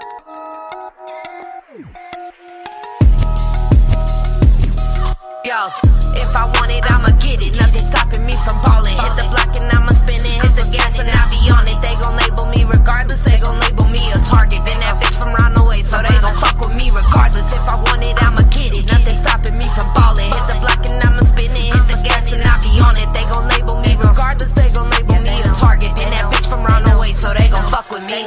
Yeah, they gon' fuck with me. I'm posted in the cut, you see. I got some bitches with me, they riding regardless of the scene. I've been around the block more than once, a couple of times. I mean, but homie, I ain't snitching. You want it, go spin it black and see. I've been about my money. These bitches can't even touch the green. I got a new track for these hoes. I'm calling it fuck with me. These hoes broke, sitting at home, don't know if they making means. I'm clocking in and cashing out. I'm watching them numbers flink go. If I hop out on them, I'ma let them know. I let them know. I get that money, hit the road. I gotta go. I gotta go. I keep it hot. I make it rain. I make it snow. I make it snow. Ain't no relation to the bitch you used to know. Let's get it go. If I pull up on them, I'ma let them know. I let them know. I get that money, hit the road. I gotta go. I get it go. I keep it hot. I make it rain. I make it snow. Ain't no relation to these hoes. Cause what's a gangster to a. If I want it, I'ma get it. Nothing stopping me from ballin'. Hit the block and I'ma spin it. Hit the gas and I'll be on it. They gon' label me regardless. They gon' label me a target. Been that bitch from round the way, so they gon' fuck with me regardless. If I want it, I'ma get it. Nothing stopping me from ballin'. Hit the block and I'ma spin it. Hit the gas and I'll be on it. They gon' label me regardless. They gon' label me a target. Been that bitch from round the way, so they gon' fuck with me. Push the gas and I be on it. I ain't pushing on no brakes. You a rattlesnake, step into an earthquake. All these rappers in the game, there's some cornflakes. Music on the radio sounding like a running pump. Hold my YouTube, homie, starting to turn fake. Get a taste of fame and all of a sudden wanna hit the bank. Every song I heard from you belongs in a septic tank. Now I'm launching missiles at your camp like a Russian tank. You voted for body, then now we playing puppet. Got the brain of a deep fried chicken nugget. The cops letting these kids die, so I scream fuck. You should've did something with me with that gun. I would've been dumped. 1 hour goes by and y'all did nothing. If a cop won't shoot, then taking guns means nothing. You wanna take the world's full of hate. All these leaders show corruption. Fucking new world order. I bet I go out busting. If I want it, I'ma get it. Nothing stopping me from balling. Hit the block and I'ma spin it. Hit the gas and I be on it. They gon' label me regardless. They gon' label me a target. Been that bitch from round the way, so they gon' fuck with me regardless. If I want it, I'ma get it. Nothing stopping me from balling. Hit the block and I'ma spin it. Hit the gas and I be on it. They gon' label me regardless. They gon' label me a target. Been that bitch from round the way, so they gon' fuck with me.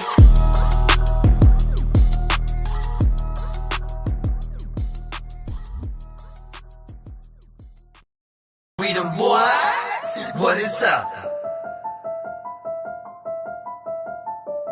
We them boys, what is up?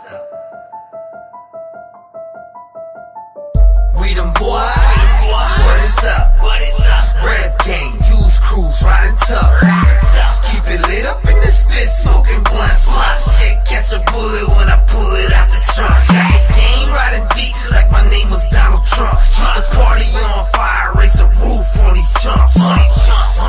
They know I like to stay crunk. We go by them boys, always staying turned up. Baby boy, stay saying he a gangster. The only time you raised your arm was in class during English. Teacher, please. That shit's funny to me, cause I've been turning shit up past 500 degrees. 500 no Lil Wayne. I'm here to bring the pain. I'm talking smack down, homie. Here comes the pain. When you walk up in the building, they start laughing major pain. And you look me in the eyes and understand it ain't a game. It ain't a game. I raised the roof. No Luther Campbell. Got you looking super. You took a dab, then you scrambled.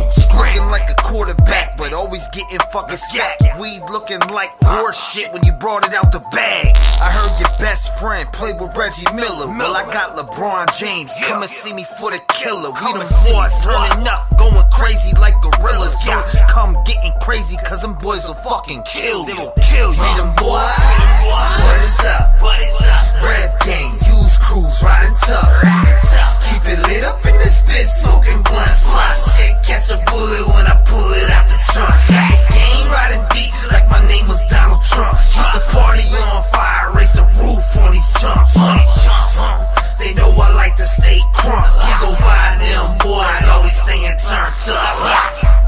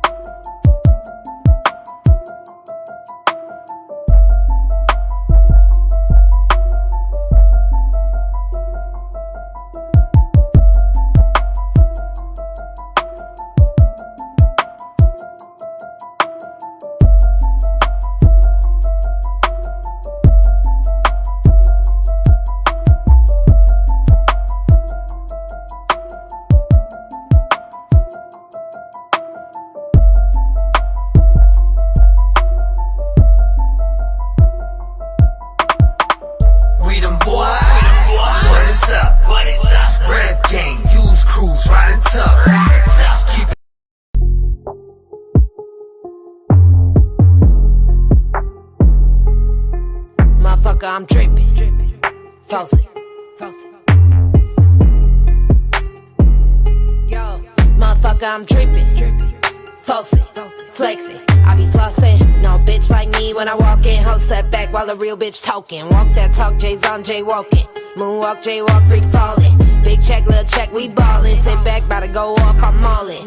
Dripping, falsy, flexing. I be flossing, no a bitch like me when I walk in. Ho step back while a real bitch talking. Walk that talk, J's on J walking. Moonwalk, J walk, free falling. Big check, little check, we ballin'. Sit back, better go off, I'm allin'. No. I'm street, so I never get boxed in. On a new bag to get lost in. I'ma take it to the bag or a coffin. Keywords, I don't give a fuck what the cost is. Big clips and a big biz, little bitch. Big game, keep you fucking with no fake shit. Same bitch with a new way of seeing shit. Handling my business on my own, I got this. Snow gang in this bitch, G rockin'. No creek, but I got drip, no Dawson. Not creep, pull up real quick, I got him. Yo, cheek floating bits, I'm plotting. G bitch, I know what to do with the drama. Big shots, call them out quick, I yada.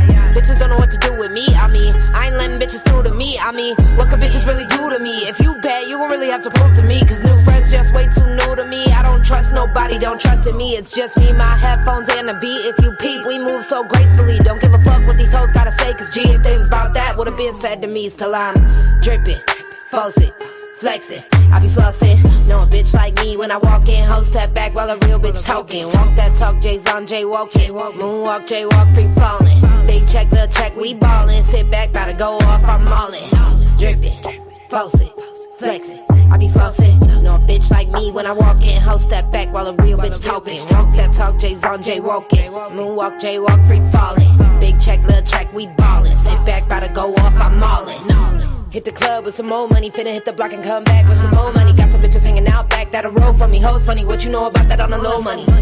I'm a boss, y'all don't get that. Got a loose screw, get back, get sweat back, taking off like a jetpack. Knock heads back, you can call that a setback. I'm a murderer, I ride this speed, I ain't even gonna deny it. Y'all know I've been studying, I'm ready for whatever. If you bitches ever think you wanna try it, goblin, I've been mobbing, they heads nodding. Yeah, you know I got 'em vibing. Bitches always talking about somebody causing problems in the streets, but that ain't making you a profit. I've been dripping, faucet, flexing, I be flossing. No bitch.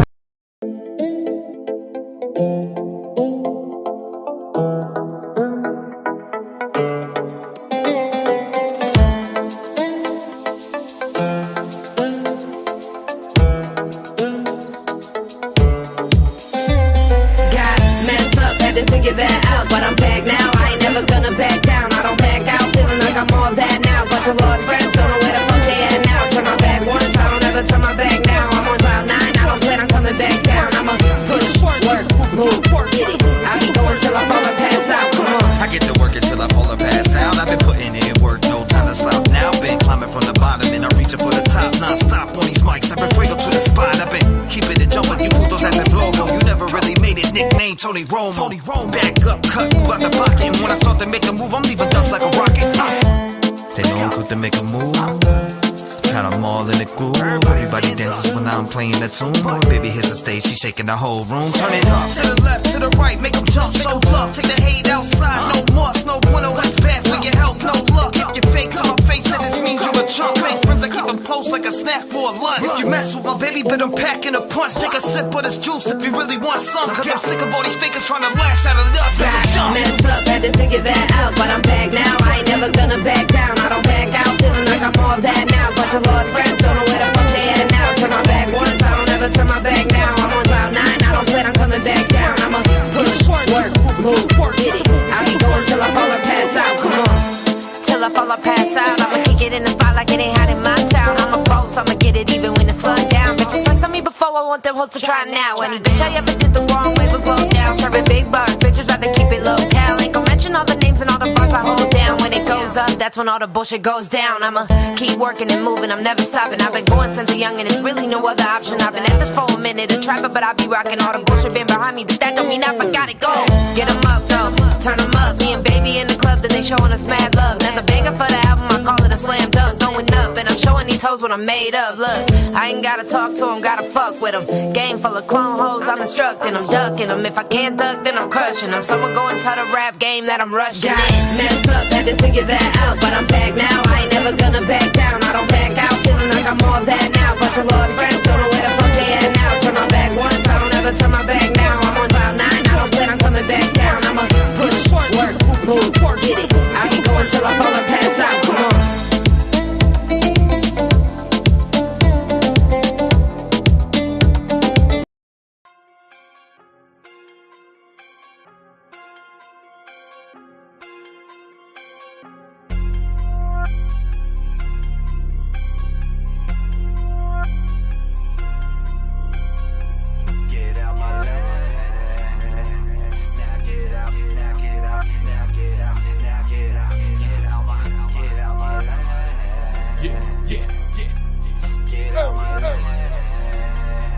Get out my lane.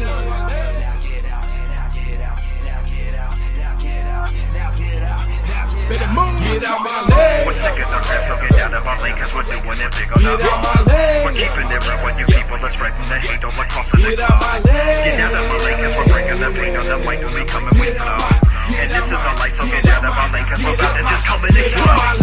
We're sick of the rest, so get out of our lane, cause we're doing it big on Get out my lane. We're keeping it real when you people are spreading the hate all across the Get out my lane. Get out of my lane, cause we're bringing the pain on the mic and we coming with love. And this is the light, so get out of our lane, cause we're about to just come and explode. Step up in the booth with the doors up, pulling with the core of a force of a warlock, all from the four blocks. Hungry for the money is a mission for my kids and a Porsche drop. With a boy stop, not likely, better strap up your Nikes. You wanna find me? Just look up on stage, that boy in a white tee, rolling with the right team, and you know my Sprite's pink. Get out my lane. That's what I say to my haters. They want me to come out and play.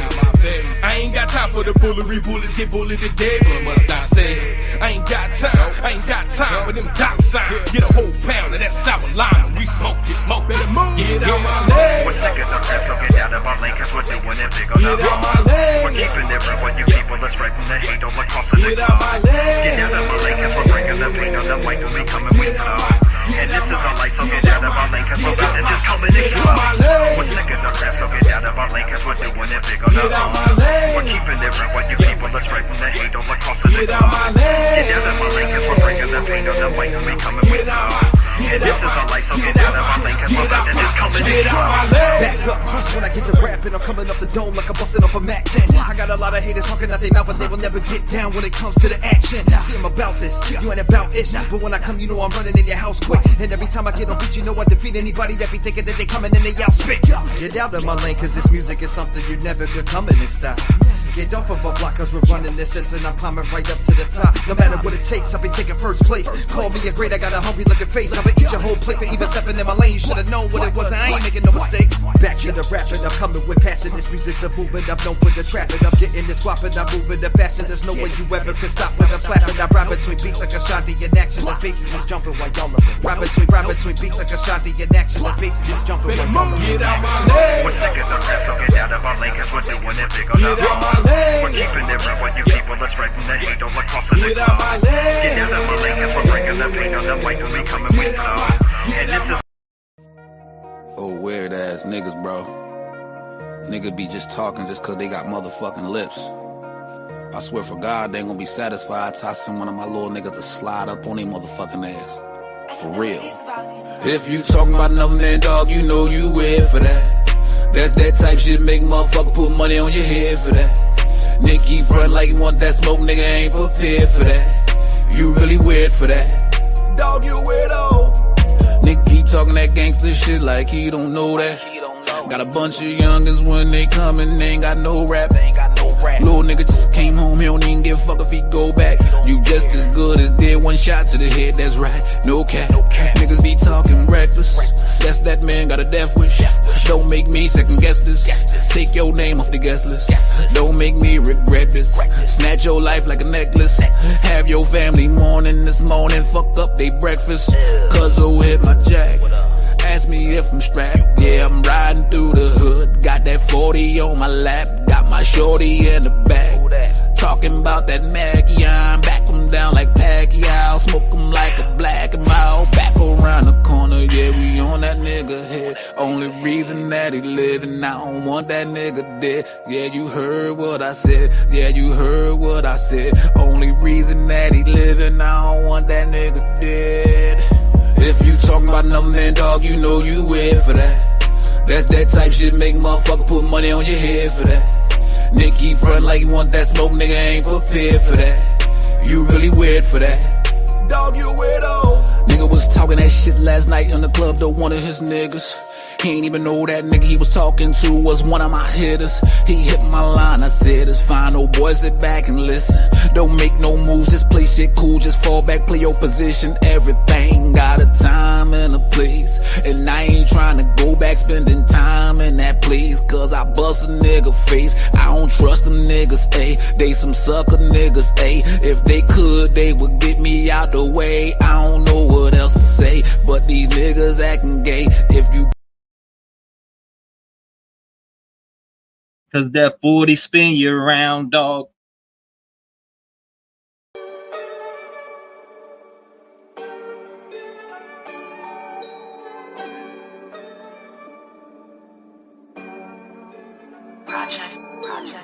catch me in the cut, probably sparking up a Dutch. Got these rappers in the bag, you know I fucking pack a lunch. When I swing, I pack a punch, knock out a rapper's front. Leave your gums on the wall like your kid does for fun. I've been in it to win it, I do this shit, I'm no gimmick. I see you stand in the shade like Eminem, but you isn't.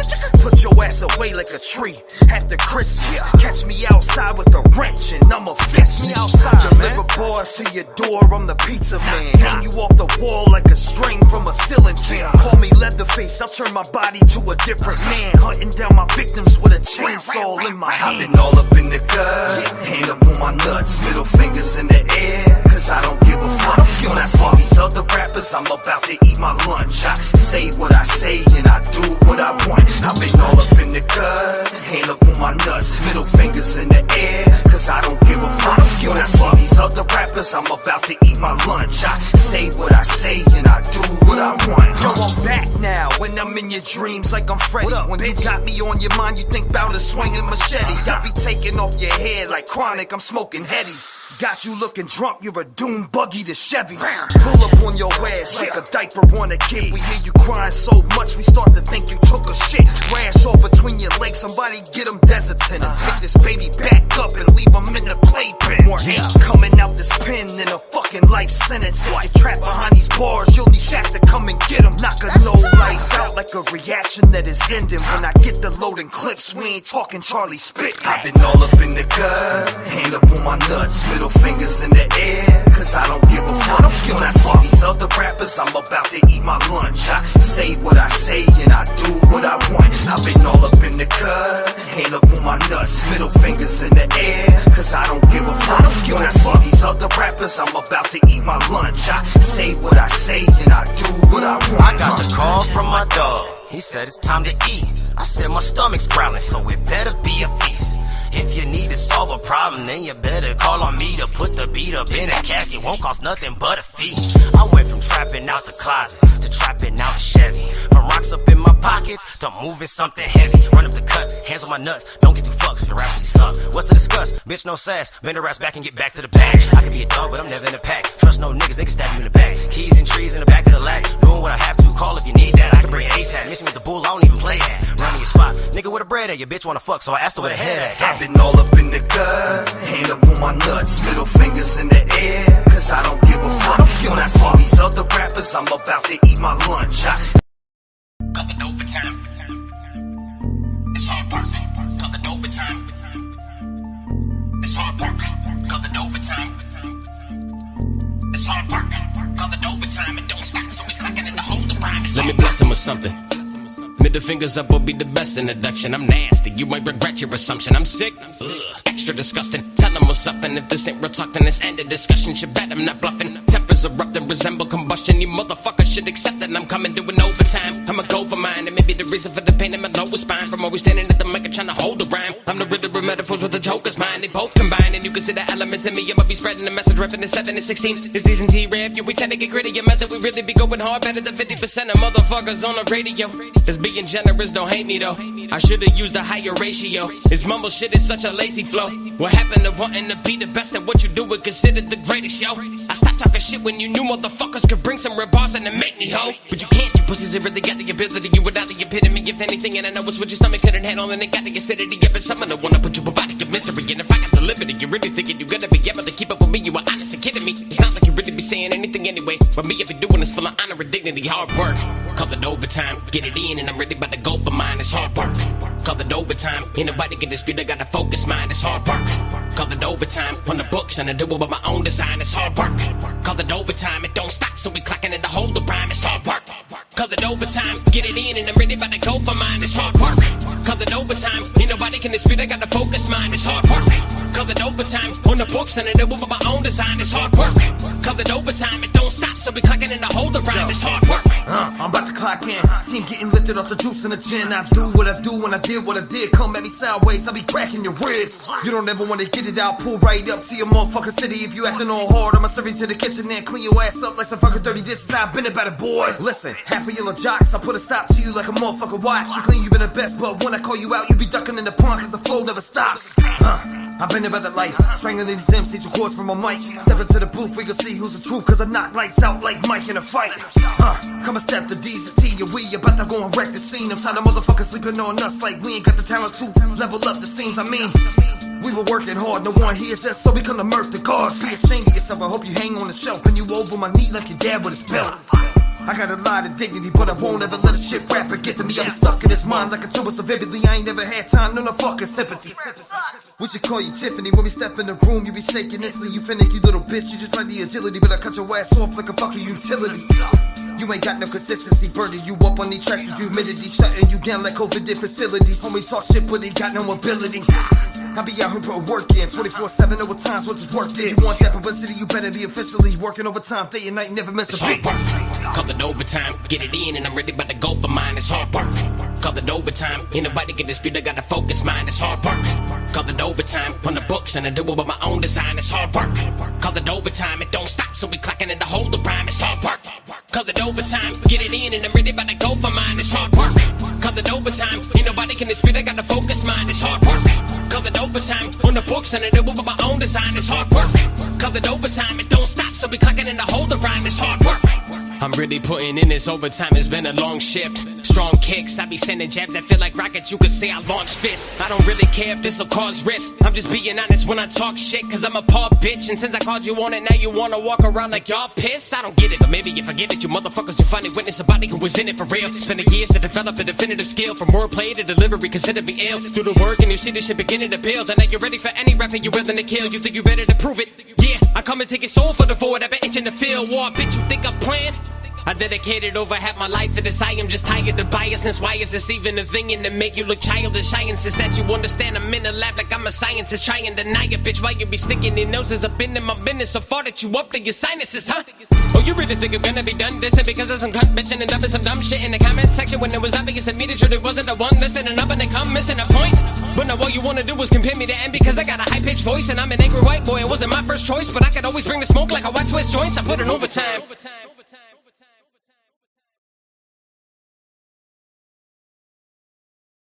Put in overtime. That's the joint right there. I love that song. Shout out to D's, man. You know, I ain't talked to D's in a while, but shout out to, you know, the little jam session we're having after, you know. There's another one by 100 Kufis, Crip. If you don't know who Crip is, this is a feature that I had with 100 Kufis, Crip, Luke Gone. They're bigger artists on YouTube. Shout out to them. I appreciate 100 Kufis for giving me the opportunities that he's ever gave me in my life. That's what I'm, my brothers. We've had our ups and downs, but that's my brother. He's had, you know, shout out to 100 Kufis. Shots fired, pain is what you desire. The pen is mightier than the sword. Then how do we get here, my God? My God. So you wanna start a war? My God. So you wanna start a war? My God. I'm ready for war, I think I said it before. I'm coming to settle the score, weapons galore. My pen is better than yours, I'm leaving you dead on the floor. Off with your head, you keep your necklace on. They ain't respecting the sword, look at my eyes, red, red, red, red. That's when the devil was born, and stay in your place. You know if you mention my name, you know that you made a mistake. Cause if we got beef, I'm lifting that 40 cal, nigga. That's how I'm raising the stakes, next step to the plate. If you hungry, nigga, eat. We ain't homies in the street, a bunch of computer geeks. They be tough behind the Dell until they rolling in the deep. Now put them to sleep, lullaby. Smoking that weed, got him hella high. Nigga, I can tell when you tell a lie. Beat a nigga ass, make it televised. Get offended, you the enemy. Independent or the industry. With the pen, I'm making history. Finish sentence with a simile. Like, you ain't even nice at all. I don't even like you, dog. The mic go Vic or the microphone. I just wanna fight you, dog. And I'm coming to start a war. Homie, this is the art of war. And I would never tell a man suck my dick. That's what your daughter for, the bear. Wartime, we gon' send in the troops. Laced up with my men in the boots. Letting them shoot, 10 of them loose. Fan for your crew, put her through the bed with the two. Hit the top and I plant the flag in your turf. Hit the block and I'm back to back with more work. Back to back to back to back. You know Merc, clap the gat to crack your cap for homework. word, give him a rhyme. Soon as Goofy get up a time, shit on the dime. You know that I've been on the line, front and center. Ain't no way a punk can enter. Stuff the blender, mix it up and chug the lemons. Drink the problem till I'm spitting out a solution. Lot of confusion, know these niggas not in my movement, not in my union. Nigga, we cut from something different. I stuffed the blunt once and puffed through something risen, and I bang at you, sergeant. You see, I told him not to fuck with a thug. I need a bucket of blood so I can paint your apartment. And all red, then I fake to the darkness. Aim for the target. Bullseye, hit a bullseye, get a full ride. Pull five, let the wool slide on the fool's eyes. Couldn't see me coming in deep and shallow, I will die. Better let the vets protect her, let it still fly. Pin and tell her. I make a motherfucker vanish for reaping all of the damage. I know you niggas be talking, but I'm never telling. I'm masked up, say I end up be the dead felon. Instead of belling the money, riches and better selling. I hit the coast of Colombia, get the paraselling. With a pure padico for the people. Crack your head like this, so 4 minutes to society, the new Oakland. I've been on a mission, I murdered the competition. You ain't never been a beast, motherfucker. You live in fiction. If you want to start a war, then I bring it to the division. Ammunition for beloved for anyone for the diff. I be going crazy. Who are you to try to tell me that I'm lazy? I mash rappers up and dump it like the gravy. Wanna battle, motherfuckers better pay me. Rock a rabbit, better sleep like a baby. Knock your old ass back into the 80s. In your hood, I've been cold like the AC. Toss it up and I'm a sword like a maybe. Any YouTube rapper that comes into my vicinity is gonna get a lesson like I was teaching you chemistry. Metaphors and similes, I'm bringing you my energy. I put 6 lines to his head, fucking sympathy. I ain't gotta snitch just to get a little clout. What the fuck did you really think that I was about? If you really got beef, I'ma catch you on a route like Ray Lewis told me, I'ma leave you on the ground. This shit is a circus, you move with no purpose. You claim you're the best, but you really are worth it. You sit on these rappers while claiming you're working, but never do dirt, always hiding by curtains. See, you be claiming you a gangster, till the real one run up and shank you. You should've never started a war if you never wanted danger. 357 and you speaking my language. Get one of my youngest to run up and bang you. Life on the hook like a coat from a hanger. If you're from the streets, don't pretend to be a gangster, cause now when they see you, they really are gonna Bang. Shots fired. Pain is what you desire. The pen is mightier than the sword. Then how do we get here, my God? My God. So you wanna start a war? My God. So Yeah, you that wanna was start. that last verse was me, the one that said 357 that you speak in my language. Yeah, that was me. I said I be going crazy. Who are you to try to tell me that I'm lazy? I mash rappers up and dump them like a gravy. You want to battle, motherfuckers better pay me. I said I'll rock you. I said I'll rock your ass back to sleep like a baby. Knock your old ass back into the 80s. In the hood, I've been cold like the AC. I was going off on that shit. I don't even. It's been so long on that song.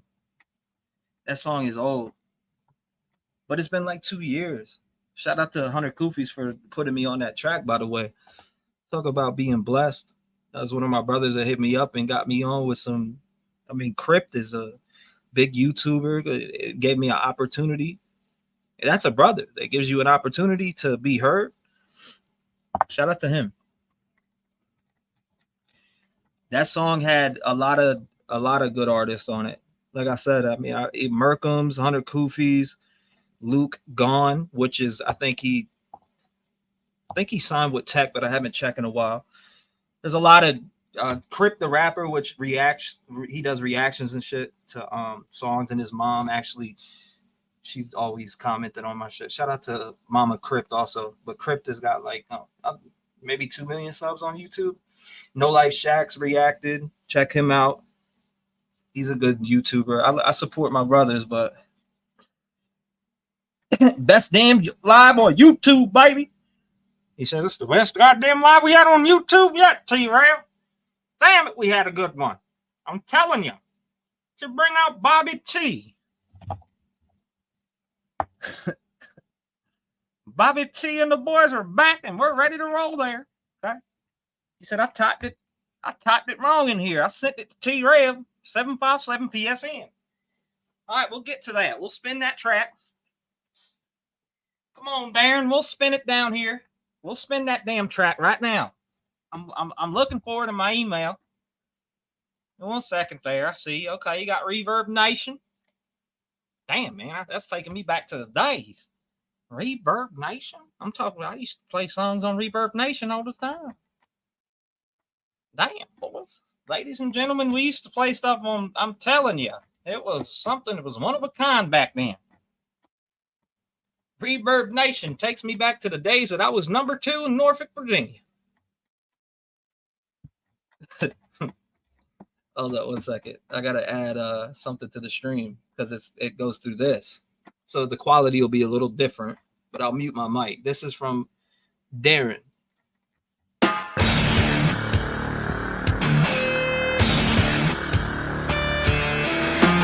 I've lived my life trying to impress myself.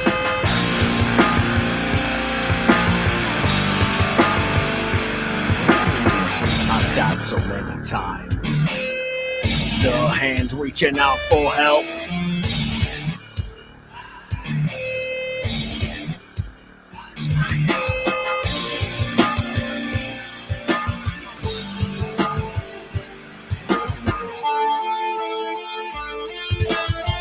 I'm a lyrical miracle, depressing and a lesson, and I'm fresher than a breath and investment. I'll leave you senseless in front of the wife and stepkids. I'm reckless when you step to this. My fucking weapon is the set list. Got the exposition of a mathematician, magician. You're steady bitching and wishing that you could be in my position. I'm insisting it's a competition, and I'm pissing on your wish list, bitches. My enemy lives inside my skull. It's the same old brain train coming towards me, trying to end my life. I tiptoe towards the light. Lava blasphemous Baptist with anaphylactic tactics, fantastic, casket fanatic. Need to get the grit like a fully automatic. I'm still human, you can stand it. I see all your whack panics. You're upset from your regret. I'm on top, predator impacts, more complex than a chess set and a pen written on a blank dictionary. I'm not the source for your guilt. I'm the telltale heartless little scary bitch. My enemy lives inside my skull. It's the same old freight train coming towards me, trying to end my life.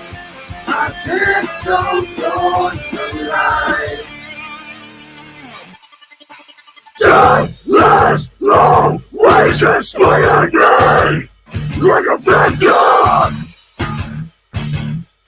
running for the fucking light.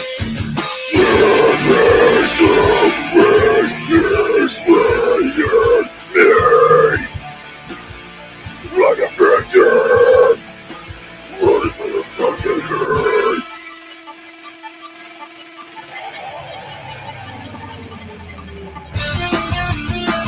My enemy lives inside my skull. It's the same old freight train coming towards me, trying to end my life. I tiptoe towards the light.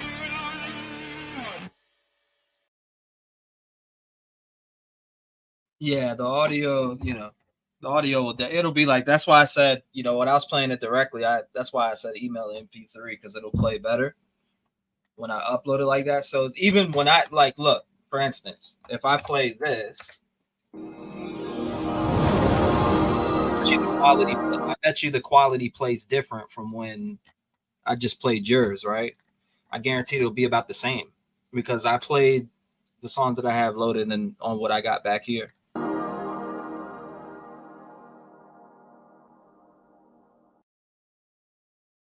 Santino, what do you think?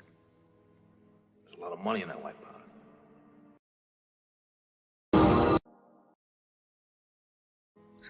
Santino. So you see that right there? I was able to capture this when I was shooting the video, right? It says coronavirus sucks. Like we went to a certain spot and recorded this video. But yeah, I was able to find that. I was like, that's dope. I need to get this as some B-roll. What do you think? There's a lot of money in that white powder. All we do is kill time, kill mine. Every time I got a damn line, kill rhymes in the booth like good mine.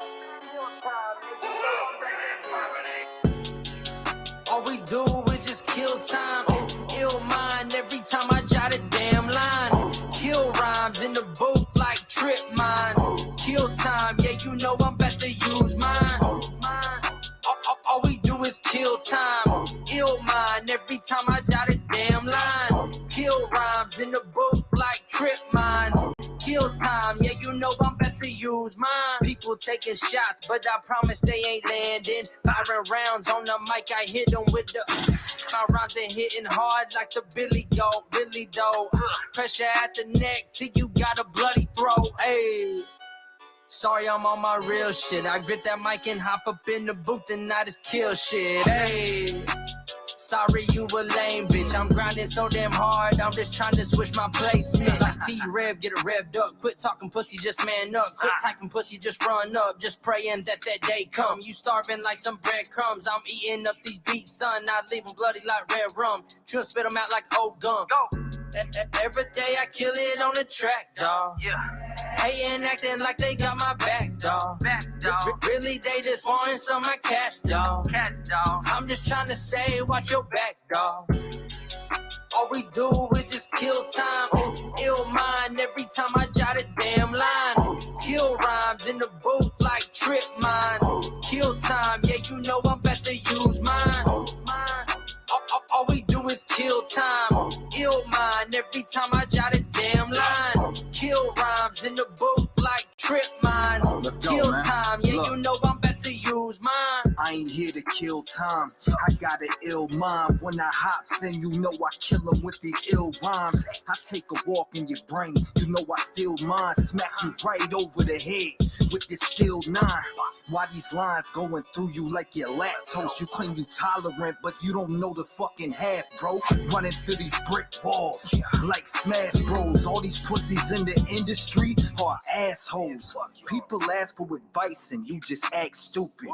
Too big for your britches, that's why I hate your movements. You mumble all in your raps and claim you really do this. I won't sell my soul to the devil to make it in this music. I told JJ to pass me the beat, and I'll be letting out these rhymes like I'm clapping some heat. I bring the fire to the mic like a stove and some beef. It's kill time, motherfuckers, go and get you some sleep, boy. All we do is just kill time. Ill mind every time I jot a damn line. Kill rhymes in the booth like trip mines. Kill time, yeah, you know I'm about to use mine. All we do is kill time. Ill mind every time I jot a damn line. Kill rhymes in the booth like trip mines. Kill time, yeah, you know I'm about to use mine.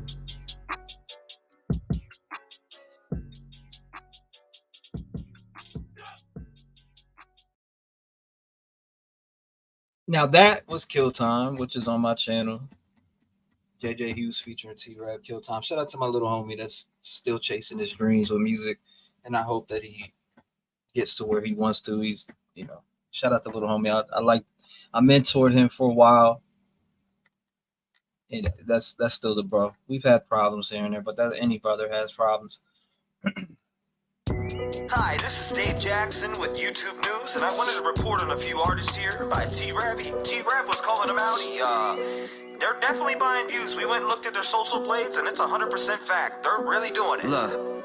Unique. Listen to me when I get on these beats. I put you to sleep with a pillow for free. I say what I say and I live what I speak. I don't give a shit about none of your beats. Ride with the heat. I'ma tell you what it be. Evidently, you came around fucking with me. I'm talking to peace. I'm not trusting the streets. Everybody is a thug till they get put to sleep. Definitely moving ahead of these. I got the energy. I got the remedy. You will eventually see that I'm mentally on another level that you will never see. I got the legacy. This is the better me. Give him the beats like I'm swinging the enemy. You ain't a friend of me. You just pretend to be. Give him a Grammy. He's acting tremendously. Why you gotta fake shit? Take a hack out, give your ass a facelift. You dumb man still stuck to the basics. One flow and you never really say shit. Don't maybe drag your ass out of the basement. Me this Timberland boot, I'm in a shake shit. From the streets, I had to hustle just to make it. Flipping packs on the first when we pay rent. What you know about it? At 13, I was taught how to make sense. You were in school playing with a paint pen. I was on the block, really serving many men. By the way, I think you owe me like 50 cents. I am your boss, cause I got the sauce. Hop in my way, then you stick to a dog. You're taking this loss. I'm in the field, snagging this shit like my name anymore. Baby, back at it like a crack at it. Gotta jump it like a jackrabbit, cause I'm that savage. If you ever wanna stab at it, take a pass at it. I run the tracks like school, cause I'm fast at it. Vividly sick of your history. I got no sympathy. You live in misery, lack of consistency. Fuck the publicity. zeros in your history. You was a bitch, me, come and get rid of me. You don't really wanna try that. Fuck around, you be stuck like a fly trap. Uppercuts make you wiggle from the contact. We ain't from the Bronx, but you know I got a bomb that. Crazy humidity, I got the chemistry. This ain't a trilogy. We got the victory. Fuck all the industry. I'm independent. Resigning myself and I got all the infantry. Written ahead of my prime. I really think it's about that time that I take one of these rappers and put them in the back, cause they literally buy views from online. People respect this. I'm the neglected and tell the whole world you're faking your checklist. I'm eating my breakfast. I bet you regret this. Every single one of you gonna regret this, man. You're disconnected from reality, and that's a fact. You need to get back in tune, but it's too late for that. Buying views and box for clout like it's gonna make a stack. You would really let your tonsils get poked for a couple racks. You're the type to buy 100,000 views and share the news to your people like you're making big moves. Y'all some psycho motherfuckers probably posted by school. I bet you shoot the bitch up to see your face on the news. Face on the news yet? Oh my god. I let my music talk for myself. Some are good, some aren't, you know. Some songs are good, some songs aren't. Hold up, let's get to this one right here. This is T-REV and Sweet Daddy. You know what I mean? Let's get to the T-REV and Sweet Daddy song. I killed this shit. I snapped on this. My dad's first, though.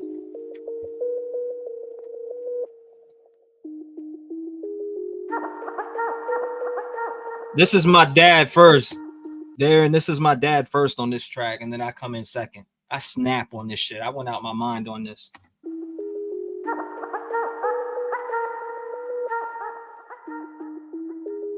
Yo, it's 2020. I can see you all wanna be my enemies. I'm a pedigree, watch out the full moon. Creates MBs. Fuck these munchkins, fuck these clowns, cause they a bunch of nothings. Go spastic when I attack. I wrap them up in plastic and call it a rap. Put them straight in the ground, fuck a freezer. The worms are hungry, they need to eat. I chopped it up so fine, yeah, I spread the line.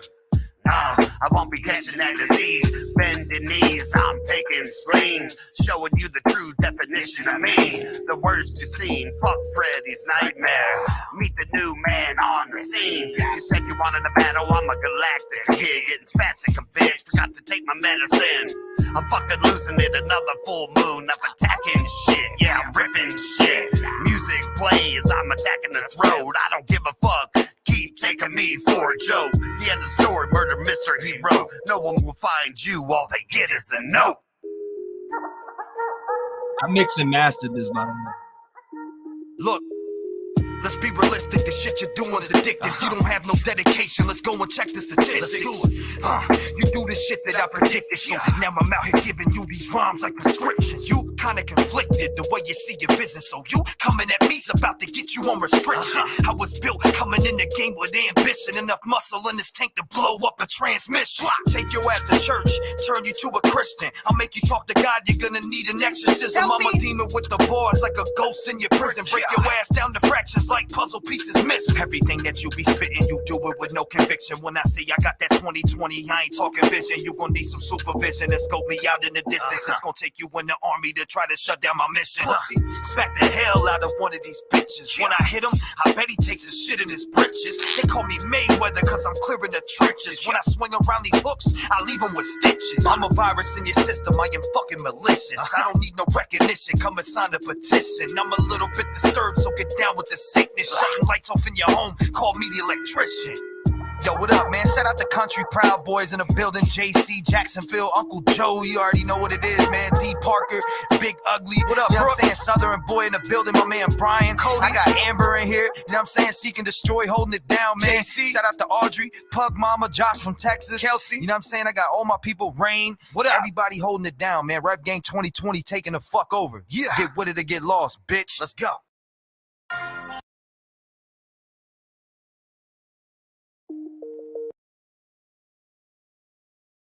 Yeah, that was a bop. I went off on that joint. Your voice just tears shit apart. Yeah, I was like, let's be realistic. The shit you're doing's addictive. You don't have no dedication. Let's go and check the statistics. You do the shit that I predicted, so now I'm out here giving you these rhymes like prescriptions. I said, what? It kind of conflicted the way you see your vision. So you coming at me, it's about to put you on restriction. I was built coming in the game with ambition, enough muscle in this tank to blow up a transmission. I was going off on that shit. I don't know. I killed that shit though. That's when I zone in and really just start going ham. But let me see something. My man said, he said this one? Okay, let me see. Let me see if it'll play that. I was built coming in the game with ambition, enough muscle in this tank to blow up a transmission. Take your ass to church, turn you to a Christian. I make you talk to God, you're gonna need an exorcism. I'm a demon with the bars like a ghost in your prison. Break your ass down to fractions like puzzle pieces missing. When they say I got that 20/20, I ain't talking vision. You're gonna need some supervision to scope me out in the distance. It's gonna take you in the army to try to shut down my mission. I'm a little bit disturbed, so get down with the sickness.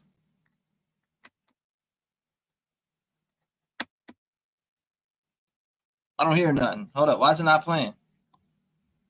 This is okay. There we go. This is from Darin.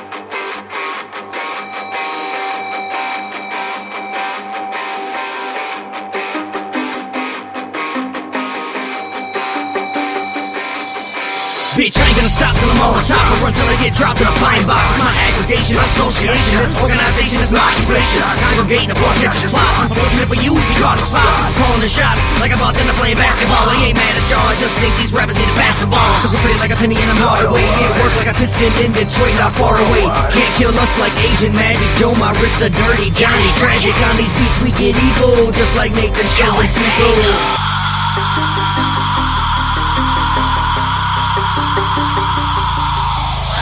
Whole crew is my army, helping to receive, get all we can be.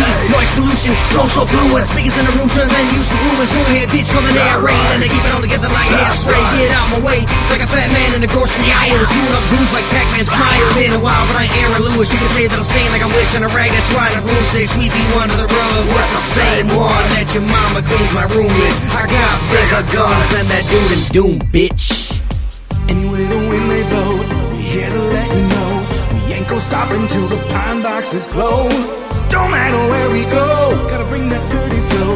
Never going back, turn up the track and watch your head explode. Got the ball on my back making headlines, like a corduroy pillow making headlines. And I'm putting these punks to sleep like bats. I'm going so fast you think I did 10 lines. Like a heart attack, now I'm back spitting on a fat track and I'm bringing my best rhymes.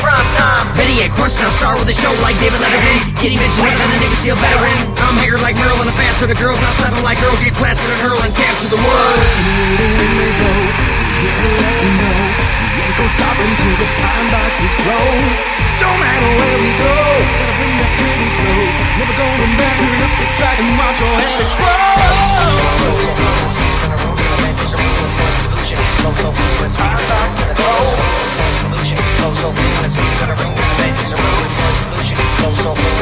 Watch your head explode.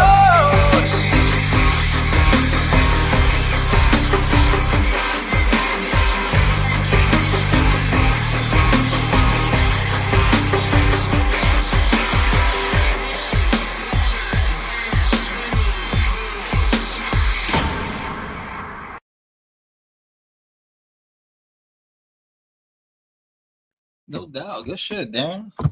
I see you, man. That's a different flavor. I like it because it's different. I like different. I'm trying to show people some Pops. Let's see. Where's Pops at? I know. I'll show you a music video of Pops. Besides me in it, you know. I'll show you my Pops because he's got plenty of music videos. So I'll kick it with y'all for a minute. Kick some of this music. Why not? We had such a great live tonight. Shout out to Darin, Dunkin, and everybody in chat who was here and kept it respectful. You know, like I said, shout out to everybody here. Oh, I got one called Drug Addiction. This one, I can't believe he has it on here. It's called Drug Prison. Actually, it's the mix on this one is horrible. This one's called Drug Prison, and it's old. This is super old. It's called Drug Prison. I made this one. But let's see. Why is it not playing? Now, Pops made the beat. Now, this is super old. When I say it's old, it's old. It's called Drug Prison. Here it is right here.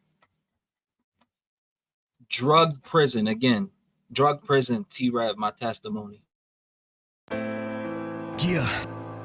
Look, man, I want to put out a message to the youth, maybe help them, stay focused on school and share an experience that I've been through. And maybe you might be able to relate to this. Maybe you got a mother or a father or a cousin or an uncle that's going through something like this, man. Addictions are rough, so keep your mind focused. You can overcome it. Going through these addictions, I'm trying to help a vision. Maybe I can help a kid get away from addictions. I just want to touch a soul and maybe help how you're living by telling my life story. Doing drugs is like prison. Going through these addictions, I'm trying to help a vision. Maybe I can help a kid get away from addictions. I just want to touch a soul and maybe help how you're living by telling my life story. Doing drugs is like prison. I used to wake up every day chasing around the buzz, popping 20 different pills to get away from who I was. Now I'm popping some boxes. I traded it for the cottons on top of popping these daddies and Zans. I better stop it. I'ma end up in my coffin. My depression is so awful. It's burning my freaking brain like a toaster does a waffle. Every time I think of stopping, I was shaded by the darkness throwing up. Sick in bed, I'm starting to think it is a problem. Every time I think I solve it, I was getting high regardless. All I wanted was the happiness. My soul is never harvest. I was always let down like a homeless kid on Christmas. Don't you see the freaking pain through my heart as I spit this? Always seeing the doctor lying about my problems to get whatever I need to fix it and get through this process. Blaming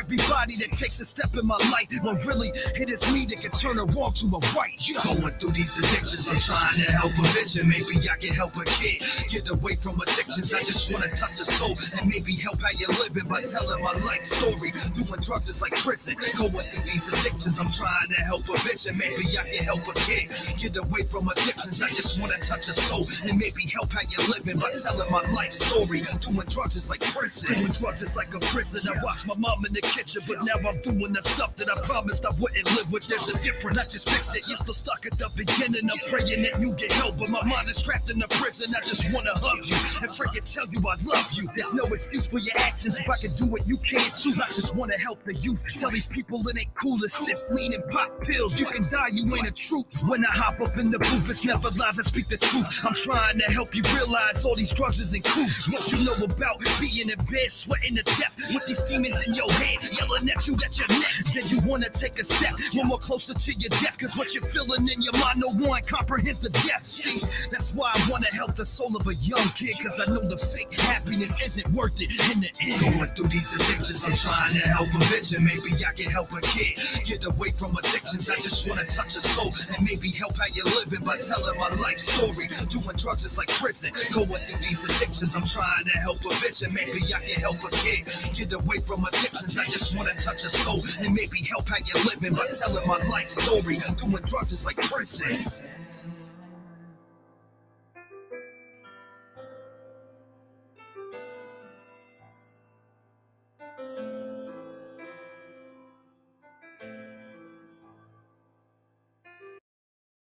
Super, super old. Yeah, I could easily play that. In fact, here's Pops right here. I could easily. This is my Pops right here.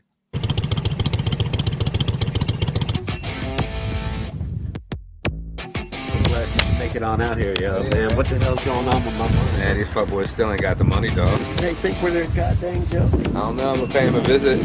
Listen, this is what I want you to do. Okay. I want you to get the shovel. I got it. I want you to dig that hole. I will. I'm gonna go get the boys. Shut you up. I don't play games caught up in the mainframes. I'd like a virus infecting computer brains. Fuck malware, that's some small shit. Hit them with the shit to make them blind. Knock them offline, broken ATM, lose my mind. Where my money at? You got a short time. I'm a boss, been one out the gate. Let's get it straight, I want my money, no debate. Don't make you send the boys to mark your end date. I ain't fucking around, I ain't playing games. I'll try to see that ass, have you leaking, throw you out back, have you stinking. Better come up with the Benjamins. Where my money at, bitch, the goons are coming. Where my money at, where my money at. Where my money at.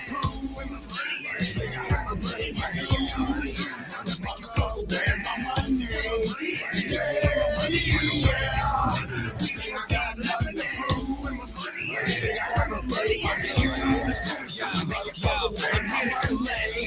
it's money or death. I'm one of the best. Shit, I'll put one in your chest. I'm aiming to shoot. Yeah, I'm taking the loot. They ain't fucking with the kid. That's just the way that we do. They hating me too. Man, I could do it in my sleep. I'm counting up this money while they counting up these sheets. Fucking 9 to 5. We getting money in the street. Taking everything you got cause you ain't fucking with a G. I'm here to do work and these haters gon' knock it. They better get this paper cause I'm all about a profit. Stop it. Man, your dudes too cheesy. You say your block is hot, but I move through easy. The crew too greasy. We ride with the worst. And if you ain't got my money, take a ride in the hearse. Real shit, when the kids spit, they gon' run it back. They loving that, screaming out where the money at. Where my money at? Where my money at? Where my money at? Where my money at? Stop the making so bad. Where my money at? Where my money at? We ain't got nothing at. Where my money at? Where my money at? Stop the making so bad. Where my money at? Where my money at? We ain't got nothing at. Where my money at? Where my money at? Stop the making so bad. Where my money at? Where my money at? We ain't got nothing at. Where my money at? Where my money at? Stop the making so bad. You said who's Pops? This is Pops right here. Pops is right here on the motorcycle. The big dude, the tall dude. My Pops is big as hell. He's older now, but he's still big. That's Pops. That's my Pops right there. Matter of fact, I got to get him on one day because, like I said, my Pops is a straight shooter. He don't play. But check him out. Hold on, let's play this one real quick. This is Pops again, but this one is more. I'm in this one, and it's a little different. So I'll tell you what, this is one of the most monumental songs I've made with my dad. When we sat down and made this song, this was an emotional moment. He didn't know that at the time, but for me, it was.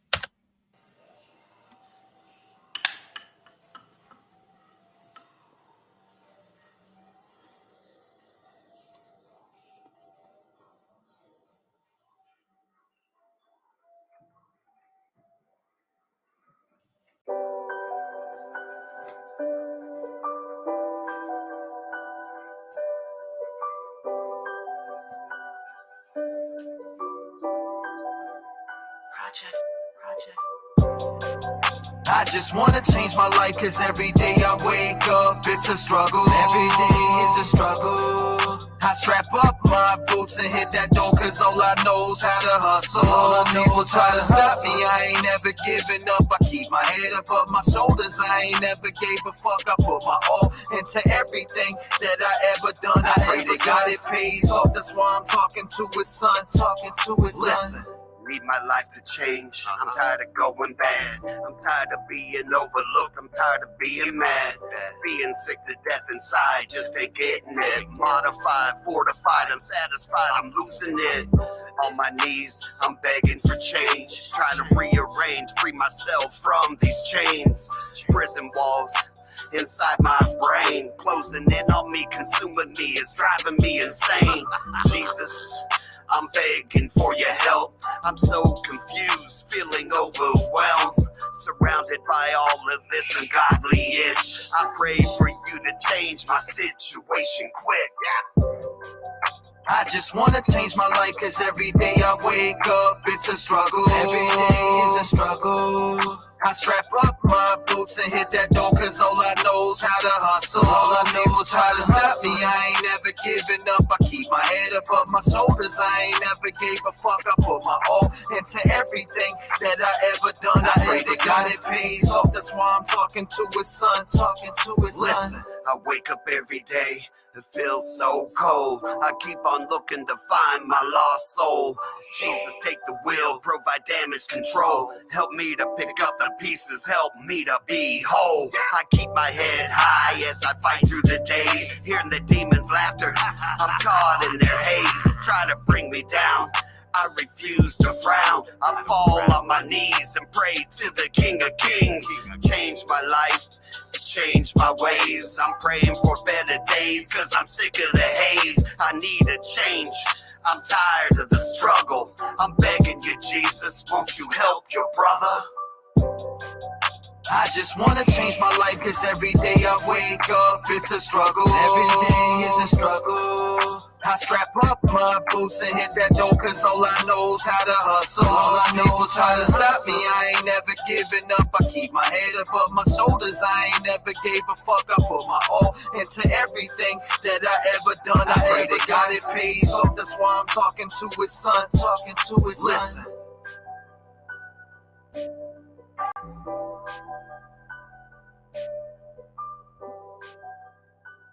Yeah, Pops was in a band for he's been in plenty of bands. Pops was definitely in plenty of bands, man. Pops was in plenty of bands. In fact, I'll run this one and we'll whatever. Here we go. I forgot about this one. So Hobson made an Ill Mind. I know a lot of you heard of Hobson in the Ill Mind series. This was my sixth Ill Mind the Ill Mind Remix 6. Now I went to it was a new studio that opened and recorded this, so I didn't mix and master this song at all. Hobson, Ill Mind 6 remix by Young T-REV. Let's go. Real shit. Let's go. Real shit, man. Look. My mom stays smoking meth every morning I wake up. I see her taking hits, it's like she's putting on makeup. It's devastating my heart just to know cause I hate drugs. Please get it out my face cause I'ma snap and just break stuff. I'm going crazy, I see my brother shoot the dope. Smoke meth, snort coke, smoke crack, shoot both. This is getting on my nerves every day that I was living at my mom's. People were smoking crack right in my kitchen. I'm a painted vivid picture, it's eating away my liver. My Uncle Rusty was falling asleep with the needle in him. This is picking my brain, this is leaving it beat. How the fuck am I gonna change it? This was all that I seen. I just moved on. I had a couple kids. I seen too much drugs and start fucking with the shit. See, I made it right instead of a left. And when I went away, my brother almost died from the shit. He died 3 times. And they still brought him back. When he got out the hospital, the drugs were still attached. I made the right decision and I'm never looking back. Just understand that I love you, but you gotta change fast. Please make this go away. Get this shit up out my face. I've been seeing this for years and now it's time to turn the page. It's making my heart twist. I lost my mom in a maze. Actually, I lost my family from every drug that I named. Please make this go away. Get this shit up out my face. I've been seeing this for years and now it's time to turn the page. It's making my heart twist. I lost my mom in a maze. Actually, I lost my family from every drug that I named. What? I struggled every day from when I seen as a young man. I was taught to hustle, took control of my whole plan. So now I'm forced to live, working heavy with both hands. Everything that I seen taught me well, I'm a grown man. Mama fucking struggle every day that I live. You fucking let this happen, people doing drugs in our crib. But I forgive you and I love you even though you just neglected me. And threw me to the side and stole the money Grandpa left for me. And that was all that I had from somebody that loved me. I fucking cried when he passed. He meant the world to me. But you can never take it back. You did this shit with your decisions you were making in your past. All the difference make me stupid. Picking the man over your kids, I am ruined. I never knew it, but now I learn what the truth is. I put my thoughts on the paper, it helps me through it. I'm a loser. Please make this go away. Get this shit up out my face. I've been seeing this for years and now it's time to turn the page. It's making my heart twist. I lost my mom in a maze. Actually, I lost my family from every drug that I named. Please make this go away. Get this shit up out my face. I've been seeing this for years and now it's time to turn the page. It's making my heart twist. I lost my mom in a maze. Actually, I lost my family from every drug that I named. What? I woke up at 2 just to go to the kitchen and find my mom smoking meth. I had a dream I was chicken. I said, Mom, I need you. The monster's after me. She said, son, shut up. Go to your room and go to sleep. I started crying. And ran back to my bed and shoved my face into the pillow, yelling loud as I was scared. I didn't know what to do. My mom is stuck in my room. My younger years were ruined from drugs and I just grew. I grew to be bigger just to find out the truth of why these people in my life were acting funny, so I knew.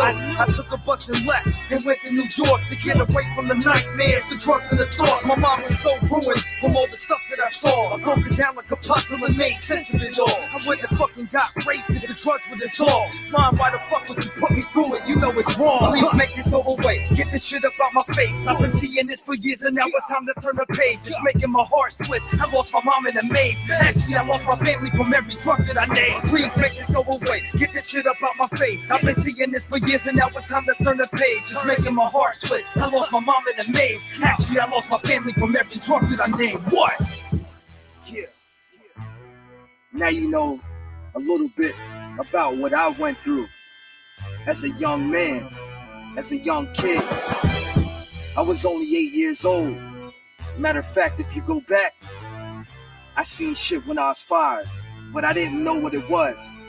Because I didn't know about drugs and people doing dope and struggling and living this life. This is how I fucking grew up and what I seen and what my mom put me through. This is my struggle. And all I want is a little bit of respect. Let's go. Yo, Trev in the motherfucking building, 757 all motherfucking day. I'm out, bitch.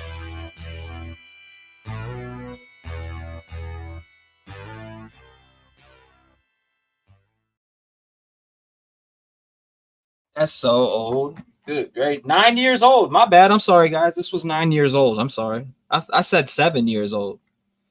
That was 9 years old. That song is 9 years old. So I tremendously grew as an artist. I mean, for instance, this was me. Let's see what this. Okay, so this was me a year ago. And this is me freestyling. I hit record and just freestyle words in my head.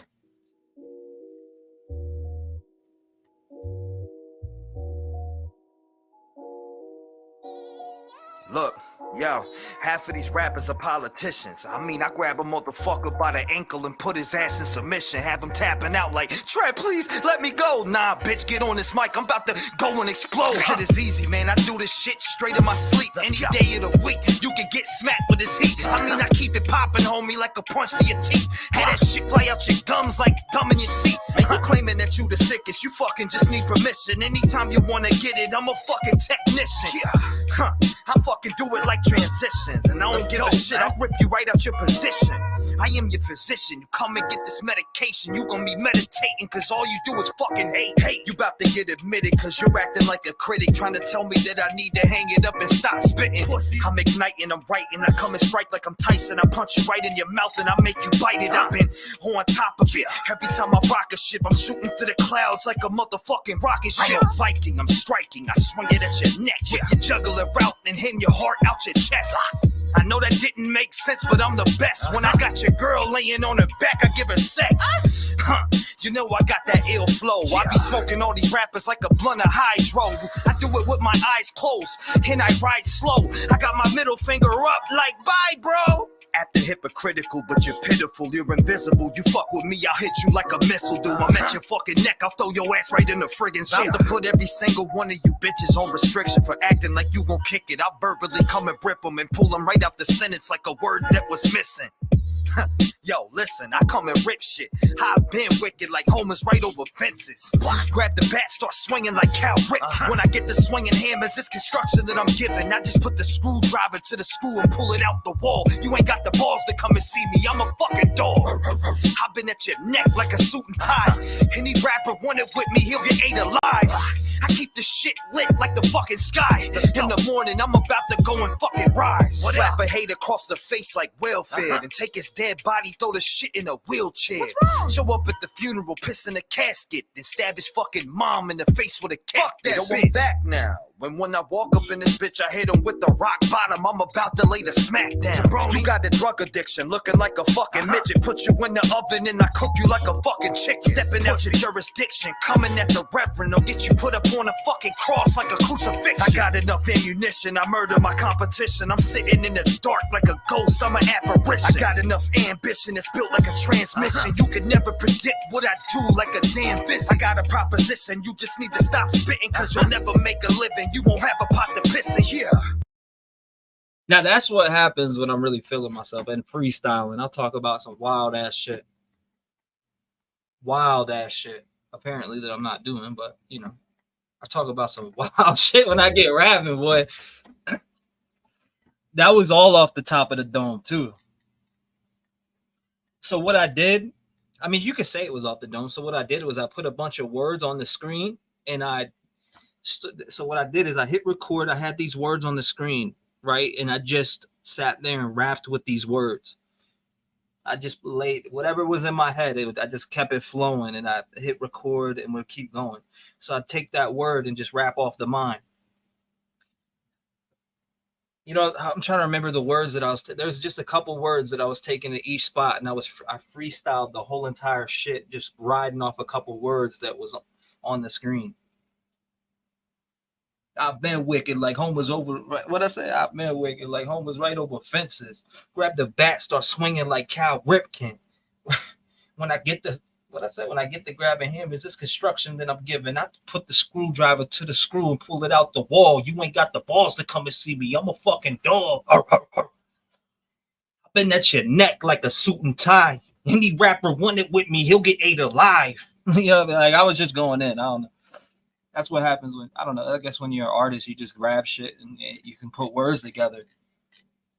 It's like being a, you know, for instance, I don't know if you guys have seen, put this on since everybody, you know, I want you guys to see this. Because this, I know some people seen it, but for instance, No Life Shaq reacted to this. Look at No Life Shaq. He's got 4 million subscribers. I remember when he reacted to this song. This subscriber story made me cry.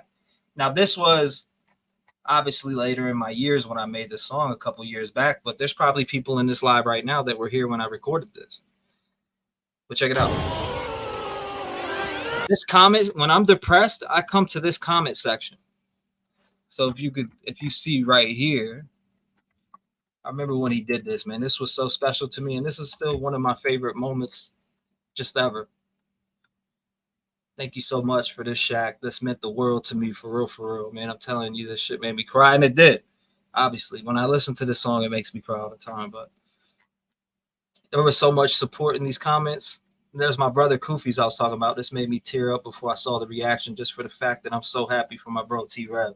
He definitely deserves everything he has coming. This guy out all his feelings and emotion into this track, deep as fuck, and fire too. Stay up, T-REV. I mean, like, this is crazy.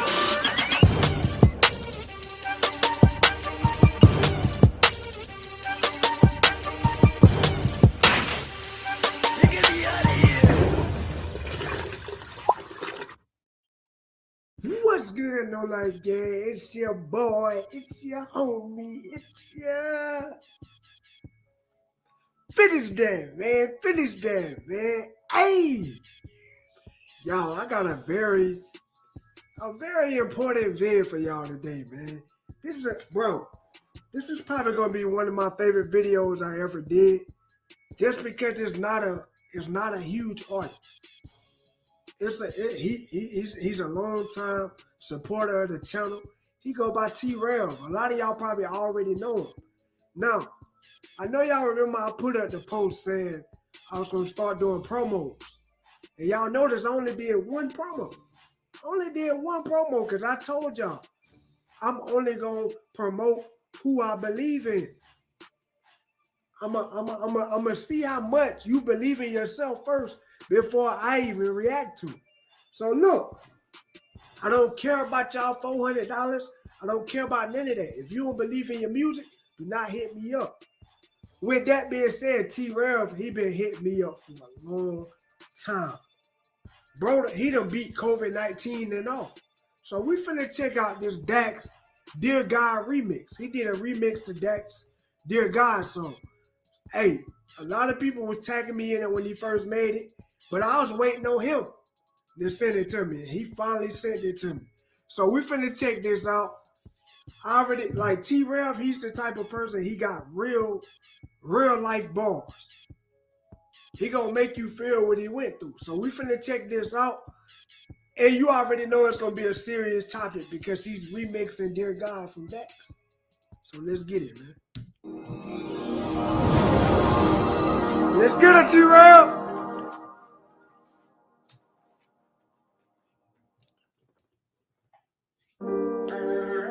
Hey, I just wanted to come back and talk to you. Deep Depression Part 2.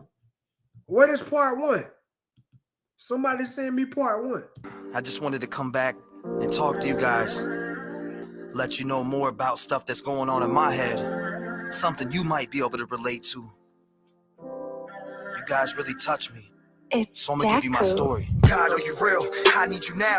Every day I'm struggling and I don't know how. I'm looking up to you for these questions, but I need you to walk down here and answer me now. Oh, okay. Yes, sir. Yes, sir, T-REV. That's how you get somebody's attention right away. Bruh, when anybody that talk at the beginning of their song like that, you know it's finna be a deep subject. Oh, yeah. No Life Gang finna love this one. If you deliver right, No Life Gang is finna love this one, T-REV. I need you now. Every day I'm struggling and I don't know how. I'm looking up to you for these questions, but I need you to walk down here and answer me now. Every night I go to sleep, I be praying to you. You never talk back, got me looking like a fool. I be hoping for the better, but you always bring the worst in the end. I'm the one that always gets hurt. Why is my mom down here in the streets? People getting robbed for a little bit of weed. Kids getting shot in the head because a daddy got a problem with someone and then somebody rolling up with the heat.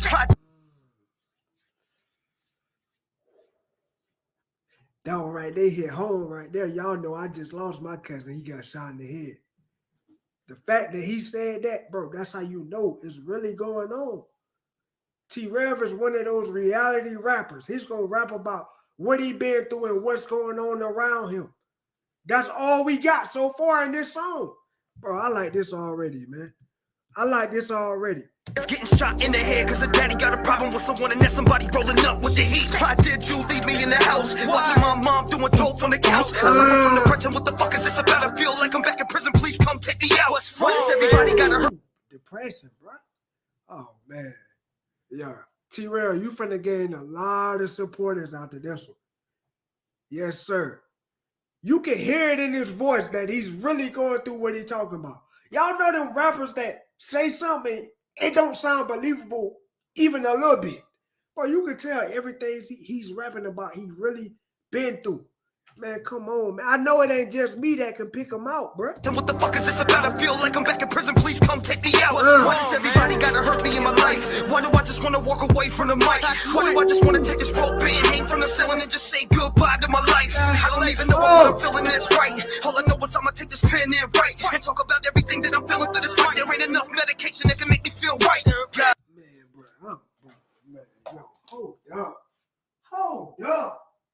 Hold up. I'm glad I started today off with this reaction right here. Stuff like this keep you grounded, bro. Stuff like this make you more thankful. It's always somebody going through something way worse than you, bro. It always could be worse. Man, come on, man. He said, ain't enough medication to help what I'm going through. So I'm going to use my rapping ability to get all this stuff off my brain, all this stuff off my mental, man. That's what real rap is, bro. Real rap is therapy, man. I see a lot of rappers out there, wannabe rappers out there playing with the craft. This shit ain't no joking matter, bro. Some people use this as therapy, man. Come on, man. That's why I make fun of the mumble rappers now, man, because they can't do this. Take this pen and write and talk about everything that I'm feeling through this fight. There ain't enough medication that can make me feel right. God, I need to talk to you because you just never answer back. It's like everything I ask you give me twice as bad. And now I'm loading up this gun, feeling twice as sad. I really had faith and now I lost every ounce I had. PTSD got me trapped in a crib from everything that I went through as a kid. Why do I suffer from these panic attacks? I just want to get the motherfucker away from this shit. I go and see the doctor and he tells me that I'm fine. He prescribes me medication and just throws me to the side. My whole life felt like... Y'all peep what he said, man. He said, I go to the doctors. They just give me medication. They tell me I'm fine and just give me medication and move me to the side. They don't really know what the real... Man, come on, bro. Come on. He prescribes me medication and just throws me to the side. My whole life felt like prison when you're holding on the boards and you know that you're trapped inside. I don't even know what to think. I feel like a boat with a hole that'll sink. I got a lot of people around me that tell me life will be good, but I don't really give a fuck what they think. I'm trapped in my mind and I'll never get away. These thoughts that I have are gonna drive me in my grave. And I pray to God like every single day, but I never get a sign that he hears what I say. Do you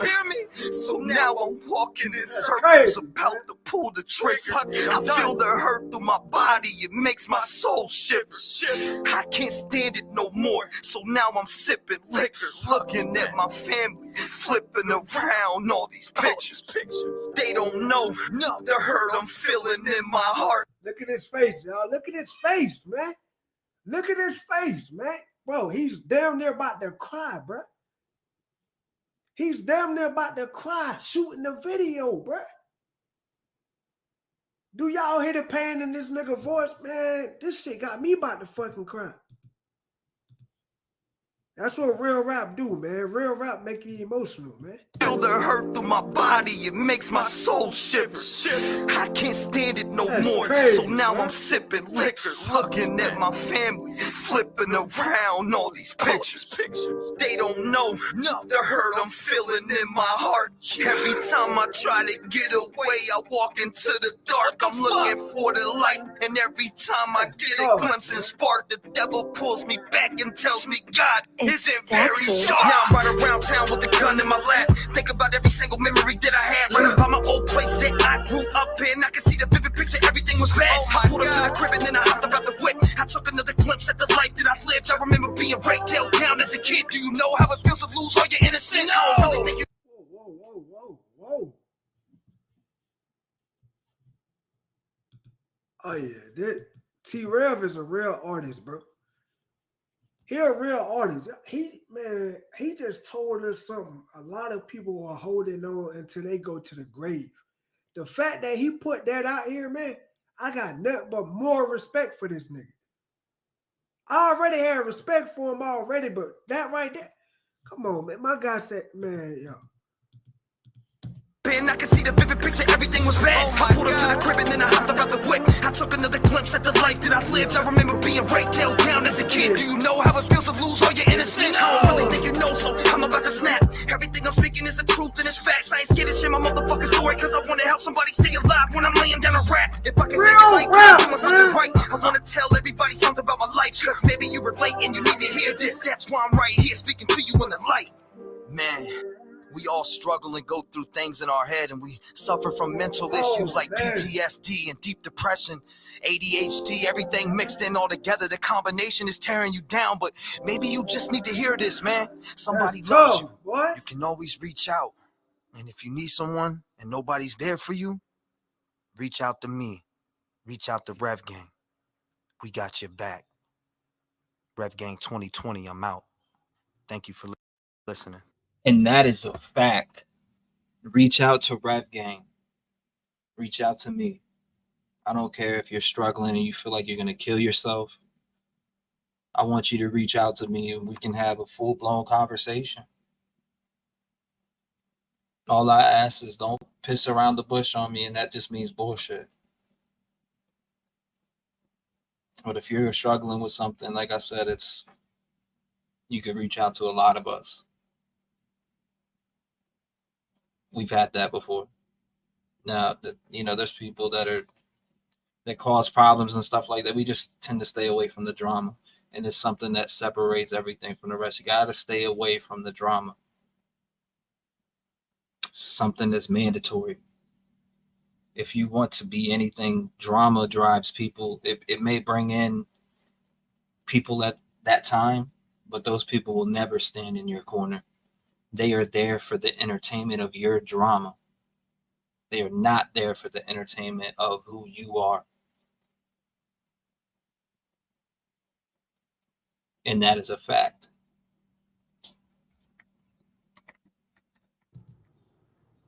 Oh, man. Whoa.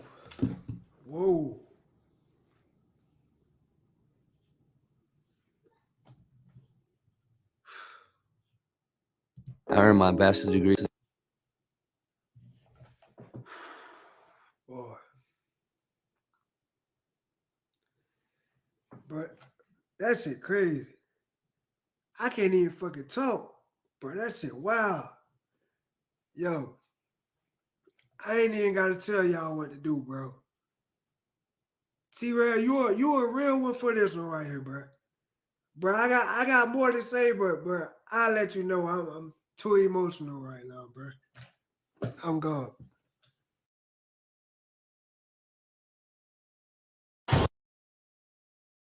You know, he after that he called me crying. It was even before it was uploaded, but he called me up crying after that. And man, shout out to No Life Shack. For real, shout out to No Life Shack. He's opened so many doors for people.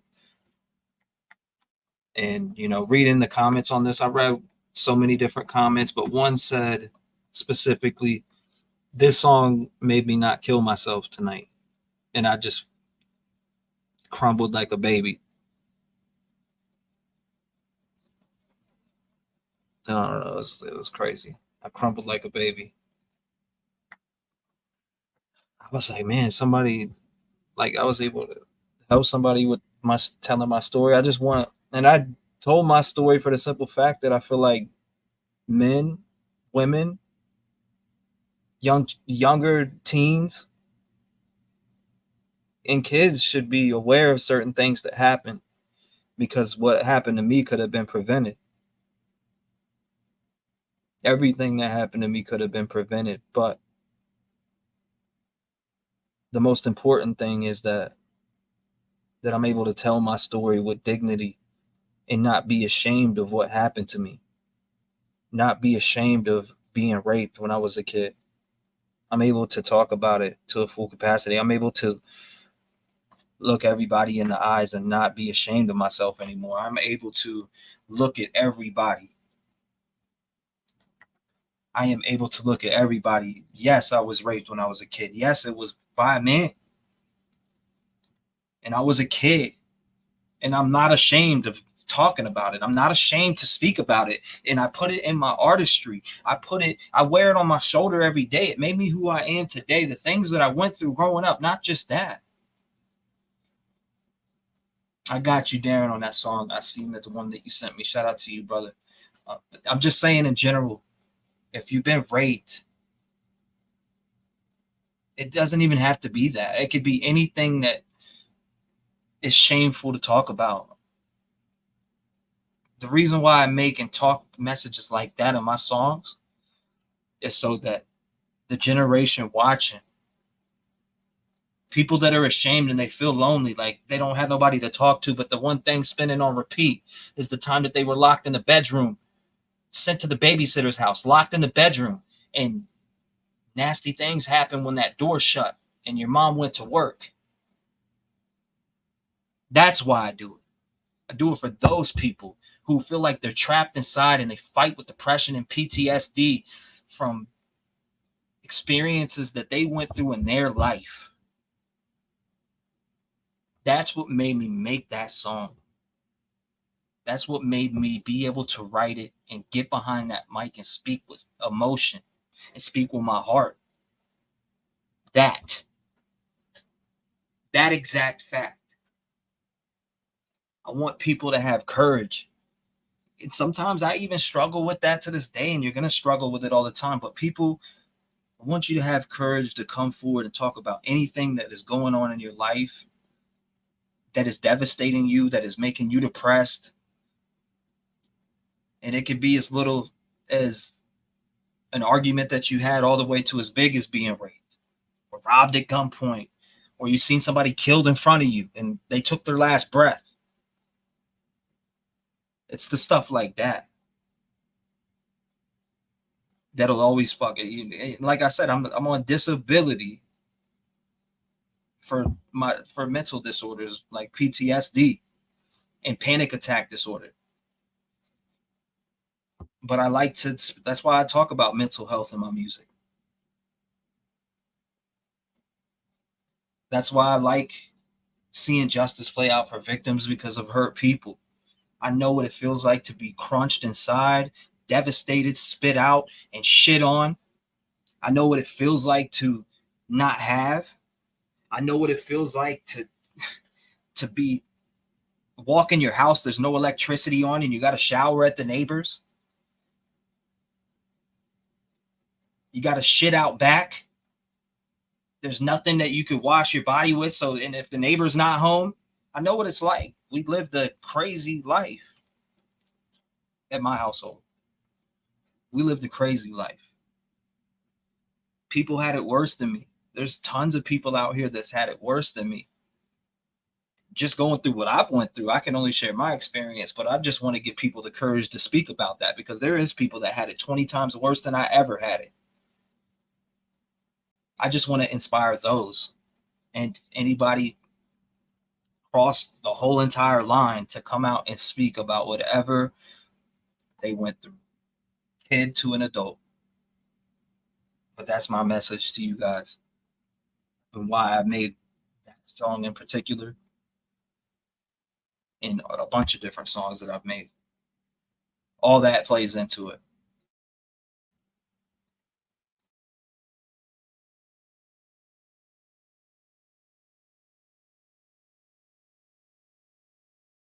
Hold up 1 second. I'm grabbing this that Darin sent to me. I had to email it to me. Hold up. Is this the right one? Let me make sure I'm in the right email. Okay, here it is. I'm going. Now, this was from Darin. Darin sent this in to me. He wanted me to play it for you guys. Here it is. To twist your back like mine, so you'll never get out of bed again. Never get out of bed again. Never get out of bed again. When my alarm goes big, I wish it was a eulogy over my casket. The voices in my brain telling me I'm insane, and you're never gonna fucking make it. My pain has no name, silent dotted line, wearing a calligraphy mask. Planting holes in the wall, children handprints, and they draw finger on the trigger, sword in the palm. Treatment only exacerbates what I saw. You made the bed I slept in, handed me a weapon, lace on the boots. Time to go forth and kill. Everything I said to you is a lie. I'm dead inside. I just wanna lay in my deathbed and cry for one last time.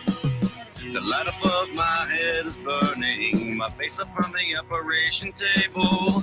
Don't listen to me, don't take my advice, I'm already died. Fake it until you make it. You're always complaining and yet you're complacent. Explain it and you can't face it. What you created, it's degrading to what we created. It's faded and so much time is wasted. The remedy is adjacent. You misplace it. You can't escape and you can't erase it. You can't be my replacement. Hold my composure. Full disclosure. Life is made a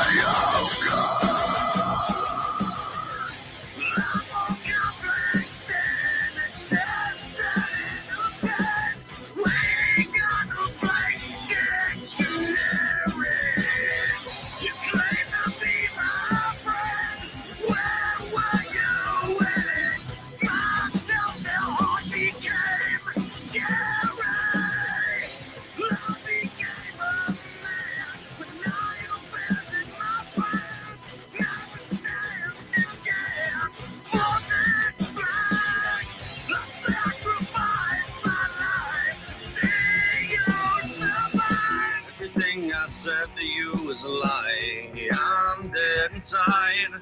I just wanna lay in my deathbed and cry for one last time. The light above my head is burning, my face upon the operation table. Don't listen to me, don't take my advice, I've already died. So here we are today, standing face to face like a deer in fast approaching headlights. Why would you waste the time, pretend to be a friend of mine, and now I'm broke from every lie that you sold? Conversations are getting old, and I'm told that fairy tales are lost in my past. Rabbits are prey to the wolf, killed by the man, the bullet always finishes last. Life is made of God.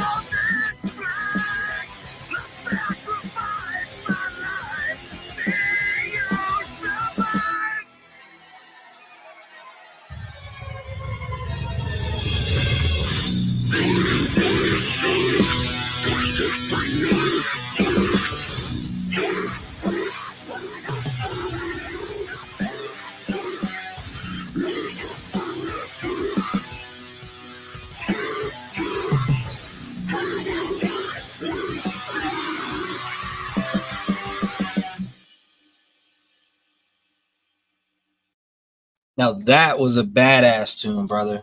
Good mix. Where did you record that at? Awesome. Good quality. Very good quality. I'm glad, Nacho Girl. Thank you. People do need to hear that. And that's going to be part of my motivational podcast where I talk about certain things and I get into touching on subjects where people do need to talk about things in their life. I don't care if you got a journal, a book, but that was a good that was a good tune, Darin. Great mix. I do reactions too, which he said in my basement. It had a great killer mix on it, bro. Killer mix on it.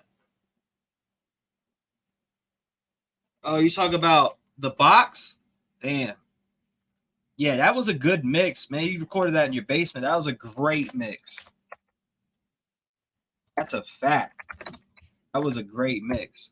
And it was a killer song. It did give me Korn vibes. And then I heard a little bit of, man, have you listened to Clutch? That old school band Clutch? Killer. I'm into everything too. All right, so since you said that, Brian's been around for like going on 4 to 5 years now. And he's watched me record my whole albums, all the albums that I have out, even the 23-track album. He watched me record every single song on a live stream. I do 10-hour, 11-hour, 12-hour streams. I think I recorded 4 songs in one stream at one point. I was just going ape shit on it. And the time, it's cool to sit back and talk about it, you know? But yeah, is this the one you're talking about? You're talking about this one, right? I dropped the URL to Darin's song in there too. Like I said, great mix, great song. Definitely had that Korn vibe to it with some Marilyn Manson. I heard a bunch of inspirations in that song. Great, that song's definitely dope. Check that out. Definitely check that out. That's for the metalheads for sure, in my opinion. I love metal. I remember going to Slipknot concerts and getting in the mosh pits and shit. Here's In the Box. Hey, look, man. A lot of people are doing a remix to this track, and they just rapping. They really ain't saying nothing, man. We really about to talk to y'all on this one, man. Half of y'all out there are in the box. You heard? Rev Gang, what up? Look, let's go. Where's the competition? You got no pot to prison. Anytime you want smoke, you always have fences. You better keep your distance. Acting hard like you're ready for the beat, but you always got some fucking chicken. And don't you get that? You better get back or get snapped in two just like a Kit Kat. I ain't with the talking, there ain't no chit chat. If I talk, all you hear is the back on the grind. All I do is this rap shit. I just live it out, got a body full of passion. The struggle made me humble, now I use it when I'm rapping. Living in the streets, eating food out of trash can. You gotta be aggressive, I learned a life lesson. Spent plenty of nights on the streets, I was reckless. I'm really in my pocket, no safety, I had a death was all I seen was dark days. I used suffer protection. Man, what you really wanna know about the struggle? Mom threw a drug at 13, I had to hustle. Picked up a couple bricks, sold licks, hit licks. I was always weaving in and out of trouble. I didn't know what to do, I was stuck in this move. Every turn I made was a really bad move. They came to my crib with a couple AKs hanging out that window like I came I wanna shoot them. I had to change my life, they would've took my soul and sent me up to Christ. But I walked down that path and I made it right. Get rid of the wrong, so I chose the flight. I had to take a couple losses, met a couple bosses, quit a couple jobs, turned down a couple offers. But now I'm independent, collecting all of my profits. Fuck a record label, I will never be a doorstep. I've been at it like an addict. Now I'm sitting on top like an addict. I've been praying and wishing for better days, and now I see the light. God told me I'll get past it. I stay in the studio, one day my life will be in a movie role. Pain aching in my heart from the hurt it shows. I lost a lot of family members and it hurts the soul. Got a lot of brothers dying from the hands of a cop. 4 killers murdering while a lot of people watch. Now the world's going crazy, people breaking in the shots, burning everything down while the government just watches. And y'all are playing for a change. As long as CNN is live, it'll never be contained. Everyone has a mind, but they never use a brain. So sick of the divide, I never had to pick a race. When you turn on the news, they leave people confused, misleading information to change the way that you move. So I stay out the streets and lock myself in the room, cause the world's going crazy and people are catching catching flus. Everybody's getting sick of this. I'm tired of living in a fucking world full of ignorance. I'm sending out a message, please stay away from innocent people who don't want to deal with you hypocrites. Look, man, what I'm saying is the world right now is messed up, and I feel like we're all in a box, and we need to step out that box. We need to stop dividing each other by race. We are all brothers and sisters, no matter what color we are, man. We all need to stand together as one. Do not let the media paint this picture in your head to where life's gotta be some type of way. We all gotta be divided off into different colors and races. That's not the way it works, man. Pray to God and stop listening to CNN, because there's some fucking liars. When it's T-REV, I'm out. Rev gang up in this bitch. Shout out to my homie 100 Koofies. Also shout out to everybody making positive moves. King Blitz, you know what I'm saying? I see y'all, man. Shout out to all my reaction channels too, man. There's too many to name. I love y'all all. I'm out.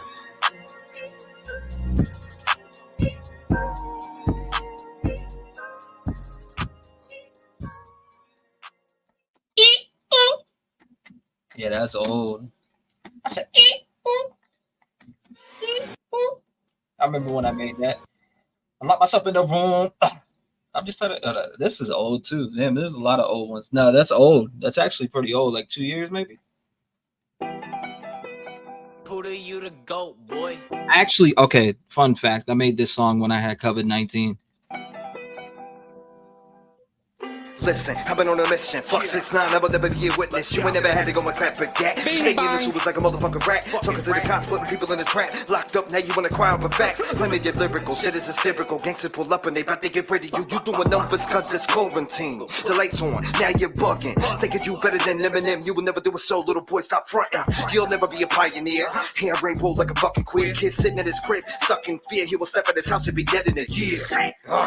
I'm back now. Hit him with the rock bottom, let it smack down. Any rapper that's whack gets attacked now. I hear you mumble on beats, they call it rap now. I ain't with that, so you can get back. Don't make me get shacked on your bitch ass. When I throw with the oop, it's guaranteed when he dunks that it's gonna break glass. See, a lot of haters have been talking in the comments, they don't wonder where the kicks is. I'm a motherfucking bomb threat, never left this mic alone. Murdering all these fucking clones. I don't give a hell about your fucking dope. Knock them off the mat like your name was Pop Smoke. I can slow it down and start to clown on these rookies. That shit you spit sounds like when you fell out your mother's pussy. You're the type to say, Little Peep was a legend, and I can't agree with that shit, cause Tupac was a weapon. And what I mean by that is the pioneers in the game are always being strict from the path that they fucking paid. And that's the type of shit that I hate about this game. I might be losing my life, but I'm picking up mics. If I'm gonna die, I'm killing mumble rappers on sight. 645 AR, put his head on a spike for dude talking out his neck like Kane with a mic. If you don't get this punchline, eat this left with this right. I'll have you swallowing teeth like a curb when you bite. Knock the brakes off this pussy like the ones on his bike. Call me COVID-19 cause I'm a virus to mics. I'm infecting any rapper in the scope of my sights. I'm here to shut this mag off like I'm flicking the light. Y'all coming and with precision. Got the headshot, motherfucker, I ain't missing. Even if you duck, how tips gon' rip them. I've been getting ever since I was an infant. People try to hate, fuck the negativity. I'm draining out the batteries in every single enemy. They'll try to be a friend of me cause I can see your energy. I never will pretend to be a friend with an enemy, and that is facts. Facts. Yeah, I was flowing on that one. I was actually running out of breath too because my throat hurt so bad. That shit was crazy. Hey, look. Hold up, what is that? Well, Bing Bong. Oh yeah, this is a good one too. Baby girl, you.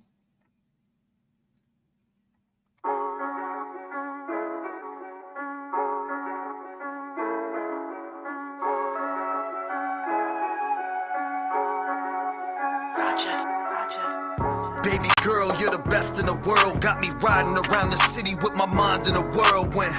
I would never have nobody else but you, cause everything you do to me proves to me that you're the truth. I need a girl that is riding for me, not one that gets up and runs out the door and just leaves, and that is you. That is you. I can see it in your eyes, and when we're laying in the bed, that's why I'm holding on you tight.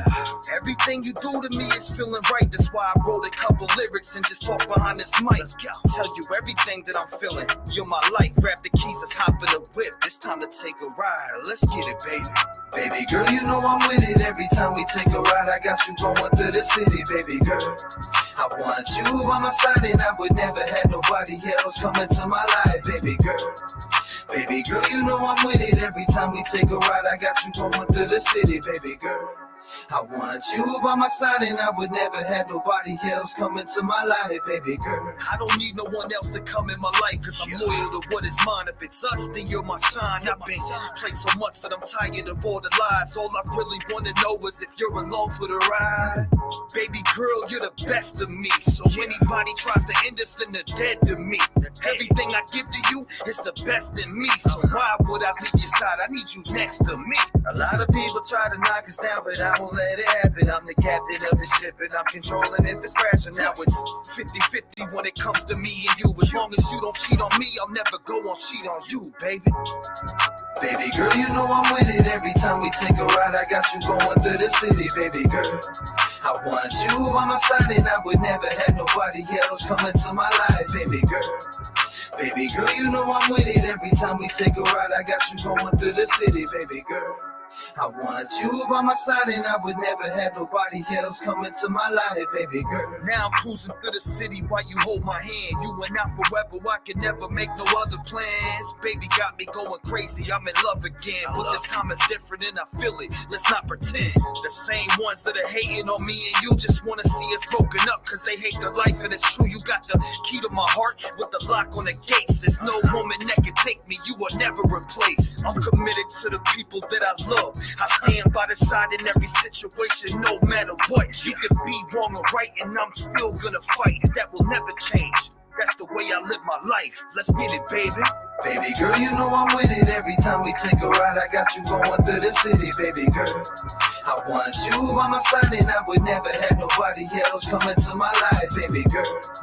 Baby girl, you know I'm with it every time we take a ride. I got you going through the city, baby girl. I want you by my side and I would never have nobody else come into my life, baby girl. Yeah, that's my joint, baby girl. You know, I had to sit in there and practice a little bit, you know, but you can go on YouTube and literally just press this. This is a 23-track album I had. Oh, yeah, this is a banger. A lot of y'all ain't heard this.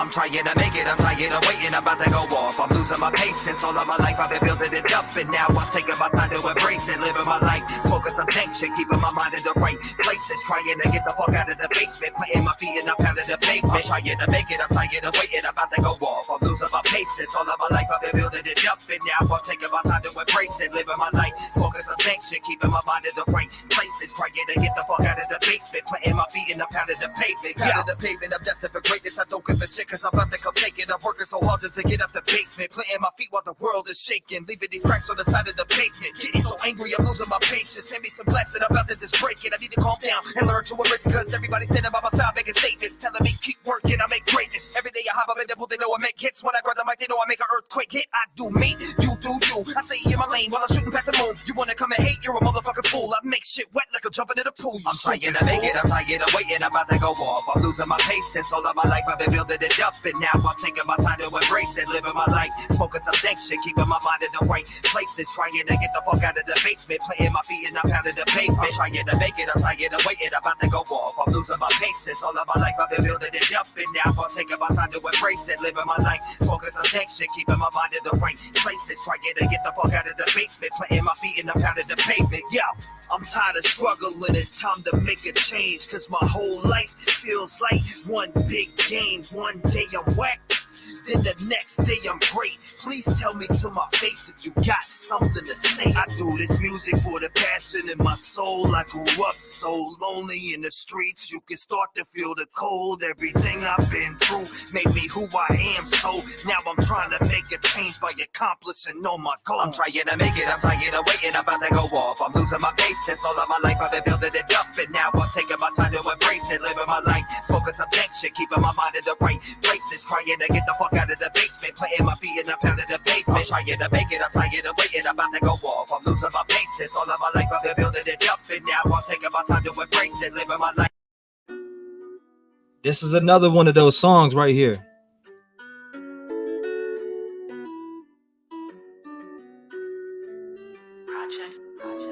A lot of people try to come and put a stop to me, but I've been running through these beats kinda like a rocky scene. When I take over, they'll probably say it's a robbery. I'm sick of all these actors that lacking, living in mockery. I came up out the jungle, in and out of the poverty, training like Miyagi to make it out this economy. My whole life, I've been trying to change. It's been a long time coming, cause I'm sick of the pain. Waking up with no food and no water to bathe. I had to shower at the neighbors for a whole year straight. What you know about looking at your mom in the face, snorting lines of meth instead of paying the rent, now it's late. I used to wake up every morning to a fiend in the house. Then one day, I packed my bags and moved straight out of town. Cause I'm the sergeant with the drills, I stay laying it down. Send them through them cold chills like a draft in your house. Let's go. I'm in the field, I'm a sergeant with the drills. When I get up on the mic, they know I leave a cold chill. I'm like a storm when I spin a windmill. I'ma take off to the top, you try to stop me, yo, that can't be stopped. I'm in the field, I'm a sergeant with the drills. When I get up on the mic, they know I leave a cold chill. I'm like a storm when I spin a windmill. I'ma take off to the top, you try to stop me, yo, I'm reaching for the top. Going through the struggle like I have as a kid is the reason why I get emotional when using my pen. I just wanna make it out and make a life for my kids and get married and just have a family, cause my heart's full of sin. I done did a lot of dirt, robbing grown adults since I was 13, taking stacks of money and disappearing within the street. Going crazy back in heat, grab a pen, I'm cooking beef. I'm glad I left town, cause if I didn't, it was murder scenes. I was young and very toxic as a little teen, carrying around dope, selling it to a couple fiends. People coming to my window at night, phone ringing off the Richter for a ball of some white. I used to be that hustler, making moves on a bike. If anybody looked wrong, I was ready to fight. Don't get it twisted, cause I changed it, now I'm living my life. I'm the sergeant with the drill, sending chills to the mic. Let's go. I'm in the field, I'm a sergeant with the drills. When I get up on the mic, they know I leave a cold chill. I'm like a storm when I spin a windmill. I'ma take off to the top, you try to stop me, yo, that can't be stopped. I'm in the field, I'm a sergeant with the drills. When I get up on the mic, they know I leave a cold chill. I'm like a storm when I spin a windmill. I'ma take off to the top, you try to stop me, yo, I'm reaching for the top.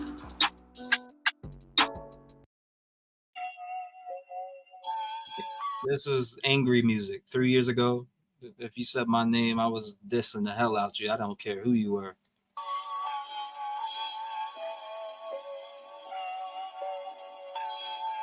Yo, look. Project. A lot of y'all claim that y'all some rappers, but it's a true fact that every one of y'all are actors. Taking shots at me, but missing every clip. I'm your motherfucking master. Bow down, you little bitch. Y'all really want the beef? I'm a suicide bomber, making sure you go to sleep. Put the wrench to you, loosen up every crease. Then take the screw out like Whoopi during beats. Yo, boy. You the hardest on the internet until I pull up at your dinner and eat your chicken legs. You go hard in the chat, but never been a threat. Soft like a pamper, you're crying, I think you pissed your bed.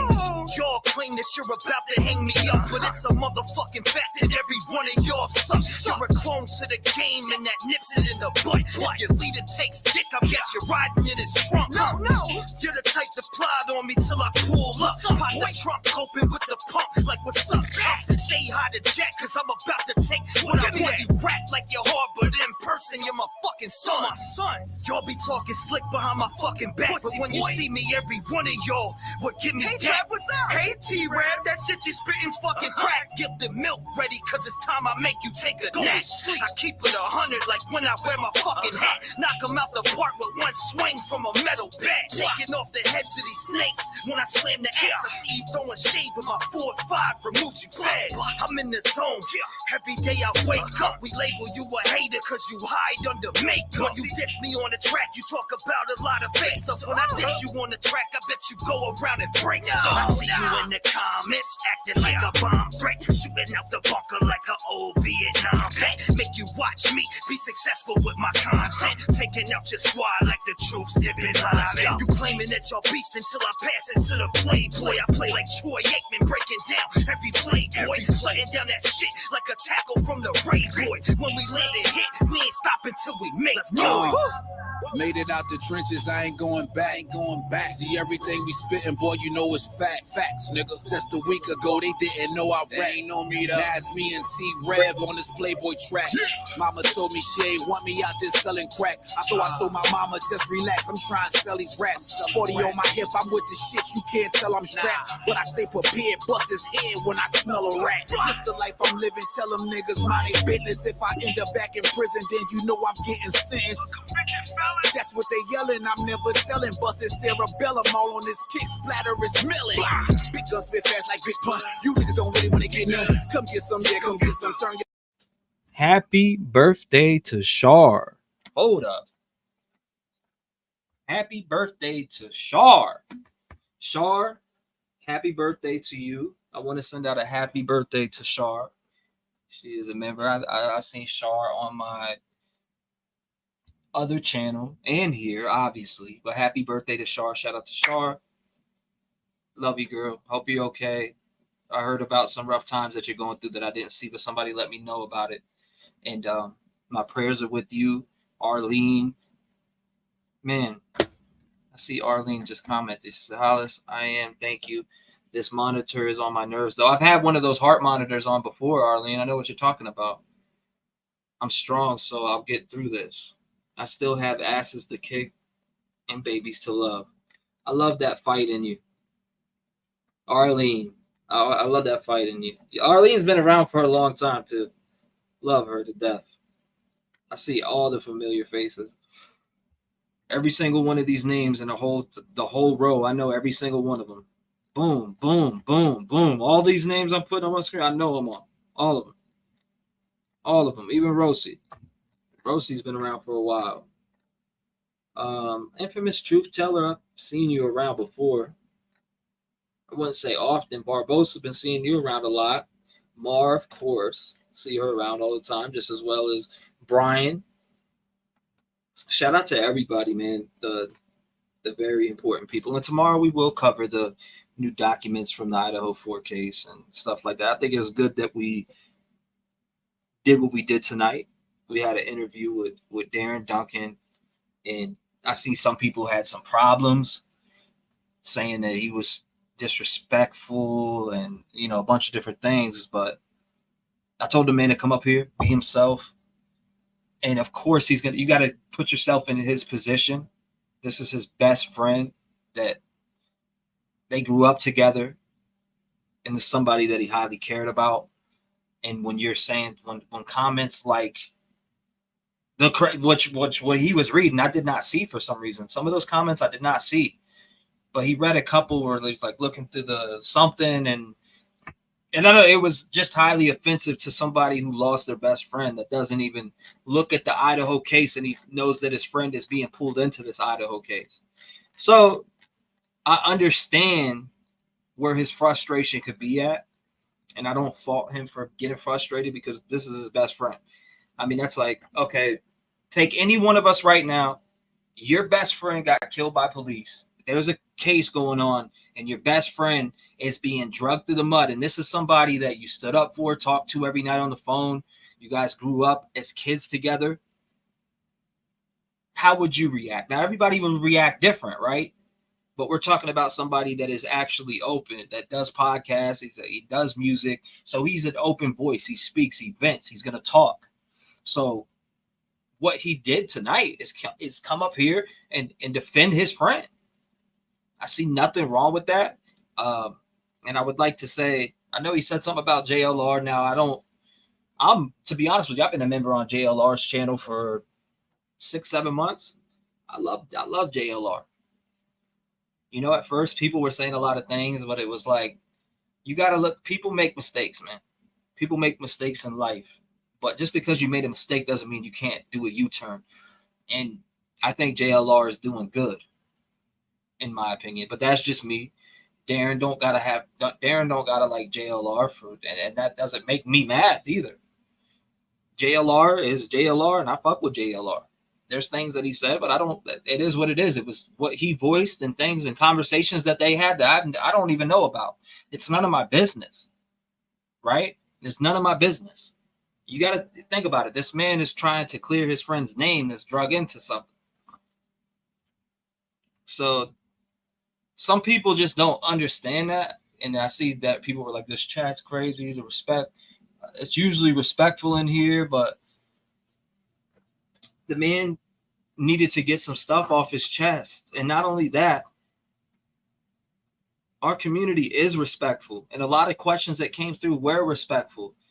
And I let Darin, we didn't even get to all the questions, right? But I let Darin get shit off his chest because he needed that outlet. He needed that outlet. And I wanted to give him that outlet. This is somebody who died that served our country that is being dragged into a quadruple homicide. And I'm passionate about this case. And Darin was talking about all that different stuff within, people being obsessed with this case. That's why I immediately said I'm one of those that is obsessed with this case. Just like I was plenty of other cases. I just happen to be doing true crime on YouTube and I'm covering it. So, I mean, it is what it is. I'm obsessed with it. I am one of those guys that is highly obsessed with the Idaho 4 case, and I will follow it to the very ending until there is justice. And I do know their full first and last names by heart. Kaylee Gonsalves, Anna Kernodle, Madison Mogan, and Ethan Chapin. I know them all by heart.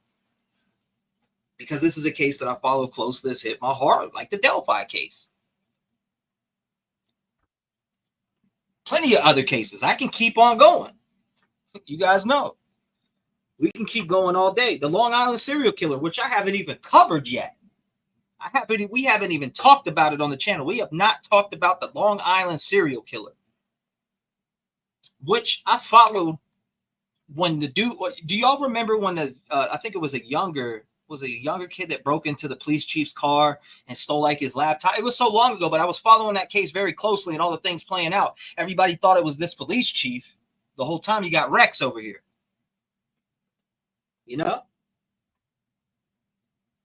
So yeah, shout out to Darin. There he is right there, still reading comments. Thank you for all your continued support, even though I'm not live anymore. Yeah, Darin, shout out to you, man. Like I said, I take no offense. I say things. For instance, when he brought up Brent Kopackas live, talk about spirit box and shit like that, I'm gonna tell you right away, I did that. And I was looking for answers. But that's what you do. If there's something, you tell people. I have no problem telling people. I have no problem. I sat there and told Darin right here while he was sitting next to me. I did that. You know what I mean? I did that. And it won't for no clicks. I promise you that. Because when I pull out the spirit box, you'll see it empty out real fast. Pulled it out right now. I guarantee it drops down. I'm not worried about that. That's not what I care about. I care about victims being heard, giving a voice to the voiceless, trying to find out the truth. And now I know in the paranormal field that it's 50-50. You don't know what's reaching out and saying anything to you. If you believe it, then you believe it. And that's all that matters. The paranormal is in its early stages, right? It's in its early stages of just finding, and it's been going on for a little while, but still though, like I said, it's in its early stages of being studied. And it's going to keep going and going and going and going and going. But yeah, happy birthday to Shar. I want to say happy birthday to Shar. And I'm sorry about what happened. I heard about something that happened, and that kind of just sad to hear. I just read it just now, so I'm like,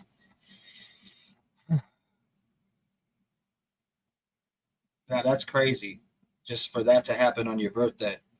I don't know if she wants me to say that out loud, but for that to happen on your birthday, I can't imagine what you're going through right now. And if you need to hop in voice chat with anybody in Discord and talk, we can line that up. I don't know what you're going through right now. That what I was told is very upsetting. I'm trying to put myself in her shoes I couldn't even imagine losing my baby right now. I couldn't imagine losing my fiance. I'm sorry, I couldn't. I mean, that right there breaks me to pieces. So just imagine what she's going through right now. It's Hollis' birthday. Happy birthday to Hollis too. Happy birthday. Happy day. Happy birthday to Hollis and Sharp. I didn't even know it was Hollis's birthday, but I do now. JLR is a hard worker. People hate on him for no reason. You know, King Scarlet, and shout out to King Scarlet. Very smart, very educated. Love the stuff that you break down on Twitter. It sums it up very well on the stuff that I have a hard time just speaking it. Like, you put it together very well. Shout out to King Scarlet. She needs more props for the work and stuff that she looks at and the statements that she gives, because she gives very good statements on Twitter. I do see your statements, and that's why I comment on there, because I couldn't heart it enough. Like, the way that you put it earlier, one of your posts earlier, I was like, man, she hit the nail on the head. Well, shout out to her. Shout out to her for sure. What's the infamous truth teller talk about? Typo. My apologies. We should be a little more mindful of one another and make conscious effort to do so. Make a world of difference. Absolutely. Why not? I grew, like I said, you can go back to my YouTube earlier days and see how arrogant and different I was. A lot of you guys have helped me change in so many different ways that you would never understand that. I don't think you would ever understand that. What is going on back here? And my damn light turned off. What is going on? My light's over here turning off on me. Damn, who turned the light off? Because I certainly couldn't get over there to turn it off. That's crazy. Anyways, let's turn the brightness down on that bad boy. You're welcome, King Scarlet News. Shout out to you. Like I said, I love the reporting that you do also on Twitter, and I think it should be commended. I definitely look forward to seeing your posts. You put together very well-spoken shit that I think, but you put it in very good terms. So shout out to you. You broke down the new what was it? The new docs that I read earlier. I remember reading that post. I was like, damn, she smoked that on that. Yep, T was unsecured back in the day. Ain't no doubt. Ain't no doubt. When should we bust out the new toy? Like, I seen somebody on her post. I seen somebody on King Scarlet's post the other day. Or yeah, maybe it was the other day. They're like, yeah, but he uses a spirit box. T-REV uses a spirit box. And I do paranormal investigations. I do it with a passion. I love it. I want to know what happens when we leave this earth. I want to know if you could be spoken to on the other side. Yeah. And what? What are you trying to say? Like, people be like, ask your magic 8-ball. Hold up, let me shake it. Hey, when is my birthday? Okay, March 11th. Okay, thank you. I appreciate it. My magic 8-ball just told me. This right here is gonna be the new toy, and it's not even a toy. This is the new attachment for the SB7. I showed this. I think I showed it last night. I'm gonna show it again. This thing is bad to the bone. Telling you this right now, it's bad to the bone. I can't wait to bring it and do on one of these trips. And when I was talking backstage to Darin, he told me, like, you know, I got the connection to get into Waverly. 8 hours, it's $1,000 to get in there. Okay, I'm on board. Sign me up. Pull up on me. Pull up on me. I said March 11th for a joke. I was just, saying that as a joke. And today is my dead friend's birthday. Well, happy birthday to your dead friend. So we should plug that in. I don't even think. Hold on, let me check my email and see if the dude hit me back, because he said he forgot to put the video on how to use it in here. So hold up 1 second. Let's see if he actually hit me back and sent the thing. Nope. Nope. I'm pissed. Like, where is it? Like, why didn't he send it to me? Like, come on, bro, you're slipping. Okay, so he said, let's go to here. New message. It says new message to that. Hold up. He sent new message. Okay, here we are. Yeah, baby. I like this.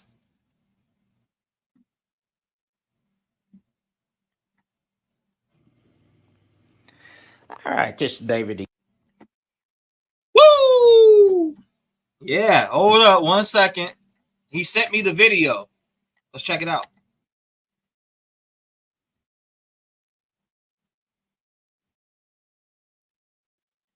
He said they work better after they've been used a few times. Shout out to that guy. Hold up. Let me get a few of these links that he sent me. Shout out to that man.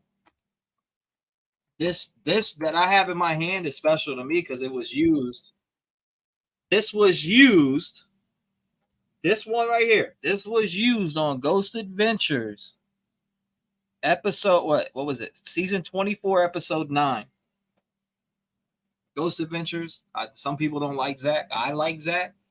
Darin, I talked to Darin earlier. I don't think he likes Zach, but that's cool. Everybody likes the same shit, right?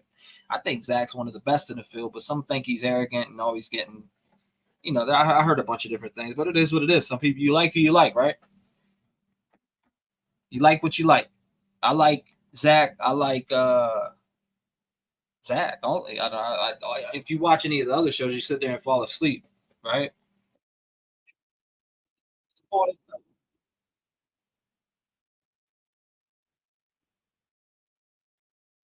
He sent me a special made video telling me how to use this.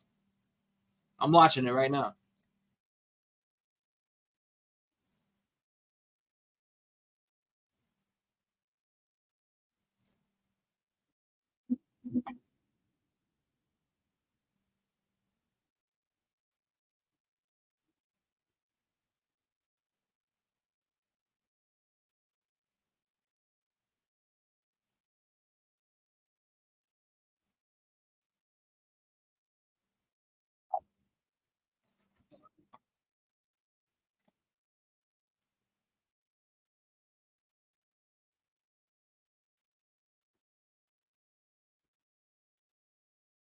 All right, so I need to save this video and get set up because this thing's bad to the bone. But I appreciate you guys being here.